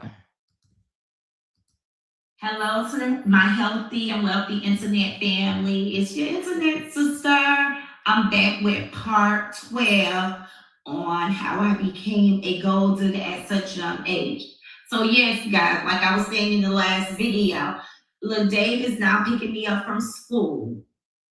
And I'm noticing he's not picking me up in his car, but I guess it's cool because coming to school, I guess that will draw attention. So anyway, I get in the red 4-door car, and we ride, chill. You take me to get something to eat. We spend time together, and this becomes a routine. Like, yeah, me and Dave spending a lot of time together, riding around in his auntie car. So he told me, y'all. So he told me it was his auntie car. So I'm being picked up from school at least 2-3 times out of the week. And that's why she like Dawn so much. PB house, because TK will go over PB house after school. So I'll get dropped off at some days I'll get dropped off at PB house. So when TK is on her way leaving PB house, she'll just drop me off at home. Or sometimes Lade will drop me off, a couple rows up from my house, and I'll just walk on home. But anywho, this one day I went over PB house. This one day I went to PB house, and I got out of the car. And when I got out of the car, this girl walked up to me. She was friends with TK, Tiki. And she just right out say like, "Oh, you wrong. And I'm looking, I'm like, what, Tiki? And she was like, "Oh, you wrong for riding in another girl. You wrong for riding in another girl car. Another girl car." So I done had a whole down argument with Tiki, telling Tiki, I'm riding in Lade auntie car. Tiki telling me, no, you're not riding in his auntie car. That's a girl car.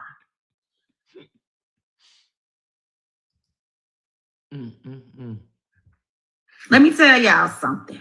At a very, very young age,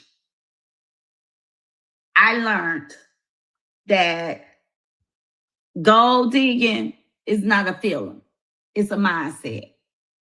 Now, I'm believing Lil Dave over Tiki. That is his auntie car. Because when I call and confirm him, he tell me it's his auntie car. Because you're a dummy. Because you're a dummy. And I want to be in denial anyway. Because you're a dummy. Lil Dave is a winner. And being that I felt he was a winner, he was a keeper. So I ain't want to hear nothing that Tiki had to say. Dave said that was his auntie car. So that's what it was. That was auntie car. So, anywho, y'all, me and Dave, we continue to cope. Date, whatever you want to call it. And we become boyfriend and girlfriend. Come back for part 13 to listen to how fast me and Dave's relationship moved and how I became a gold digger at a very young age. Girl, listen, y'all and y'all comments got me blowed. Tammy said, I thought she lived in a war zone.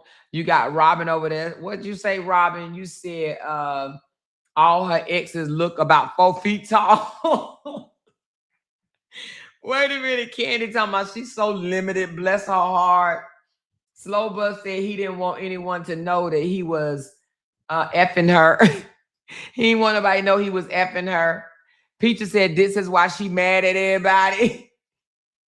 Kathleen said she act like she's still in middle school. OMG, y'all are taking me.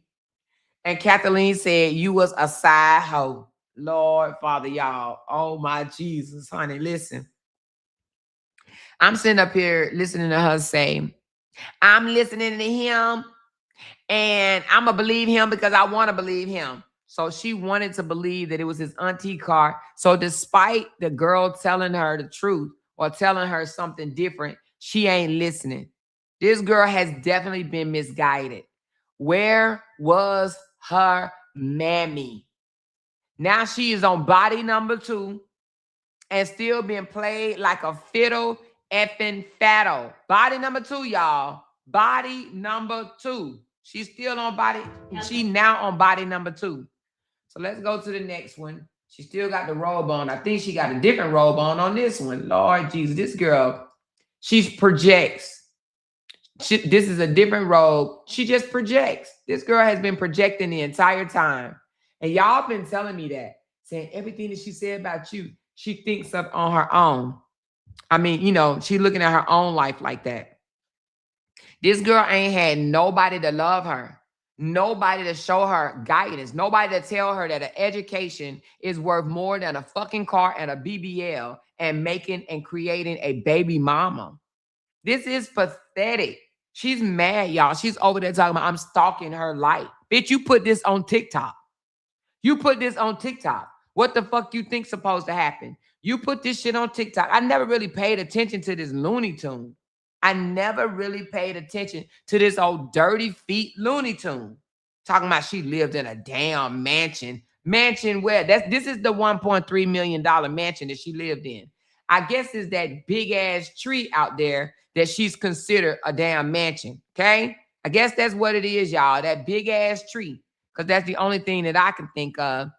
Y'all think that tree costs $1 million? Y'all let me know. Hold on, let me change this out. Okay, I'm trying to get that one out the way. Now we on number, I think this, she said number 13. Yeah, part 13. Let's go to part 13. This girl is a whole damn joke. This is the $1.3 million mansion that she claims she lived in. I lived in a $1.3 million mansion. I created the lifestyle I wanted to live.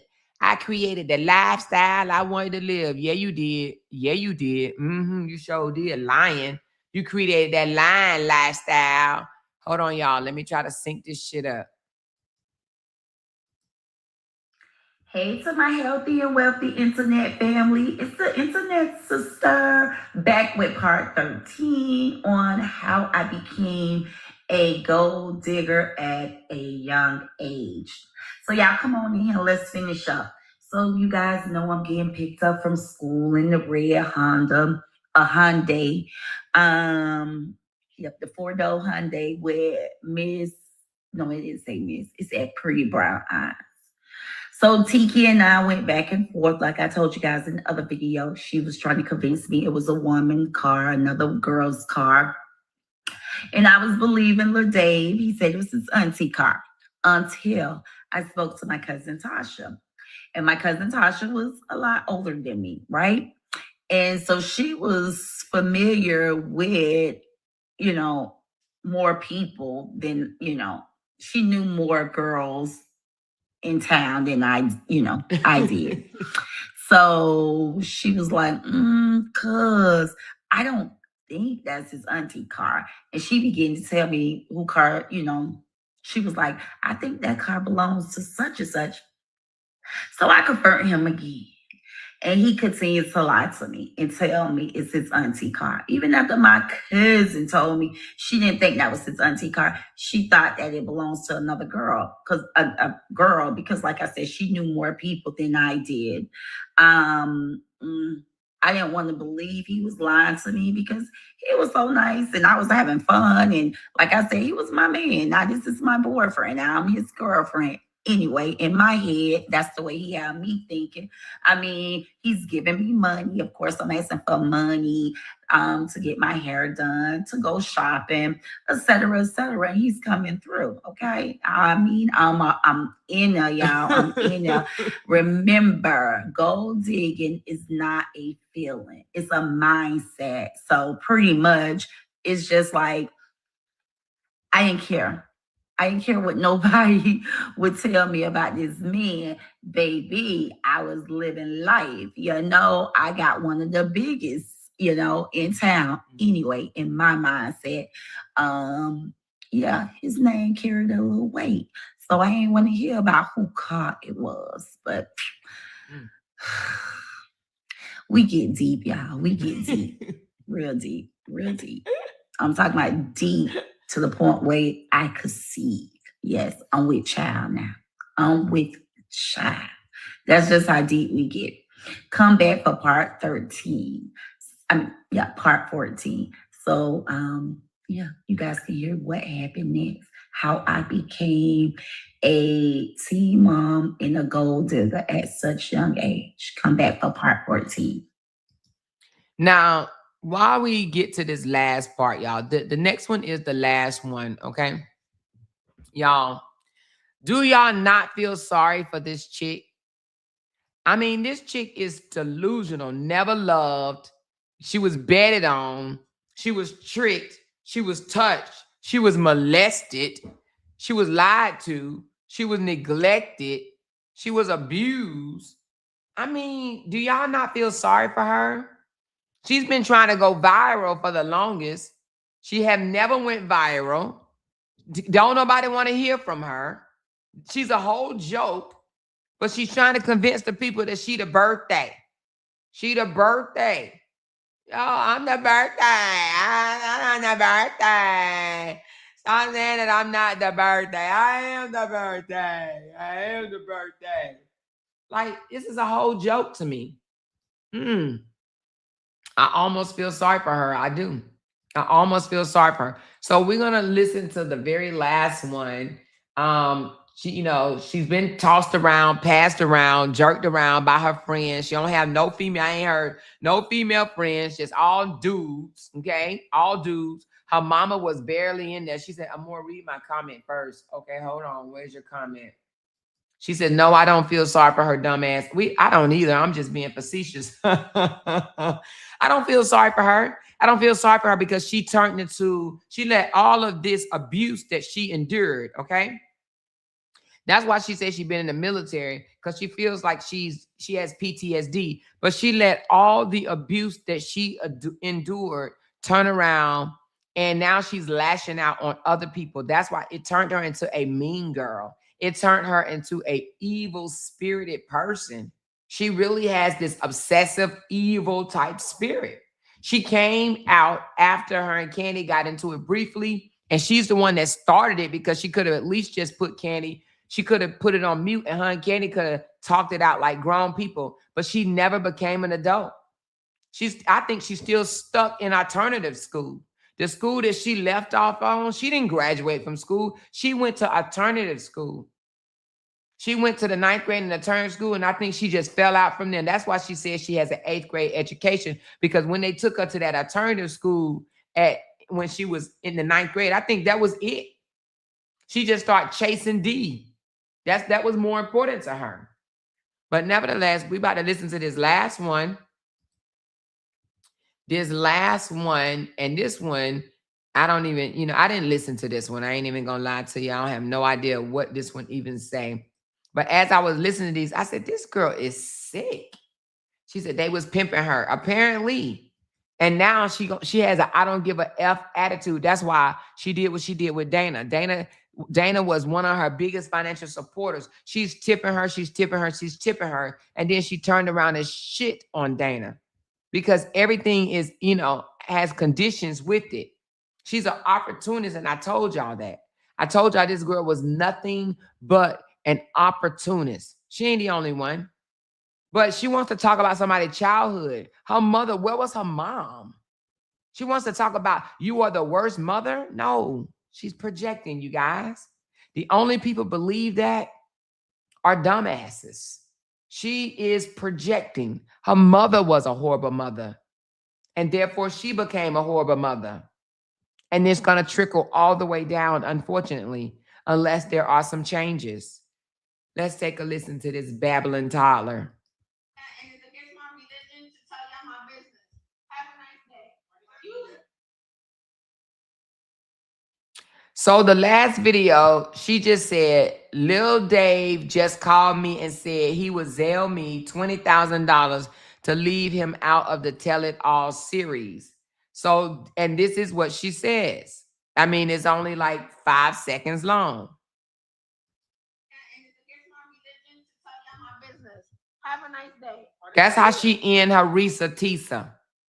It's against my religion to tell y'all my business. Have a nice day. And it's against my religion to tell y'all my business. Have a nice day. Can y'all believe that?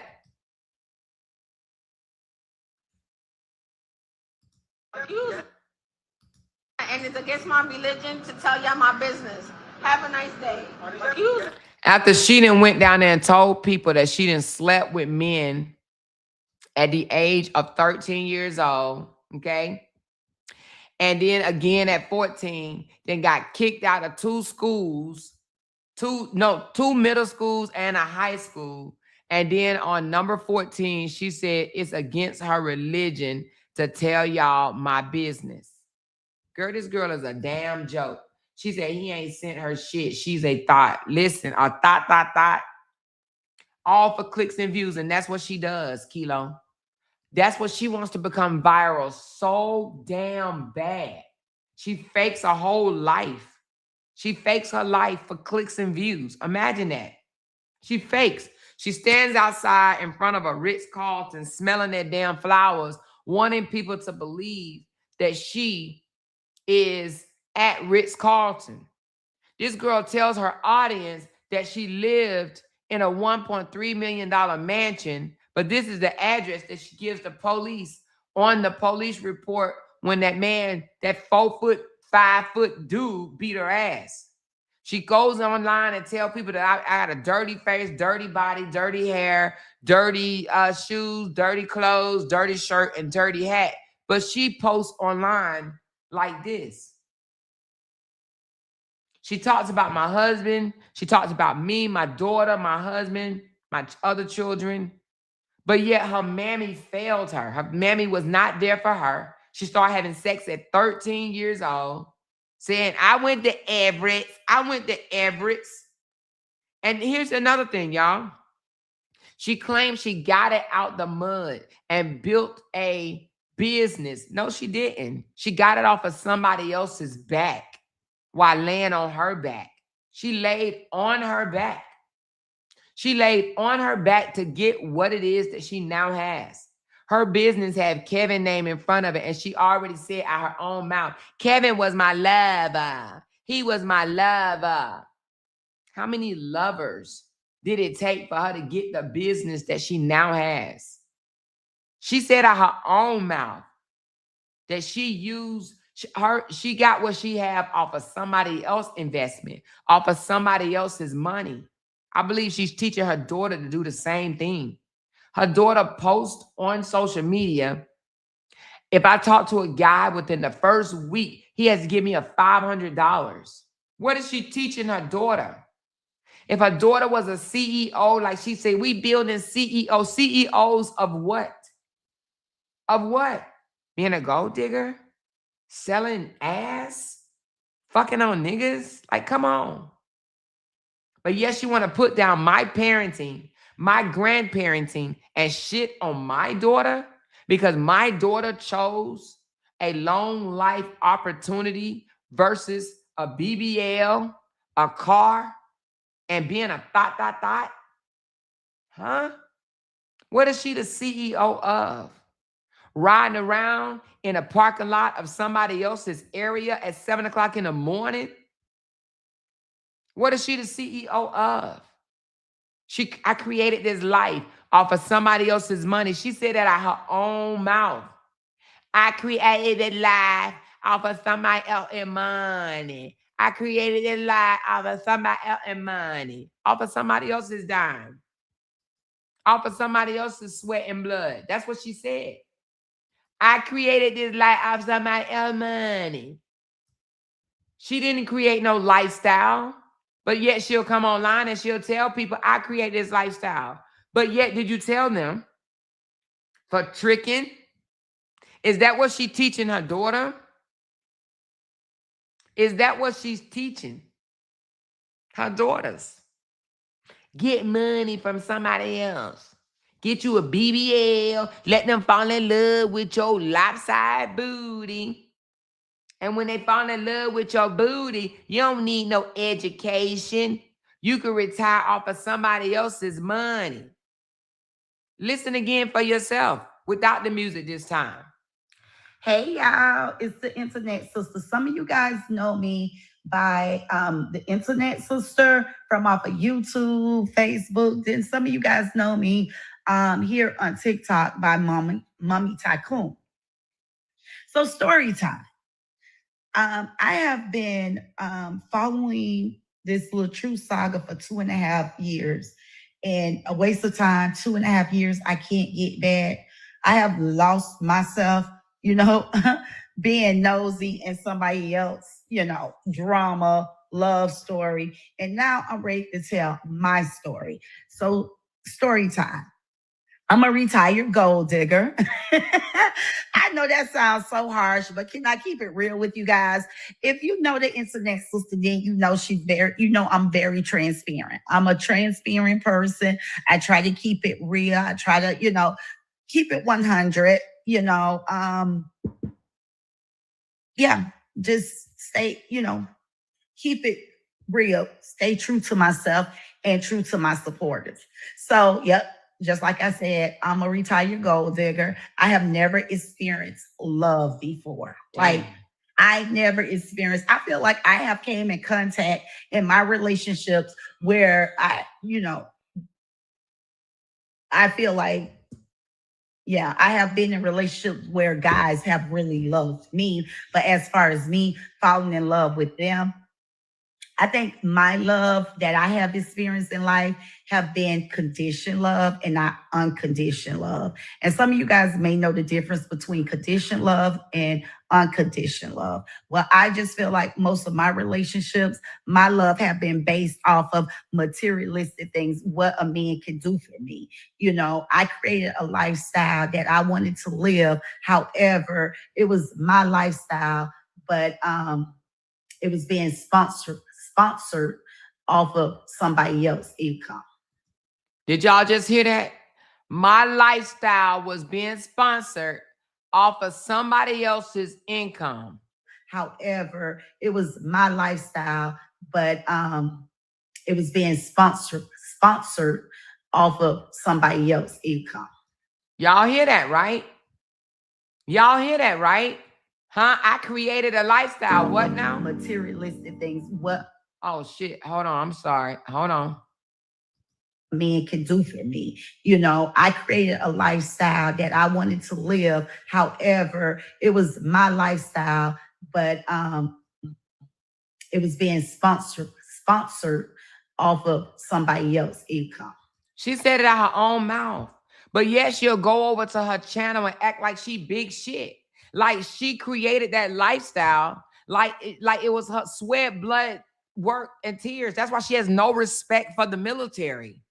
Because in the military, we worked, honey. We worked. We worked hard. She didn't work hard.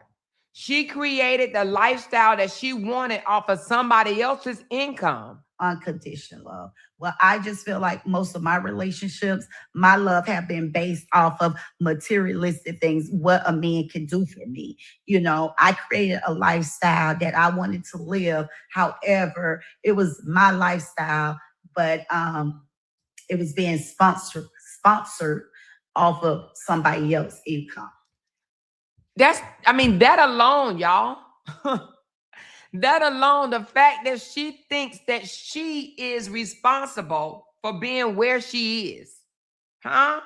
That she's responsible for having this lavish, so she called lavish life. It was built off of somebody else's income.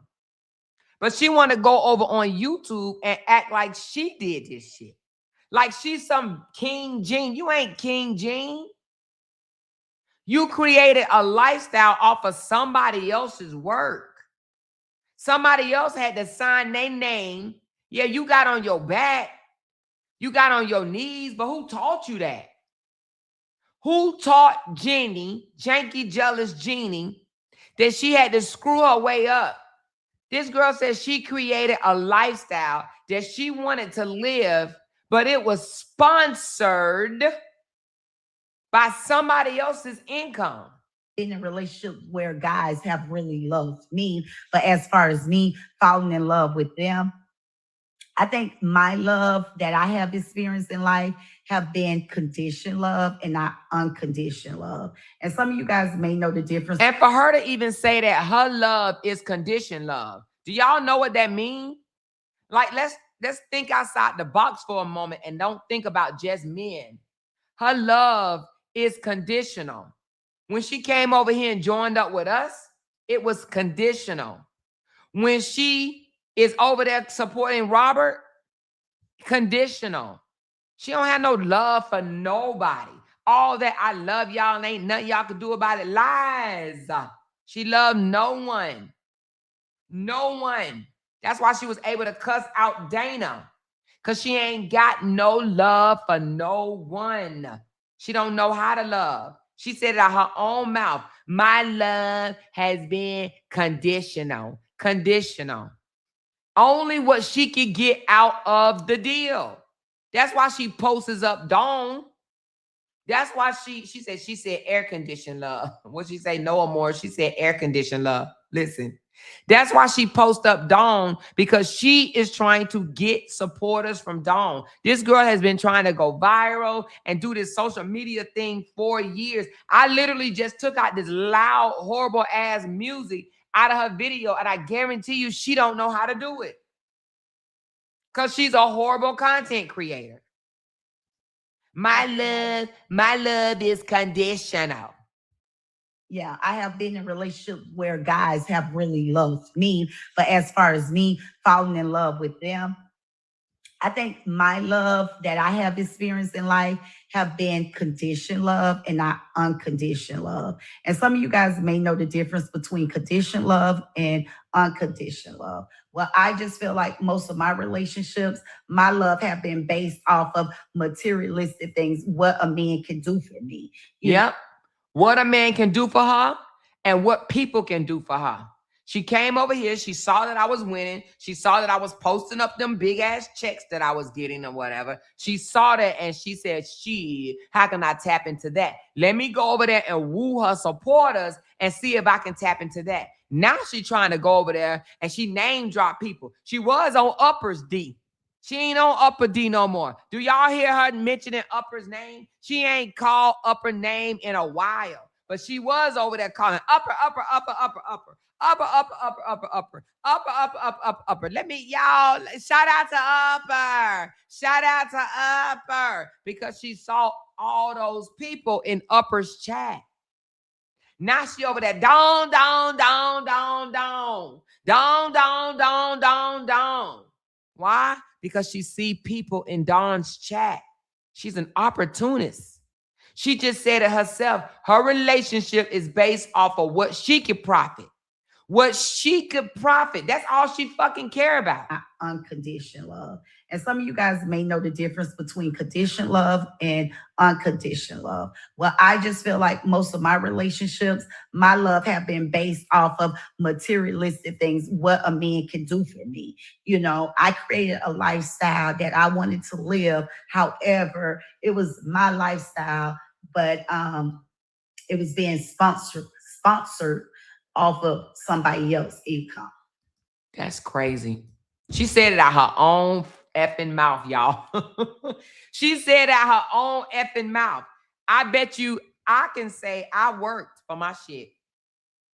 I worked for my shit. I met Jay. I was already a lieutenant when I met him.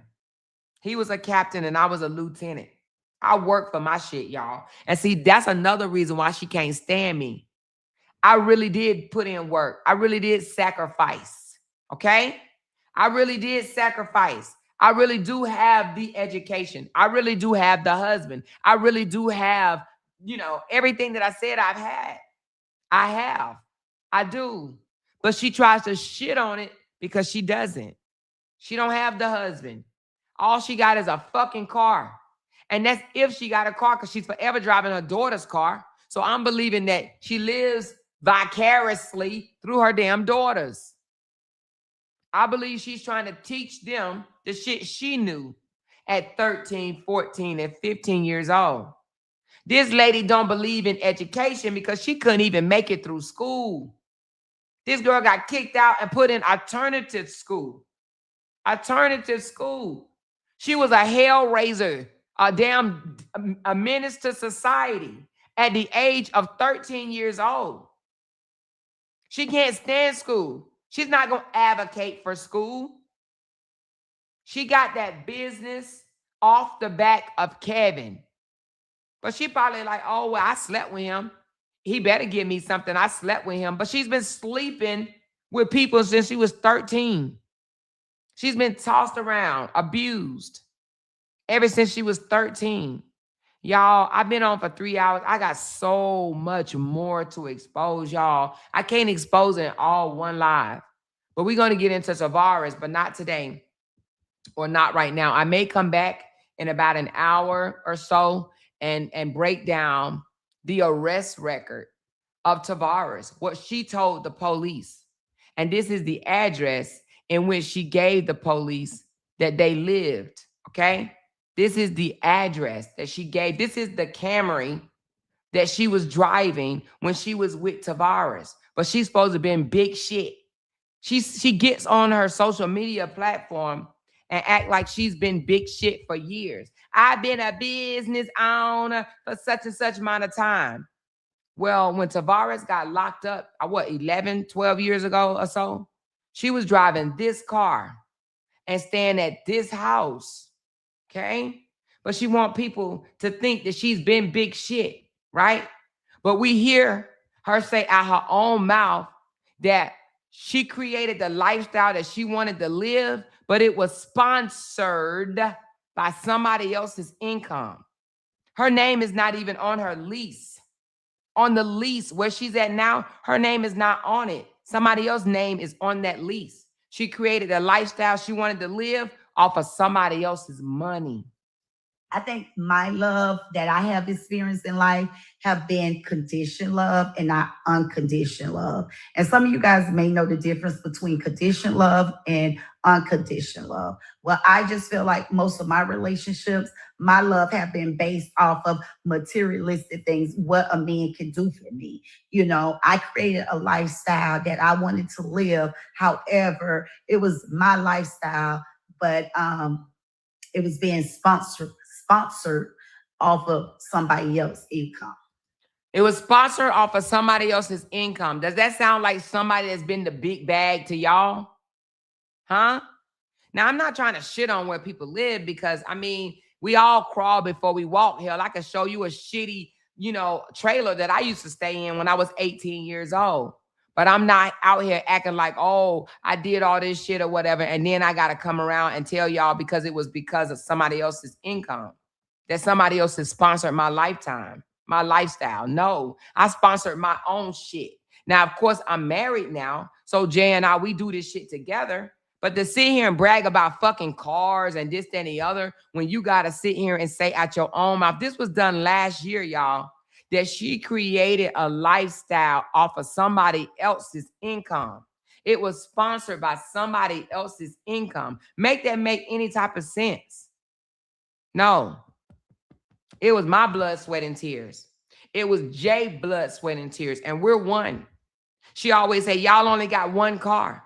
We only need one car. Even though if I wanted another car, trust, I can have another car. She tell people I lived in a $1.3 million house. But this is the address that you gave the police when he locked up your abusive ass ex-boyfriend that she called herself waiting on for 15 years. And he didn't even want her, now that he out. Y'all, I'm going to break his story down as well, okay? I'm going to break his story down as well, but not right now. Not right now. And I'm going to make sure if I get another video, I'm going to make sure I go ahead and take out the horrible music, a horrible ass music before I deliver it to you guys because her ass don't know how to make a fucking video. Do you hear me? At all. She said, I just woke up from a nap. Who hood is this? Girl, Janky, this is the address that she gave the police, okay? This is the motherfucking Camry that she was driving. But Ashley, you said you just woke up? Listen to this, Ashley. You know how she come out here and tell people that she created a lifestyle that she wanted to live. Listen how she created this lifestyle. Listen to this. Where guys have really loved me. Oh, but wait a minute, Ashley. Let me go back a little bit because the lady says she's never experienced love. I try to keep it real. I try to, keep it 100,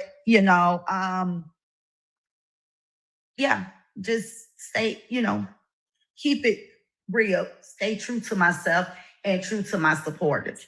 So, yep, just like I said, I'm a retired gold digger. I have never experienced love before. Damn. Like, I never experienced. But yet she will scream to the top of her mountain, you are unloved. No, Buki, you are.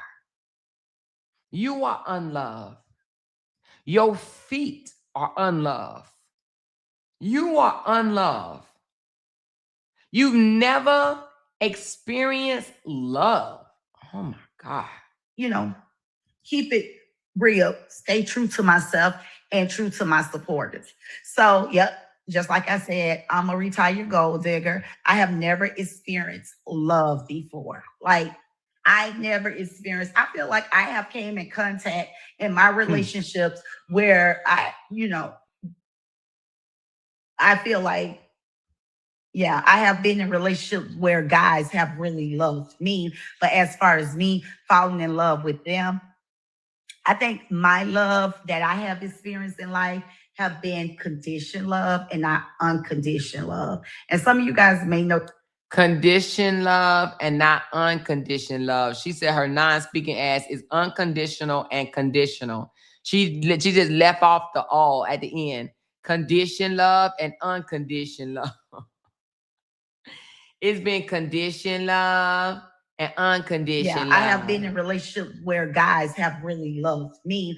But as far as me falling in love with them, I think my love that I have experienced in life have been conditioned love and not unconditioned love. And some of you guys may know the difference between conditioned love and unconditioned love. Well, I just feel like most of my relationships, my love have been based off of materialistic things, what a man can do for me. I created a lifestyle that I wanted to live. However, it was my lifestyle, but it was being sponsored off of somebody else's income. Damn. And I'm like, over it. Y'all make sure y'all following me. She said it's being sponsored off of somebody else's income. But the thing about it is she want people to believe that she's this hard working, that God just blessed her. Girl, you just used somebody. That's all you did. You use someone to get where you are. You are a user. But y'all, you remember she came out, I'm a giver. No, you are a user. She's a user. This what this means. She is a user.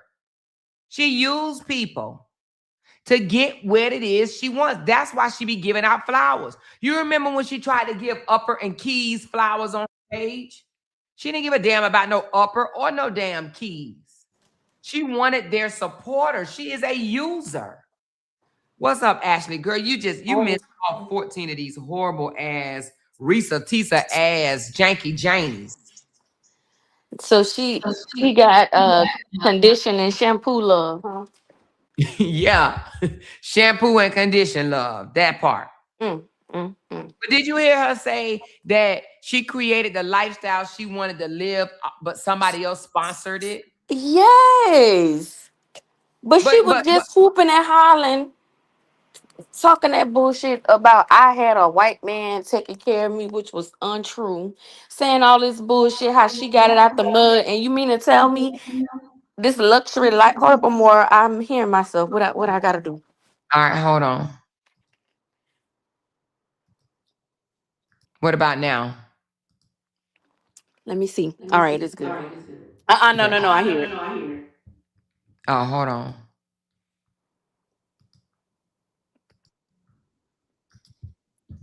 All right, try now. Hello. Okay, I'm good. So she done built this luxury lifestyle, and you mean to tell me it ain't based off of her CNA business? It ain't off her investments, all these home investments. You mean to tell me it was built off of somebody else's income? Somebody else's income. She said it out her own mouth. The lifestyle that she claimed she created, she said she created the lifestyle off of somebody else's income, not her own. She couldn't get none. Them little rusty, nasty, filthy feet. She used her cush. She used that BBL to get what it is that she wanted. That's what the fuck she did. Use that BBL. That's it. And so I can just about believe that because whoever she built this lifestyle off of 10 years ago, them was the last people that gave her them curtains and stuff like that. So it's time for her to see how they can help her upgrade her shit so she could get new home decor and everything like that. Because they helped But her 10 years ago. that's why she hates me so much because she knows that I worked hard. You in the military, you working hard. And what I mean by hard, not like not sweat work, but like, it's a sacrifice, right? Mm-hmm. You're constantly moving. You constantly gotta, let your kids know, mommy gotta move again. We gotta move again, this, that, and the other. Sometimes you gotta be without them. We sleeping in the field and shit. We eating in the field and shit. You know what I'm saying?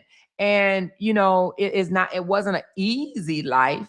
It wasn't an easy life. I wasn't dodging no, hood bullets or nothing like that, but it wasn't an easy life, right? Mm-hmm.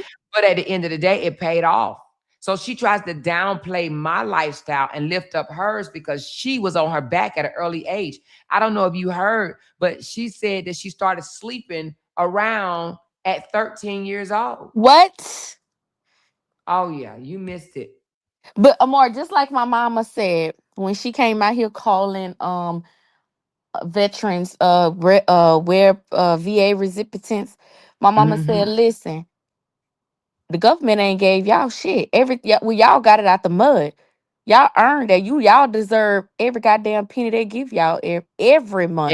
Ain't nobody Exactly. gave y'all shit. Y'all had to put in the work for that. Something she don't know about clearly. If she done built this piss poor ass lifestyle off of somebody else's income. And you know what, Janky? I wouldn't even tell nobody that this little ass cheap ass lifestyle that you built came for somebody else. Because goddamn, if you was gonna let some build a lifestyle off of somebody else, at least it should be that luxury lifestyle that you keep on boasting about that you don't have. That bullshit ass apartment that you got over there with all that regular ass decor up in there, ain't no way you needed somebody else to fund this piss poor ass lifestyle you got. You could have went your ass to Burger King or somewhere and flipped some goddamn burgers to get this lifestyle that you got right now with your Chinese stole clothes on, with your bust down raggedy Amazon $25 wigs, barely getting your nails done and shit.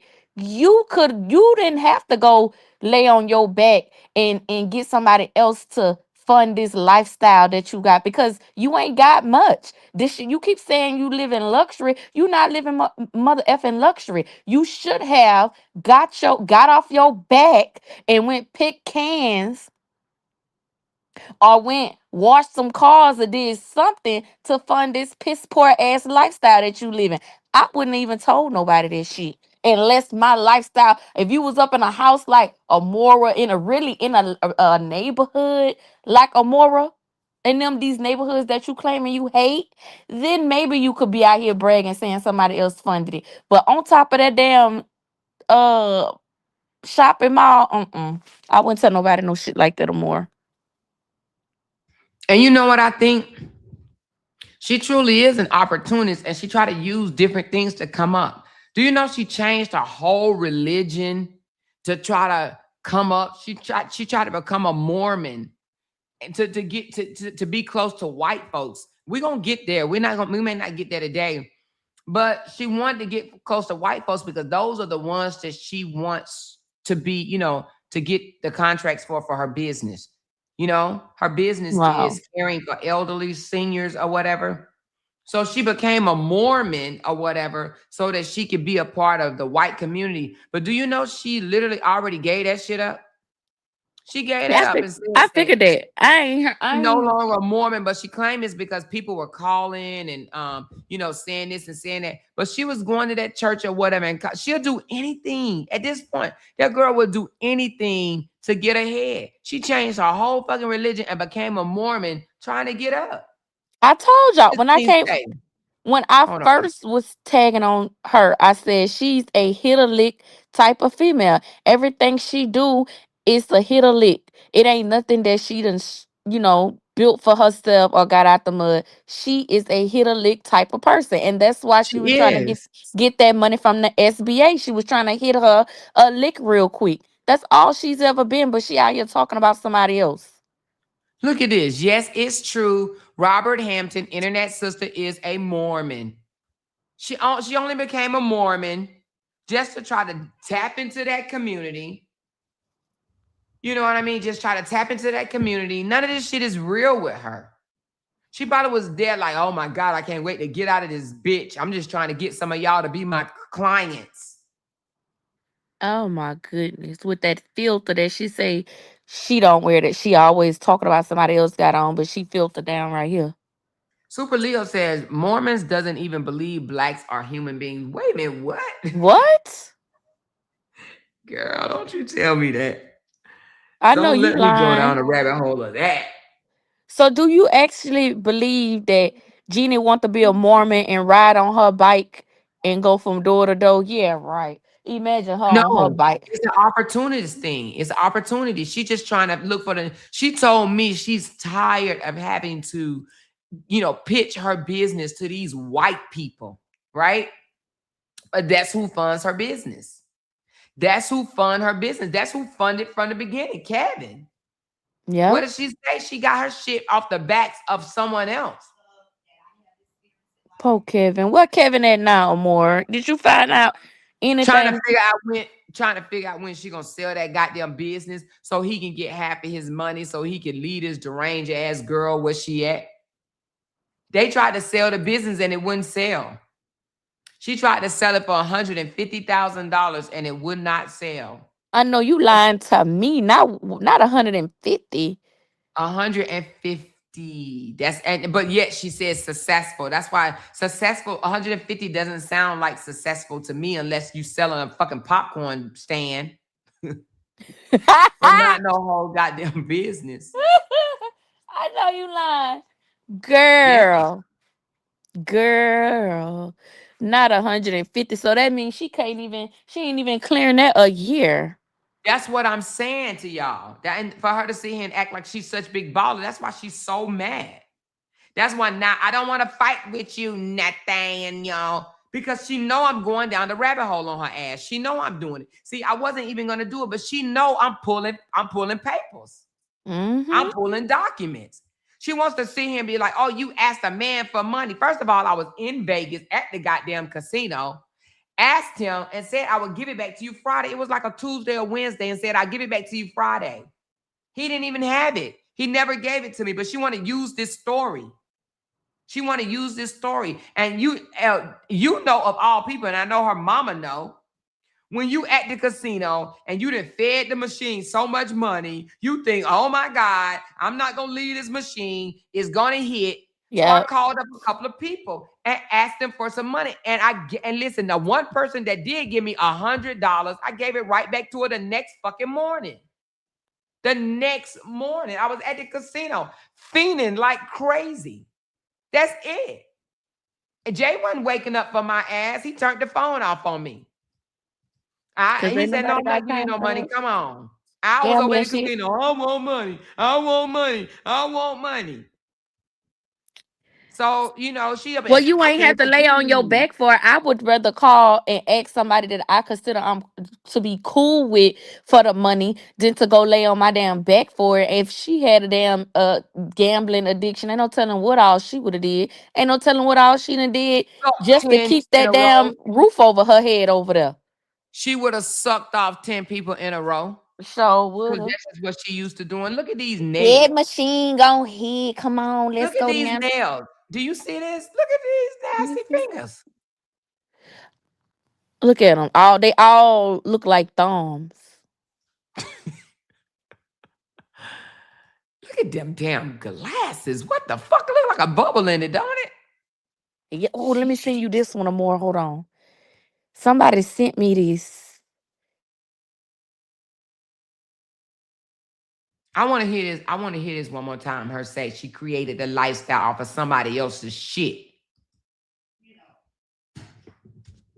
I feel like, yeah, I have been in relationships where guys have really loved me, but as far as me falling in love with them, I think my love that I have experienced in life have been conditioned love and not unconditioned love. And some of you guys may know the difference between conditioned love and unconditioned love. Well, I just feel like most of my relationships, my love have been based off of materialistic things, what a man can do for me.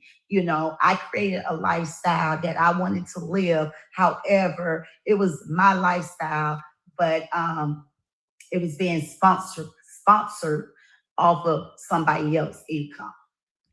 How can you say that you created a lifestyle and you turn around and say it was sponsored off of somebody else's income? She needs to, instead of saying I created a lifestyle, she should say I acquired a lifestyle off of somebody else's income. Because how did Right. she create the lifestyle off of somebody else's income? No, you acquired it. Mm-hmm. That's right. Somebody else paved the way and paid your ass. I don't know if it was because they liked the BBL or what. But you did what you did or whatever. You did what you had to do to get what you had to get. But just say that I acquired a lifestyle off of somebody else's income. She Gina didn't told build me. this from no damn mud up. And then it's funny how her supporters be like, you got it out the mud, you got it out the mud. So is sleeping with people getting it out the mud? Do y'all consider that getting it out the mud? If you Mm-mm. sleep your way all the way up or whatever and get a man to put a business in your name or y'all name, is that getting it out the mud? Mm-mm. That's in my opinion, that's you slept, you did what you slept your way up. That's what we call slept your way up. I guess she's saying it wasn't handed over to her. It wasn't But it handed over her. was. She had to Oh, get oh, down and she had a dirty. work order on her back. She had to pull on, you know, that pink gummy worm and stuff like that. It ain't just fall in her lap. You think she angry over that? Yeah, I think she's angry. That she had to go out and sleep with a white man in order to become a business person? Yeah. Cause she Because knows how she else would she have done it? yeah, she couldn't have. She couldn't have. She couldn't have at all. So to me, that's not an entrepreneur. She said, I'm an entrepreneur, but you're not an entrepreneur. You're not. Mm-mm. You saw them fingers that I sent you in your phone? Mm-hmm. Yeah, she ain't no entrepreneur. Like I said, she can't teach nobody the game. She can't. That's just like the lady Dior. When she was faking and funking and all of that, she was saying how she could tell us how to become business owners. And as soon as you ask her how you do it, she couldn't tell you because her ass was a catfish. And that's just like Jeannie. She can't really tell you how to get something out the mud, how to start up a business or nothing because she had old John Deere.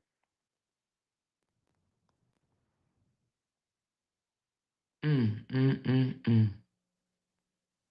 Like I said, she looked up and ran across Kevin. That's all she did. She hit a lick when she ran across Kevin. And honestly, it's nothing to brag on because look at her lifestyle. That's all. If she created that lifestyle, imagine Amora having to create a lifestyle, which means you sit down and jot down what type of life you want to live, right? That's what Mm-hmm. creating it mean. I created this. This is the lifestyle that I want. And then you somehow get it, right? So you mean to tell me how she living now, that is the lifestyle that she created for herself?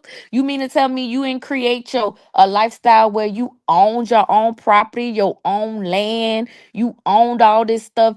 That's what you call creating a lifestyle, not going get somebody to sign a fucking lease for you. Are you dumb, stupid, Exactly. and retarded? If you created this, then girl, you don't want too much. You have a No. small brain. You don't want too much. If this is what Small. you created, My understand the brain words. go as far as 3 cars. She probably think a fourth car is if she think 3 cars is a flex living in an apartment. She probably think 4 cars. She made it. Mama, I made it.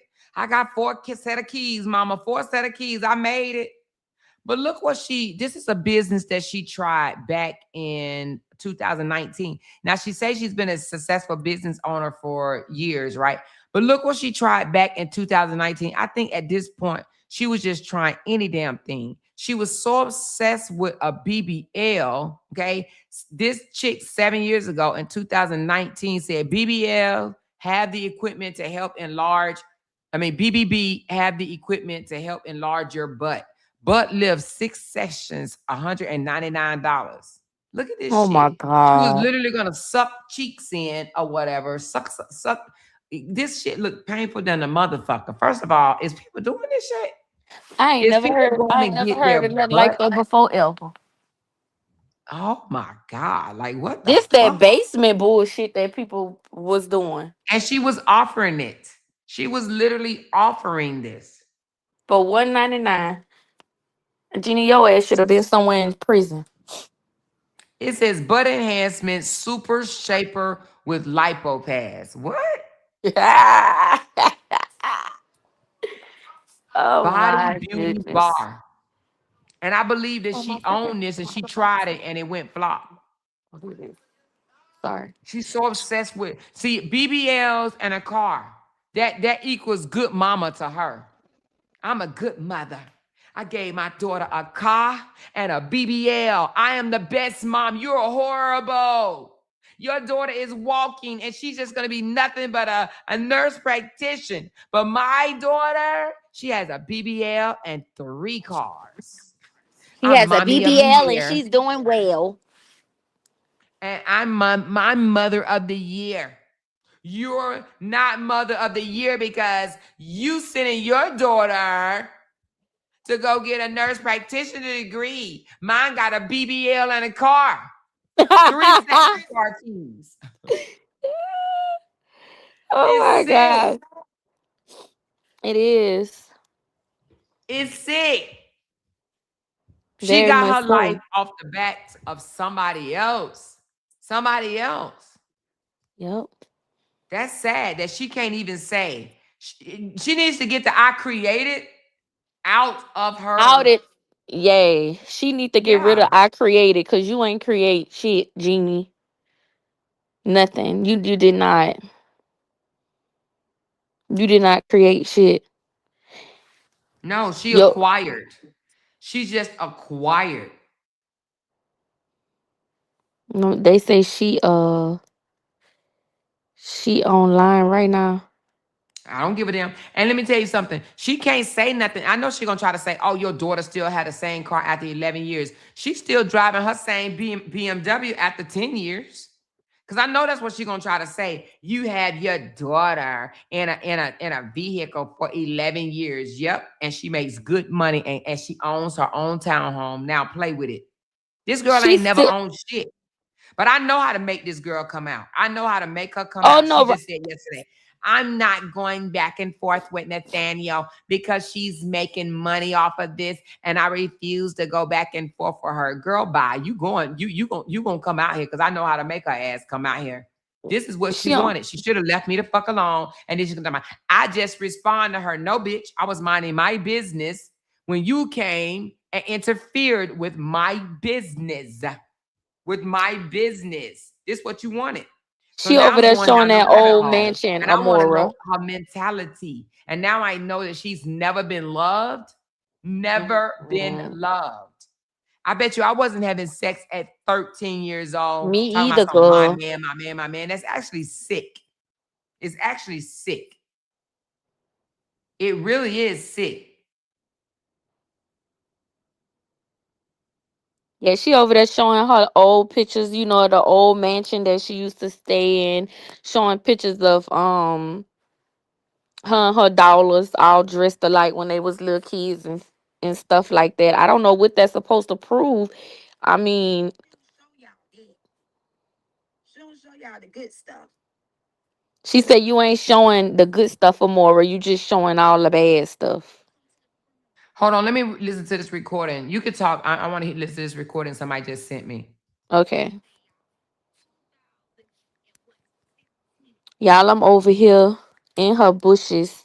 And she said we need to be talking about all the good stuff that she done did and not the bad. But dressing your daughter up, you want some kudos for that. You have girl children. You're supposed to dress your girl kids up. Ain't nobody about to praise you about being a girl mom. Get the fuck out of here. I would give them $300. That's $300 in that one She keep talking about the past. towel. She over there steady talking about the past. Benny server at Portland. That's why I can't come out here tearing people down. I can't come out here This lady say that's why I can't come out here tearing people down when that's all she's ever fucking done on the internet was try to tear somebody down. and I love people and I love helping people. I love helping people. I love helping people. No, you don't. I've been her. That's 10 years ago. Now, y'all, she ain't saying she the birthday no more. She said I'm her. Now she's her. I been her. One thing about me, I took my out, her and her gang, always to have a Cause you was living through your daughter. Okay, I'm gonna have to listen to it later. It's way longer than I thought. So somebody sent me three, but I gotta listen to it when I get off because it's kind of long. So I listen to it, and I'm gonna tell you, I have so much stuff that I want to bring forward, and it's gonna be a while. Like I know a lot of y'all probably like, we tired of hearing about Jenny, but y'all, it's so much more. And the thing about it is, I didn't even want to go down the rabbit hole because I was like, so many people have already went down the rabbit hole of Jenny and her family and all this shit or whatever. And I didn't want to do it. I was like, this shit already out there. I'm not going down the rabbit hole. But y'all, some of this stuff I've never heard before. And as I'm going down the rabbit hole and peeling back the onion, I'm like, God damn, it's making me see what type of person that she really is. Her mindset, the way, let me see why she think a car is more important than a goddamn career. You know, that why Exactly. she sit around here and lie and act like she got this lavish ass life and this lavish ass business when she was literally trying to get rid of it. She told me she wanted to sell the business. She told me she was tired of it. You don't get to come out here in front and act like, oh, I'm such a successful business person when you literally do not like what the fuck you do. You wish she wish she had it as easy as me. She wished she had it as easy as me. I can come out here, and I'm not boasting and bragging or whatever. I thank God. But I can come out here and pop my shit and break her down, break into her life and look at the fuck shit she does, and I can still make six figures. And she can't do that. You see Mm-mm. how she make videos? She got a little taste of social media. She made $6,000 in that 1 month. And she thought, like, oh man, I could do this. She thought, shit, if I can make $6,000 coming out here and popping my shit, then I'm there. I'm there. And I get it. It would have been great, right? Mm-hmm. But to sit here and just pretend like, oh, this successful business owner. I'm this successful business owner. No, you're not. If she was such a successful business owner, she would have never told me she wanted to sell that business and come out here and do YouTube. I swear to God, I asked this girl, I said, how much do you make? She said about 20 to 30,000 a month. Girl, I'm sitting up here thinking this girl is paid. I'm like, ooh, girl, that's good. I'm like, that's good, girl. That's good. Just to find if that girl was making 20 or $30,000 a month, it ain't no way she would have ever came out here sweating my No, super check. come on now. Ain't no way. Ain't no goddamn way. Come on now. Never. She wouldn't have never came out here and lost her complete everlasting mind over no damn $2. I set my goal one time at $2, Ashley, and she says, you over there asking for $2, setting your goal at two. She was mad. She was mad at Dana giving me $200. Claimed she wasn't. The girl was riding around early in the morning, Ashley, in the parking lot, sitting in front of other people's stores, advocating for their asses. All because she was mad about $200 super chat. She was mad. I showed that 106 and she flipped out and lost her mind. She couldn't take it Mm-mm. because she knows that she works hard and probably don't even make 100K. No, she don't make no damn 100K. Not trying to sell no business for 150. Why the No, hell would you indeed. sell such a I would. successful Why would? business for Thank you. 150? When you could just go and make that money off that business that in that 1 year. Exactly. And she over here Yeah. showing all them damn pictures from 2013 and all of that. Girl, ain't nobody trying to see that old ass shit. We talking about present day now janking. We know. Let me see. Yeah, just like Candace say, she's like a deadbeat daddy, like showing us pictures of, her dressing up with her daughters and shit, and won't she say, we not over here talking about that. Girl, that's what you supposed to do. But no, you talking about you living this luxury life that's better than everybody. You so healthy and wealthy and all this, bitch. We trying to break you down to show Wait a you minute. that no, you You said not. we're not over here talking about what? None of the good. She got her iPad over there with her fingers not done. Her fingers not done at all. Holding up this old cheap ass iPad, well, going down memory lane, showing all the pictures that she say we need to be showing, not the ones that you showing. Not these the pictures you should be showing of her with her CNA people and her with all her daughter with Minnie Are you Mouse and effing kidding me? You effing yeah, kidding me? Are you yeah. effing kidding me? She sits here and stalk our lives and come out here and try to down talk us. She down talked Candy for no reason. Candy hadn't even said anything to her bird braid ass. She went over there and looked at a little small short that Candy had did on while she was searching for houses. And she brought that up top. I hate that fucking community. See, let me tell you, she's mad right now because see, she was happy when I was quiet because she thought she would walk me like a dog, walk me like Hmm. a dog, walk me like a dog. See, when I was quiet, right? She thought she was winning.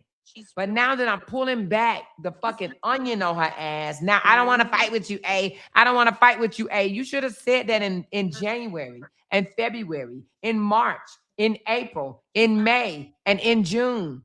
She thought she was winning over there, kept putting fucking AI's photos of me, put my name in her title. Mm-hmm. She literally deleted everything off her page and made it an attack on And then me, gonna all because she brag. was jealous. And now Yeah. I'm finding out that this girl got her cherry bust at 13. Well, we could And just now I'm about. hearing this girl say that she ain't never been loved. Mm-hmm. She ain't never experienced love. And she created a lifestyle sponsored by somebody else. But she want to be mad at my husband and I, saying, oh, y'all only got one car. Fuck a car. I don't care if we didn't have no car. We can still get wherever the fuck we wanted to go. And She sounds dumb. her Of regular course, because a ass. car is everything. But coming from a place like this, I understand why. Yeah, that's what I'm saying. Now we can understand why she bite her nails and she is the way she is. She's been overly effed and underloved her Yep. whole life. And that's why Yep. she sits up and project. And see, she didn't think that Candy was gonna get on that panel and tear her ass up that day. You thought that we just supposed to sit back, let you constantly bring our name up and we ain't bothering you. You jumping in everybody's shit. Now you looking stupid. Now you looking stupid because you ain't just gotta come out here and get back at Amora. Now you know you got me you gotta deal with too. You wanna fight with me too? Now you gotta fight me too. Now you gotta fight me too. You wouldn't stop. You wouldn't fucking stop. Now look at you on a Saga AI page being a whole damn mockery because you don't know when to shut the F up. Now And Amora then, on here breaking your ass down because you don't know when to mhm, shut the F up. You don't yep, know when to shut the F up. Now you over here wanting to reminisce on 2013, trying to make yourself feel like somebody because of more breaking that ass down. All you have to do is shut up. Amore yep, wasn't thinking about you. She wasn't bothering you. But you just wouldn't stop. We human at the end of the day. And I understand supporters don't want you to go back and forth, back and forth, back and forth. But how could you move on when you got people or more got supporters that genuinely care about her, that's going to send her stuff, that's going to tell her, look at this lady, keep going and going and going. And Amora is human. Of course, she going to be like, okay, enough is enough. You trying to break down Amora's brand. When she come on YouTube, this is her brand. This is what she do. And you trying your best to tear her, her kids, and anybody else down. When all you need to do is go on about your piss poor ass business. Ain't nobody yep, thinking about your old mental thick tongue ass. You could have just went your dusty foot ass on. yep. But you don't know how to let go. She don't. She's obsessive. She's obsessive. She's obsessive. Candy ain't really cursed her out. Candy just showed her.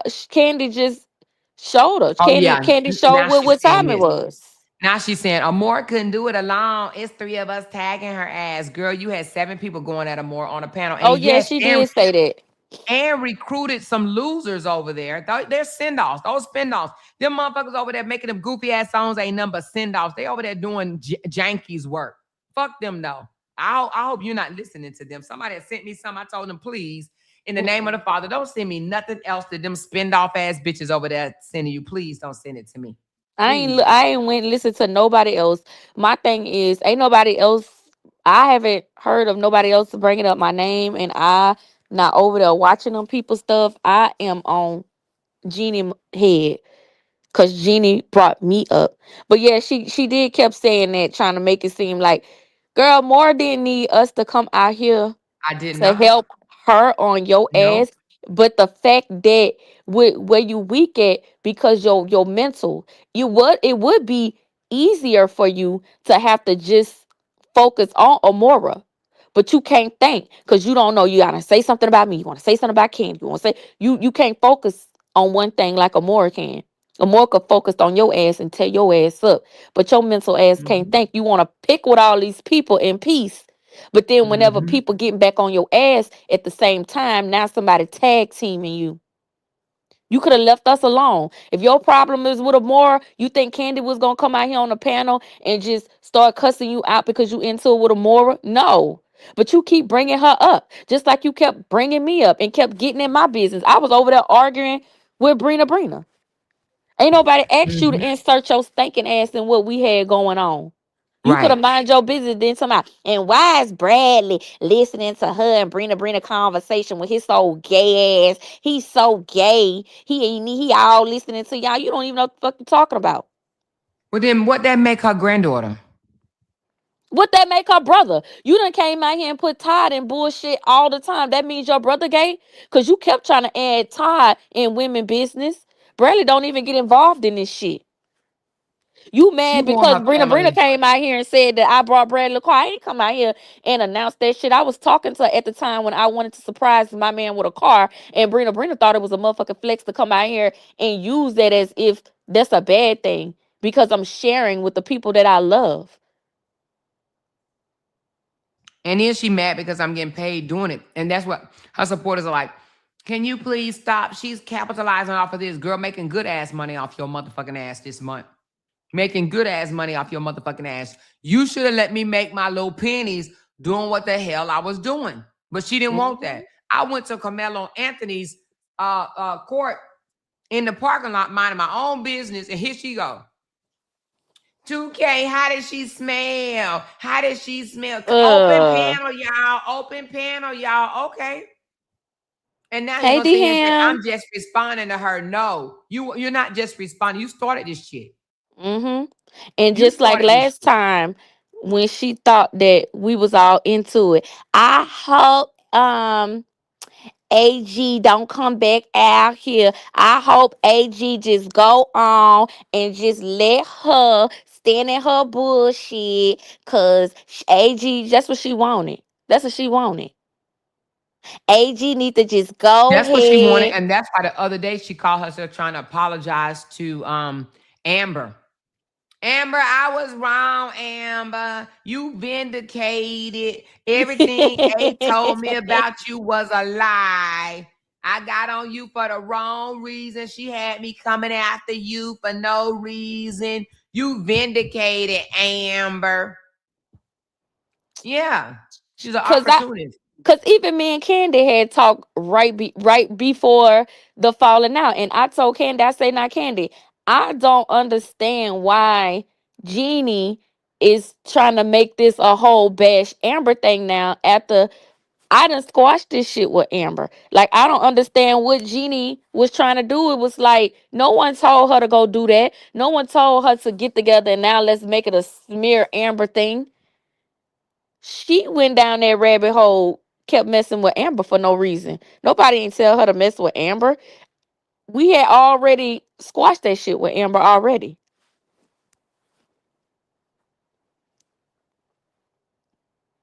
I would have did the same thing, Ashley. I see somebody. This is so funny to me. Somebody over there. Let me tell you how goofy this person is. Somebody said, somebody said, she has a nice home, but it's not her home. It's rented from a Canadian. I can't stand a bully, and she is a bully. That her house ain't her house either. She talking about it's a nice home, but it's rented. A majority of us right here in this whole sector, majority of us are renting. But I done Hmm. proved that I have been a homeowner 6 or 7 times. I know. Let me see.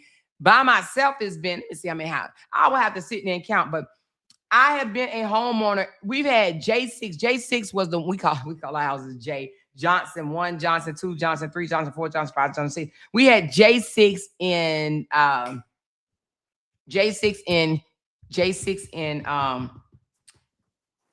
damn what Concord, North Carolina. That was J6. So we didn't own 6 homes already, like owned what I name own them and sold them. She over there telling people I had short sales or foreclosures. Never have I ever had a short sale. Never have I ever had a foreclosure. Never, ever, ever. I left. We sold the house to move out the country. Literally move out the country. It was a last minute decision that we made. So but what I'm trying to say is majority of the people in this sector rents. So this person that's over there in her comment section saying, yeah, it's not her, it's a beautiful home, but it's not hers. She's renting it from a Canadian. Listen, first of all, I'm not renting it from a Canadian. The owner is actually Asian and she just lived in Canada. Goofy. You listen too fucking hard. But nevertheless, but why is she saying this to a renter? She's saying this to a Exactly. woman that actually rents her apartment. Make that make sense. She act like Jenny owns the shit she lives in. I think they Yes, be forgetting. yeah, this lady, that's what she said. She's like, she's over there, it's not hers. It's nice, but it ain't hers. Bitch, what you live in may not be yours. Exactly. They think that parking lot she riding around in, showing all these damn Oh, stores that she can't even afford to shop in every day. What they think she own that shit. But then you listen have to to this. The same person has the audacity. Y'all ready to laugh on this one? The same person has the audacity to say she's so desperate to make money, she's been on your ass for days and call herself a good content creator. But this bitch been on me since January. It's been thank talking about you. me since January. She talking about she's so desperate to make money. She's been speaking on you for days. Do y'all hear this shit? But what was Jeannie doing when you was quiet? Don't nobody need Jeannie name to make no damn money. First of all, Jeannie could have shut up. Or more wasn't bothering her. Man, At listen. all. At all. So I don't, but that's their way of whining. That's their way of whining. I don't give a damn. I don't care nothing about talking about y'all, the one that you like. I don't give a damn. You should have told her to shut up. Y'all should have told her to shut up and leave me the fuck alone. I don't give a fuck if it take me 42 months on her bitch ass. I don't give a fuck no more. I don't care. Janky, this is what you wanted. Janky, this is what you gonna get. However long it take me to break your motherfucking ass down, this is what you asked for, and this is what the fuck you gonna get, period. And I don't care what your fucking supporters say. Your supporters can kiss my fucking ass. You should have shut up. You shouldn't have recruited those people. Matter of fact, I'm gonna stay on her ass until she unrecruit those people. She gonna have to tell them, leave me the fuck alone. Cause as long as they saying something about me, I'm gonna stay on her fucking ass. Yep. Show is. I, She recruited them. She recruited them people. She the one told them, you want to grow your page? Stay on Miss A. That's the quickest and fastest way to grow your page. Okay. Okay. mm-hmm. Hey, Ashley, you want to grow your page? Do you want to grow your Just stay page? on Then Giant. stay on TikTok. That's the quickest and fastest way to grow your page. Okay? She want to go there. She want to go Mhm. there. She want to go there. But see, Jeannie, She I'm didn't on get your no ass money and I for ain't them even 4 years. monetized. My Saga AI ain't even monetized, nor my other page ain't even monetized. I'm on your ass because I'm giving you back that same energy that you tried to give me. That's Your right. people ain't tell you to shut up and leave me alone, girl. You over there dragging my whole entire family and I hadn't even done you nothing. So, girl, And it's now they F got the you. nerve to be mad. They so mad. They over there They mad. AG so childish. AG, that's all they said was saying in the comment. AG so childish. AG. So what y'all think Jeannie is when she sit up there biting her nails and saying all this stupid childish ass shit about me and my family? Y'all don't think that's Exactly. childish? Exactly. Y'all Oh, don't they think a so bitch that's mad. 10 years older than me but sitting up trying to dog walk me and roast me? Y'all don't think that's childish? But no, I don't Here they know. go. And I don't give a fuck what they say, but they over there. She's not a good content creator. She don't have no content. She's just on you. She can't even move past you. Bitch, this is my content for July. Hmm. Janky Jealous Janie July. Okay? She couldn't She's my stand it. content for July. Right? She's my Amora. content for July. Yes, she she is. she was so weak minded. She's so weak minded. When we got on that live and we roasted her ass, and you kept getting all them cash ups, boy, that sent that hoe in a frenzy. She ain't been right ever since. She ain't been Yeah. right ever since. You Well, she should have poked left me and alone. poked and poked and poked, and we done been having a field day on your ass. You want to Cancer use said, well, this? you better get ready because the more just started. And I sure have because, Uh baby, I huh. got court paperwork to break down. I got arrest records to break down. I got more story time to tell y'all. Listen, it goes deeper and deeper and deeper. This girl want to come out here and act like she built this lavish lifestyle. Yeah, but it was sponsored by someone else. She said they mad because you digging in her ass. Yeah, now they want to say she's Hmm. not a good content creator. She can't even. She been on you, but she been on your ass for the last few days. So She what? ain't no, but call herself a good content creator, baby. Y'all can manipulate somebody else because you can't manipulate me. F y'all. You should have been telling her ass that.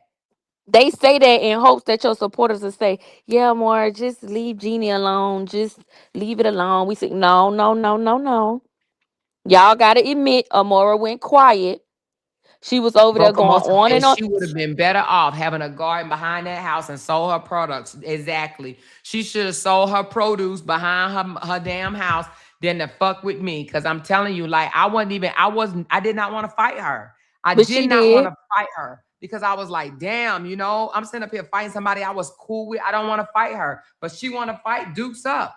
Dukes the That's fuck all up. she wanted to Okay. do. And when she couldn't fight with Amora because Amora was ignoring her, she kept coming over here bothering me. Y'all, how many lives she went bothering me, and I'm not even talking about her. Just jumping in me and Brina shit and me and Dawn shit. Like just jumping. Oh, Brina went over in her chat, y'all. Y'all, Brina went over in her chat and called her out, and she pretended like she couldn't see Brina. Just egging shit on, just being fucking messy, like wanted to be involved in something, and wasn't nobody even bothering you. Right. Wasn't nobody bothering her. Wasn't Wasn't nobody nobody bothering her. bothering you. We let you have it. We let your stupid Exactly. looking ass have it, Now not she's because stalking my content. She's stalking my content. I'm stalking her content, but this girl can sit here and tell you how I ate steak, how I walked through the damn house, what I had on. That girl knew what I had on from top of my head to the bottom of my feet. But now gonna say I'm stalking her content. Okay, all right. Well, say and whatever you gotta say, and girl. and her But I'm gonna have to get off this. supporters, they supporting her after she disrespected a deceased woman. But the whole time you got Robert supporters over there supporting you after you disrespected his deceased mama. Right.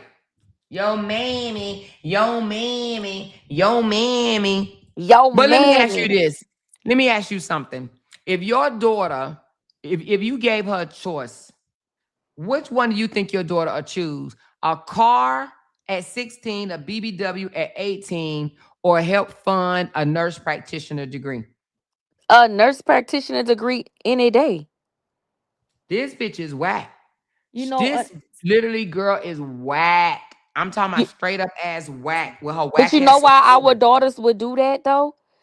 Because they used to having stuff, a nice car and all of that. My children grew up with that, and they never had to worry about it getting taken from me because I always spent that shit cash. So she already they know what it's like to have that. They ain't grow up in fucking poverty. They ain't grow up with their mama have to lay on her back to get it. So of course they'll be like, shit, I don't need no car. Just get me this nurse practitioner life. I could do without that material shit. I done had it. But see, Jeannie and them, they ain't had shit. So of course, oh hell yeah, give me the Mercedes Benz. Hurry up, yeah, yeah, hell yeah. I ain't never had that. Cause that's how she got them thinking. That's that fucked up ass mindset that she done installed in them girls' head. Mm-hmm. Of course our daughters will take the lifelong opportunities. Right. Cause we ain't put them in survival motherfucking mode. Just because they Exactly. have to make sacrifices and do what they gotta do by choice, something your daughter chose to do, don't mean she in survival mode. Ain't no telling what all your daughter gonna be pressured to do to keep up with that lifestyle. People go crazy when they can't have that shit or when they trying to Now, keep it up. now she want to try to say I'm obsessed with her. Okay. Now I'm obsessed with her. I'm obsessed with her. Oh, girl, get fuck out of here. But Candy said we knew her weak ass would start crying once or more, got in her ass, dry them tears, you weak bitch. You should have left her alone. And that is Yes. true. She In should have facts, left me Candy, she alone. should have I don't give a left damn. Amora Now I'm alone. interested. I'm invested now. Shit, I'm invested. I need to know all this other shit. Mm-mm. Mm-hmm. No, Now I need look to at know. you. I need to know all this other shit. Nope. Mm-mm. Mm-mm. Nope. Nope. Nope. Nope. Nope. I need to know all this other shit. Mm-hmm. Nope. I need to know. I need to know. And I'm gonna tell you something. I actually had somebody tell me that they would do an interview on my page, and I declined the interview long, a while back. I declined it because I was like, nope, I don't want to go down that rabbit hole. I didn't want to go down that rabbit hole. But now I see. I ain't gonna make no promises, but I see. But she continue, and it's like she got off of me being quiet. She got off of me not saying anything. She just kept on. No, she my content. I'm making her my content. She gonna be my content. And then that's why I'm blocking people that come over here and say, I wish you would just y'all are stop and y'all stop being immature. The fact that y'all didn't tell her to stop being immature, if you come over here and tell that to me, I promise you, under the sun and the moon, I will block your ass. I will block you. Tell me to stop being immature, and I swear you getting blocked. But I swear you getting blocked. I swear you getting blocked. Don't come over here and tell me to stop being immature when I ignored this hizzy trying to do other stuff. And this girl was still calling my name and talking about my views. I ain't got no views. Ain't nobody checking for me. My looking page is babe, drying up and all this bullshit. She was saying all I that. She told told her how her she and got Brianna. 17,000 subscribers, but she getting the same amount of views as somebody else with a little channel. Okay, fuck a view. And I've been saying that. F a view, F a view, F a view, And F you a know view. what?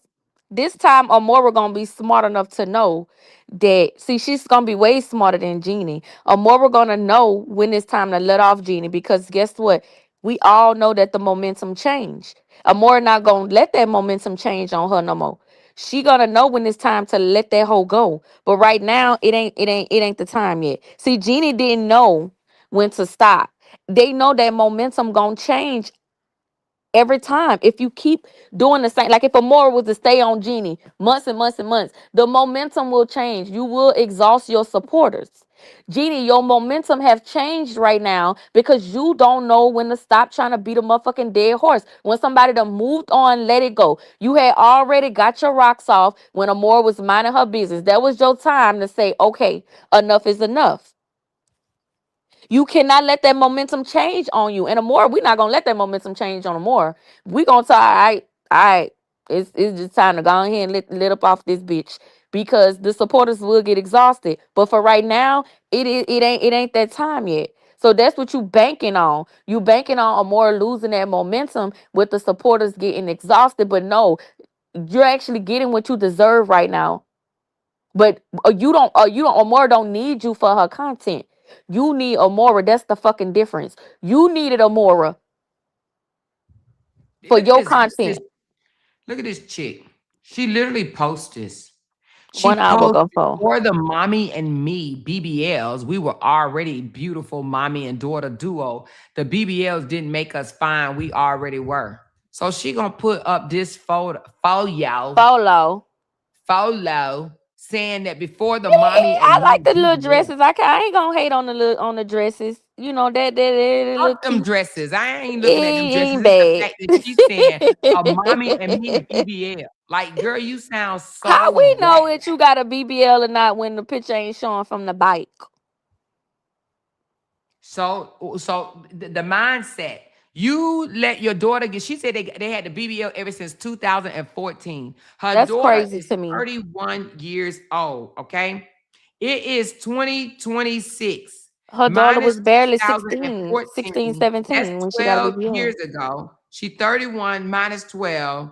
She was 19 years old. Well, she said 18. So 18 or 19, and she let her get a BBL. Oh, she But got she it in got the nerve to come 2014. from my parenting. Girl, you are a horrible mother to let your insecure ass daughter, right along with your insecure ass, go get BBLs. Just horrible. Because You she are was too horrible busy to trying let to your be her daughter get a daughter friend. BBL at 18 or 19 years old. And then she gonna sit here and try to shit on Brianna, right? And say Brianna got a foreign object stuck in her ass, but her and her daughter got a BBL off of their own fat. First of all, let me ask you this. You mean to tell me your motherfucking daughter was so fat at 18 and 19 that she had enough to create this? Huh? Maybe they went that thing that you posted, maybe that's what they went got.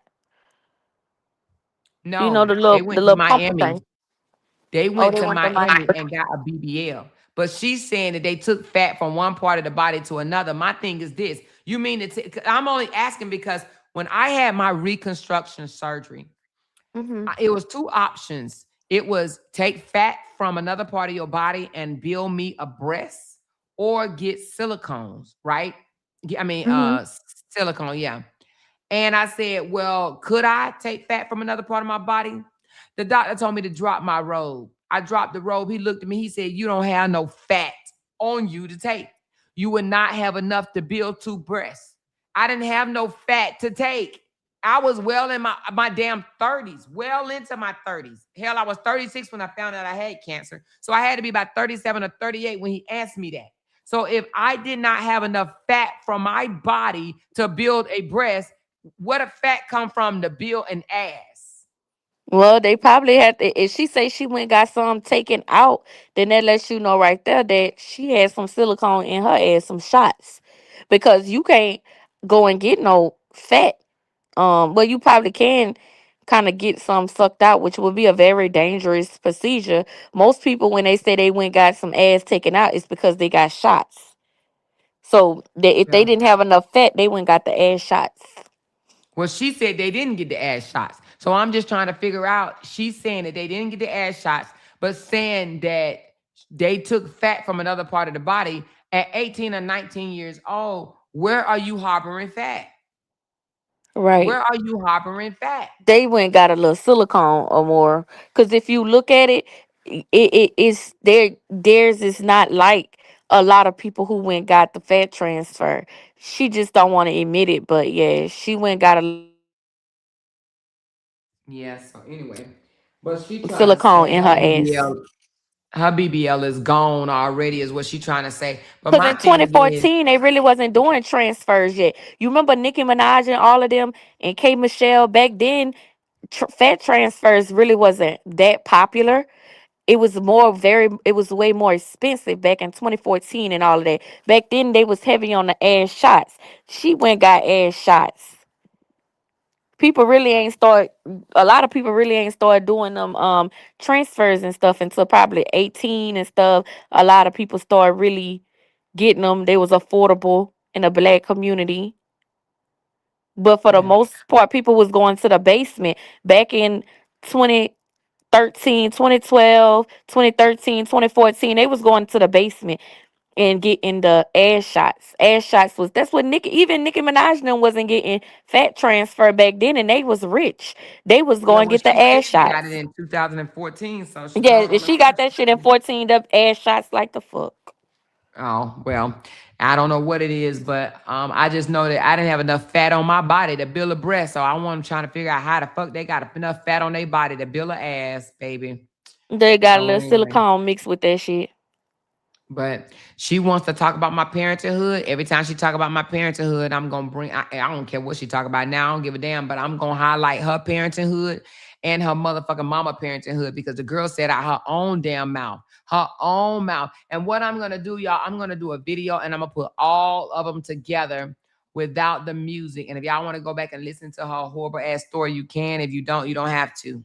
But I'm gonna put them all together without the music, so y'all can go back and hear that deranged ass woman say the stupid shit out her mouth. But that girl said she been having sex ever since she was 13 years old. She got kicked out of two middle schools, kicked out, like not suspended, but expelled from two middle schools and one high school. Yeah, she let a man hiss Damn. at her, and she fell in love with him. So she say What the that fuck? girl ain't. So where was She. your mama at That's 13 what years I said, old? Ashley. Oh 13. no. Where was her mama? Where was Where her was your mammy? mama? Exactly. You always asking what somebody else's mama was at. So you mean to tell me you was getting bust up at 13 years old? Yep. She said he turned her into a woman at 13. She don't even realize that she was abused, taken advantage of. Oh Lord. That's why that and that is why she's mental. That lady ain't went healed. She need healing. She needs freaking healing. You was getting bust up She at does. She needs 13, to girl. stay on You ain't Spice even Out. had no childhood. That's why you so angry. You haven't had no childhood and you don't know what it's like to be loved, conditioned, or shampooed. You ain't been conditioned or shampooed in life, pampered at all. You just been thrown away. You just with y'all what that lady said on the color purple. Then my girl Miss Cedar looks like you the toddler. You just been letting them men handle their business and get up off of you. You the toddler. You not the birthday. You the toddler, bitch. Yeah, she the toilet. She You the absolutely the toilet. toilet. And you know what? And I mean, what is she teaching her daughters though? What are you teaching your daughters? Like she literally was like, even when I showed that baby shower party yesterday or whatever, and it was only like 7 or 8 of them or whatever. And then I found out later that they got in a fight at the baby shower or whatever. They got in a fight because she was drunk. That's what I found out later, that she got in a fight at the baby shower. Girl, she a disgrace. She had a baby. The girl don't have no friends. Neither one of them do. They don't have no friends. They don't have no friends because Janky don't have no friends. Janky want them to be her friends. Y'all my little friends. Y'all my little That's what she just friends. said. Amora, actually, she had that little iPad. She was like, "And look at me with my dollar and her friends taking them place." Girl, that's all you been amongst your living your life through your dollar. Cause your motherfucking ass ain't had no childhood. Cause you was too busy getting bust up at 13. Now you out here projecting and asking other people where they mamas, where your mama was at when your hot coochie ass was getting bust up. Mm-hmm. And now you Yeah. suck. Now your stupid ass out here feeling unloved. I knew it was a reason why you couldn't let this saga go, because you overly fucked and underloved, Yeah, and she that's what's can't been let the going saga on in go. your That's all. life. Yeah, this is it. Because to be honest with you, she's a horrible content creator. She sat there and just made 14 horrible ass videos, but yet I've been a content creator way before you. And I supersede her financially because her content is garbage. Garbage. Garbage. And they're gonna sit and say, she didn't teach me nothing. Oh, I didn't. Oh, I didn't teach you anything. She didn't. She called me saying, they saying I'm gonna lose my page in 90 days. I said, send it to me. Let me see what it says. And I told her exactly what was wrong and told her exactly what she needed to do. And then she gonna turn around and lie and say, she didn't even teach me how to do it. She didn't even show me how to do it. She's such a liar. She's such a Wow, liar. she's And then, pathetic. if she do another one of these, this right here, shit is funny to me. Somebody texted and said it's just me and her in the live. Lord Jesus, hold on. If she do a, if she do another one of these, but I'm gonna go because I gotta go and take care of something, and then I'm gonna come back. I'm coming back later. Hold on, what time? Okay, what time you coming back? Probably like, well, I got sent quite a few stuff. I want to look over it, and what that photo I just did. Oh, look, if I see another one of these, look. Let me see. They said it's just me and her in there. I guess when she first went in there, she was talking, wasn't nobody in there but her and the person that sent this to me. But listen to this. If she keeps showing that goddamn empty ass parking lot, at this point, she I'm might as well so just sick put of a that. fucking photo up. She always fucking having that damn camera out facing the damn parking Cause lot. That shit is funny. she ain't finna have it facing the inside of that goddamn apartment. I know. Did you get the video that I sent you? Which one? The inside of her apartment. You must ain't been watching my damn Saga AI page. I'm gonna have to go look at it. That's my bad. I told I'm gonna her have she to won't go. even go get no area rug for that fucking apartment. But she talking about she live in luxury. Uh, uh, uh. Oh my God, girl, you should not have shown me this. Oh, I will be back. Yeah. What Oh they my showing? God. I send it to you. I don't want to show everything in one live. You send Okay, it to let's me. end this live. I'll be back at 8. Pokey, you going live? Pokey, what time you going Yeah, live? Poker said she was going live today too. Poker normally be going live at 9:30 though. Okay, 9:30. Well, I need about an hour. So I come back at I'm gonna come back at 8. I'll come Okay. back at 8. Okay. I'm gonna come back at 8. You know what? I'm actually gonna call. I'm gonna go on my other page. Pokey, okay, I see 9:30. I'm gonna come back on my other page. It's not gonna be as formal as this one or whatever. I may not even be showing. Oh, I need to show this photo though. Oh, y'all. I'm gonna come back, but because Send that this is shit, a long girl. line. Send So, that shit. Go on, send yeah, that I'm gonna shit. come back, but I'm gonna come. She said, read my comment real quick. Okay, hold on. She said, where was her daddy? She claimed she was a daddy's girl. Where was he when she was giving it out at 13, 14, 15, and 16? She wasn't no fucking daddy's girl. Mm-mm. She's a lie. She just says that shit. She says whatever that, that makes her feel good. She wasn't no daddy's girl. You ain't effing nobody that's hissing at you at 13 years old. You're not effing them at 13 and you a daddy's girl. Because your daddy would have told you, if a man hiss at you, keep it moving. No way. No freaking way.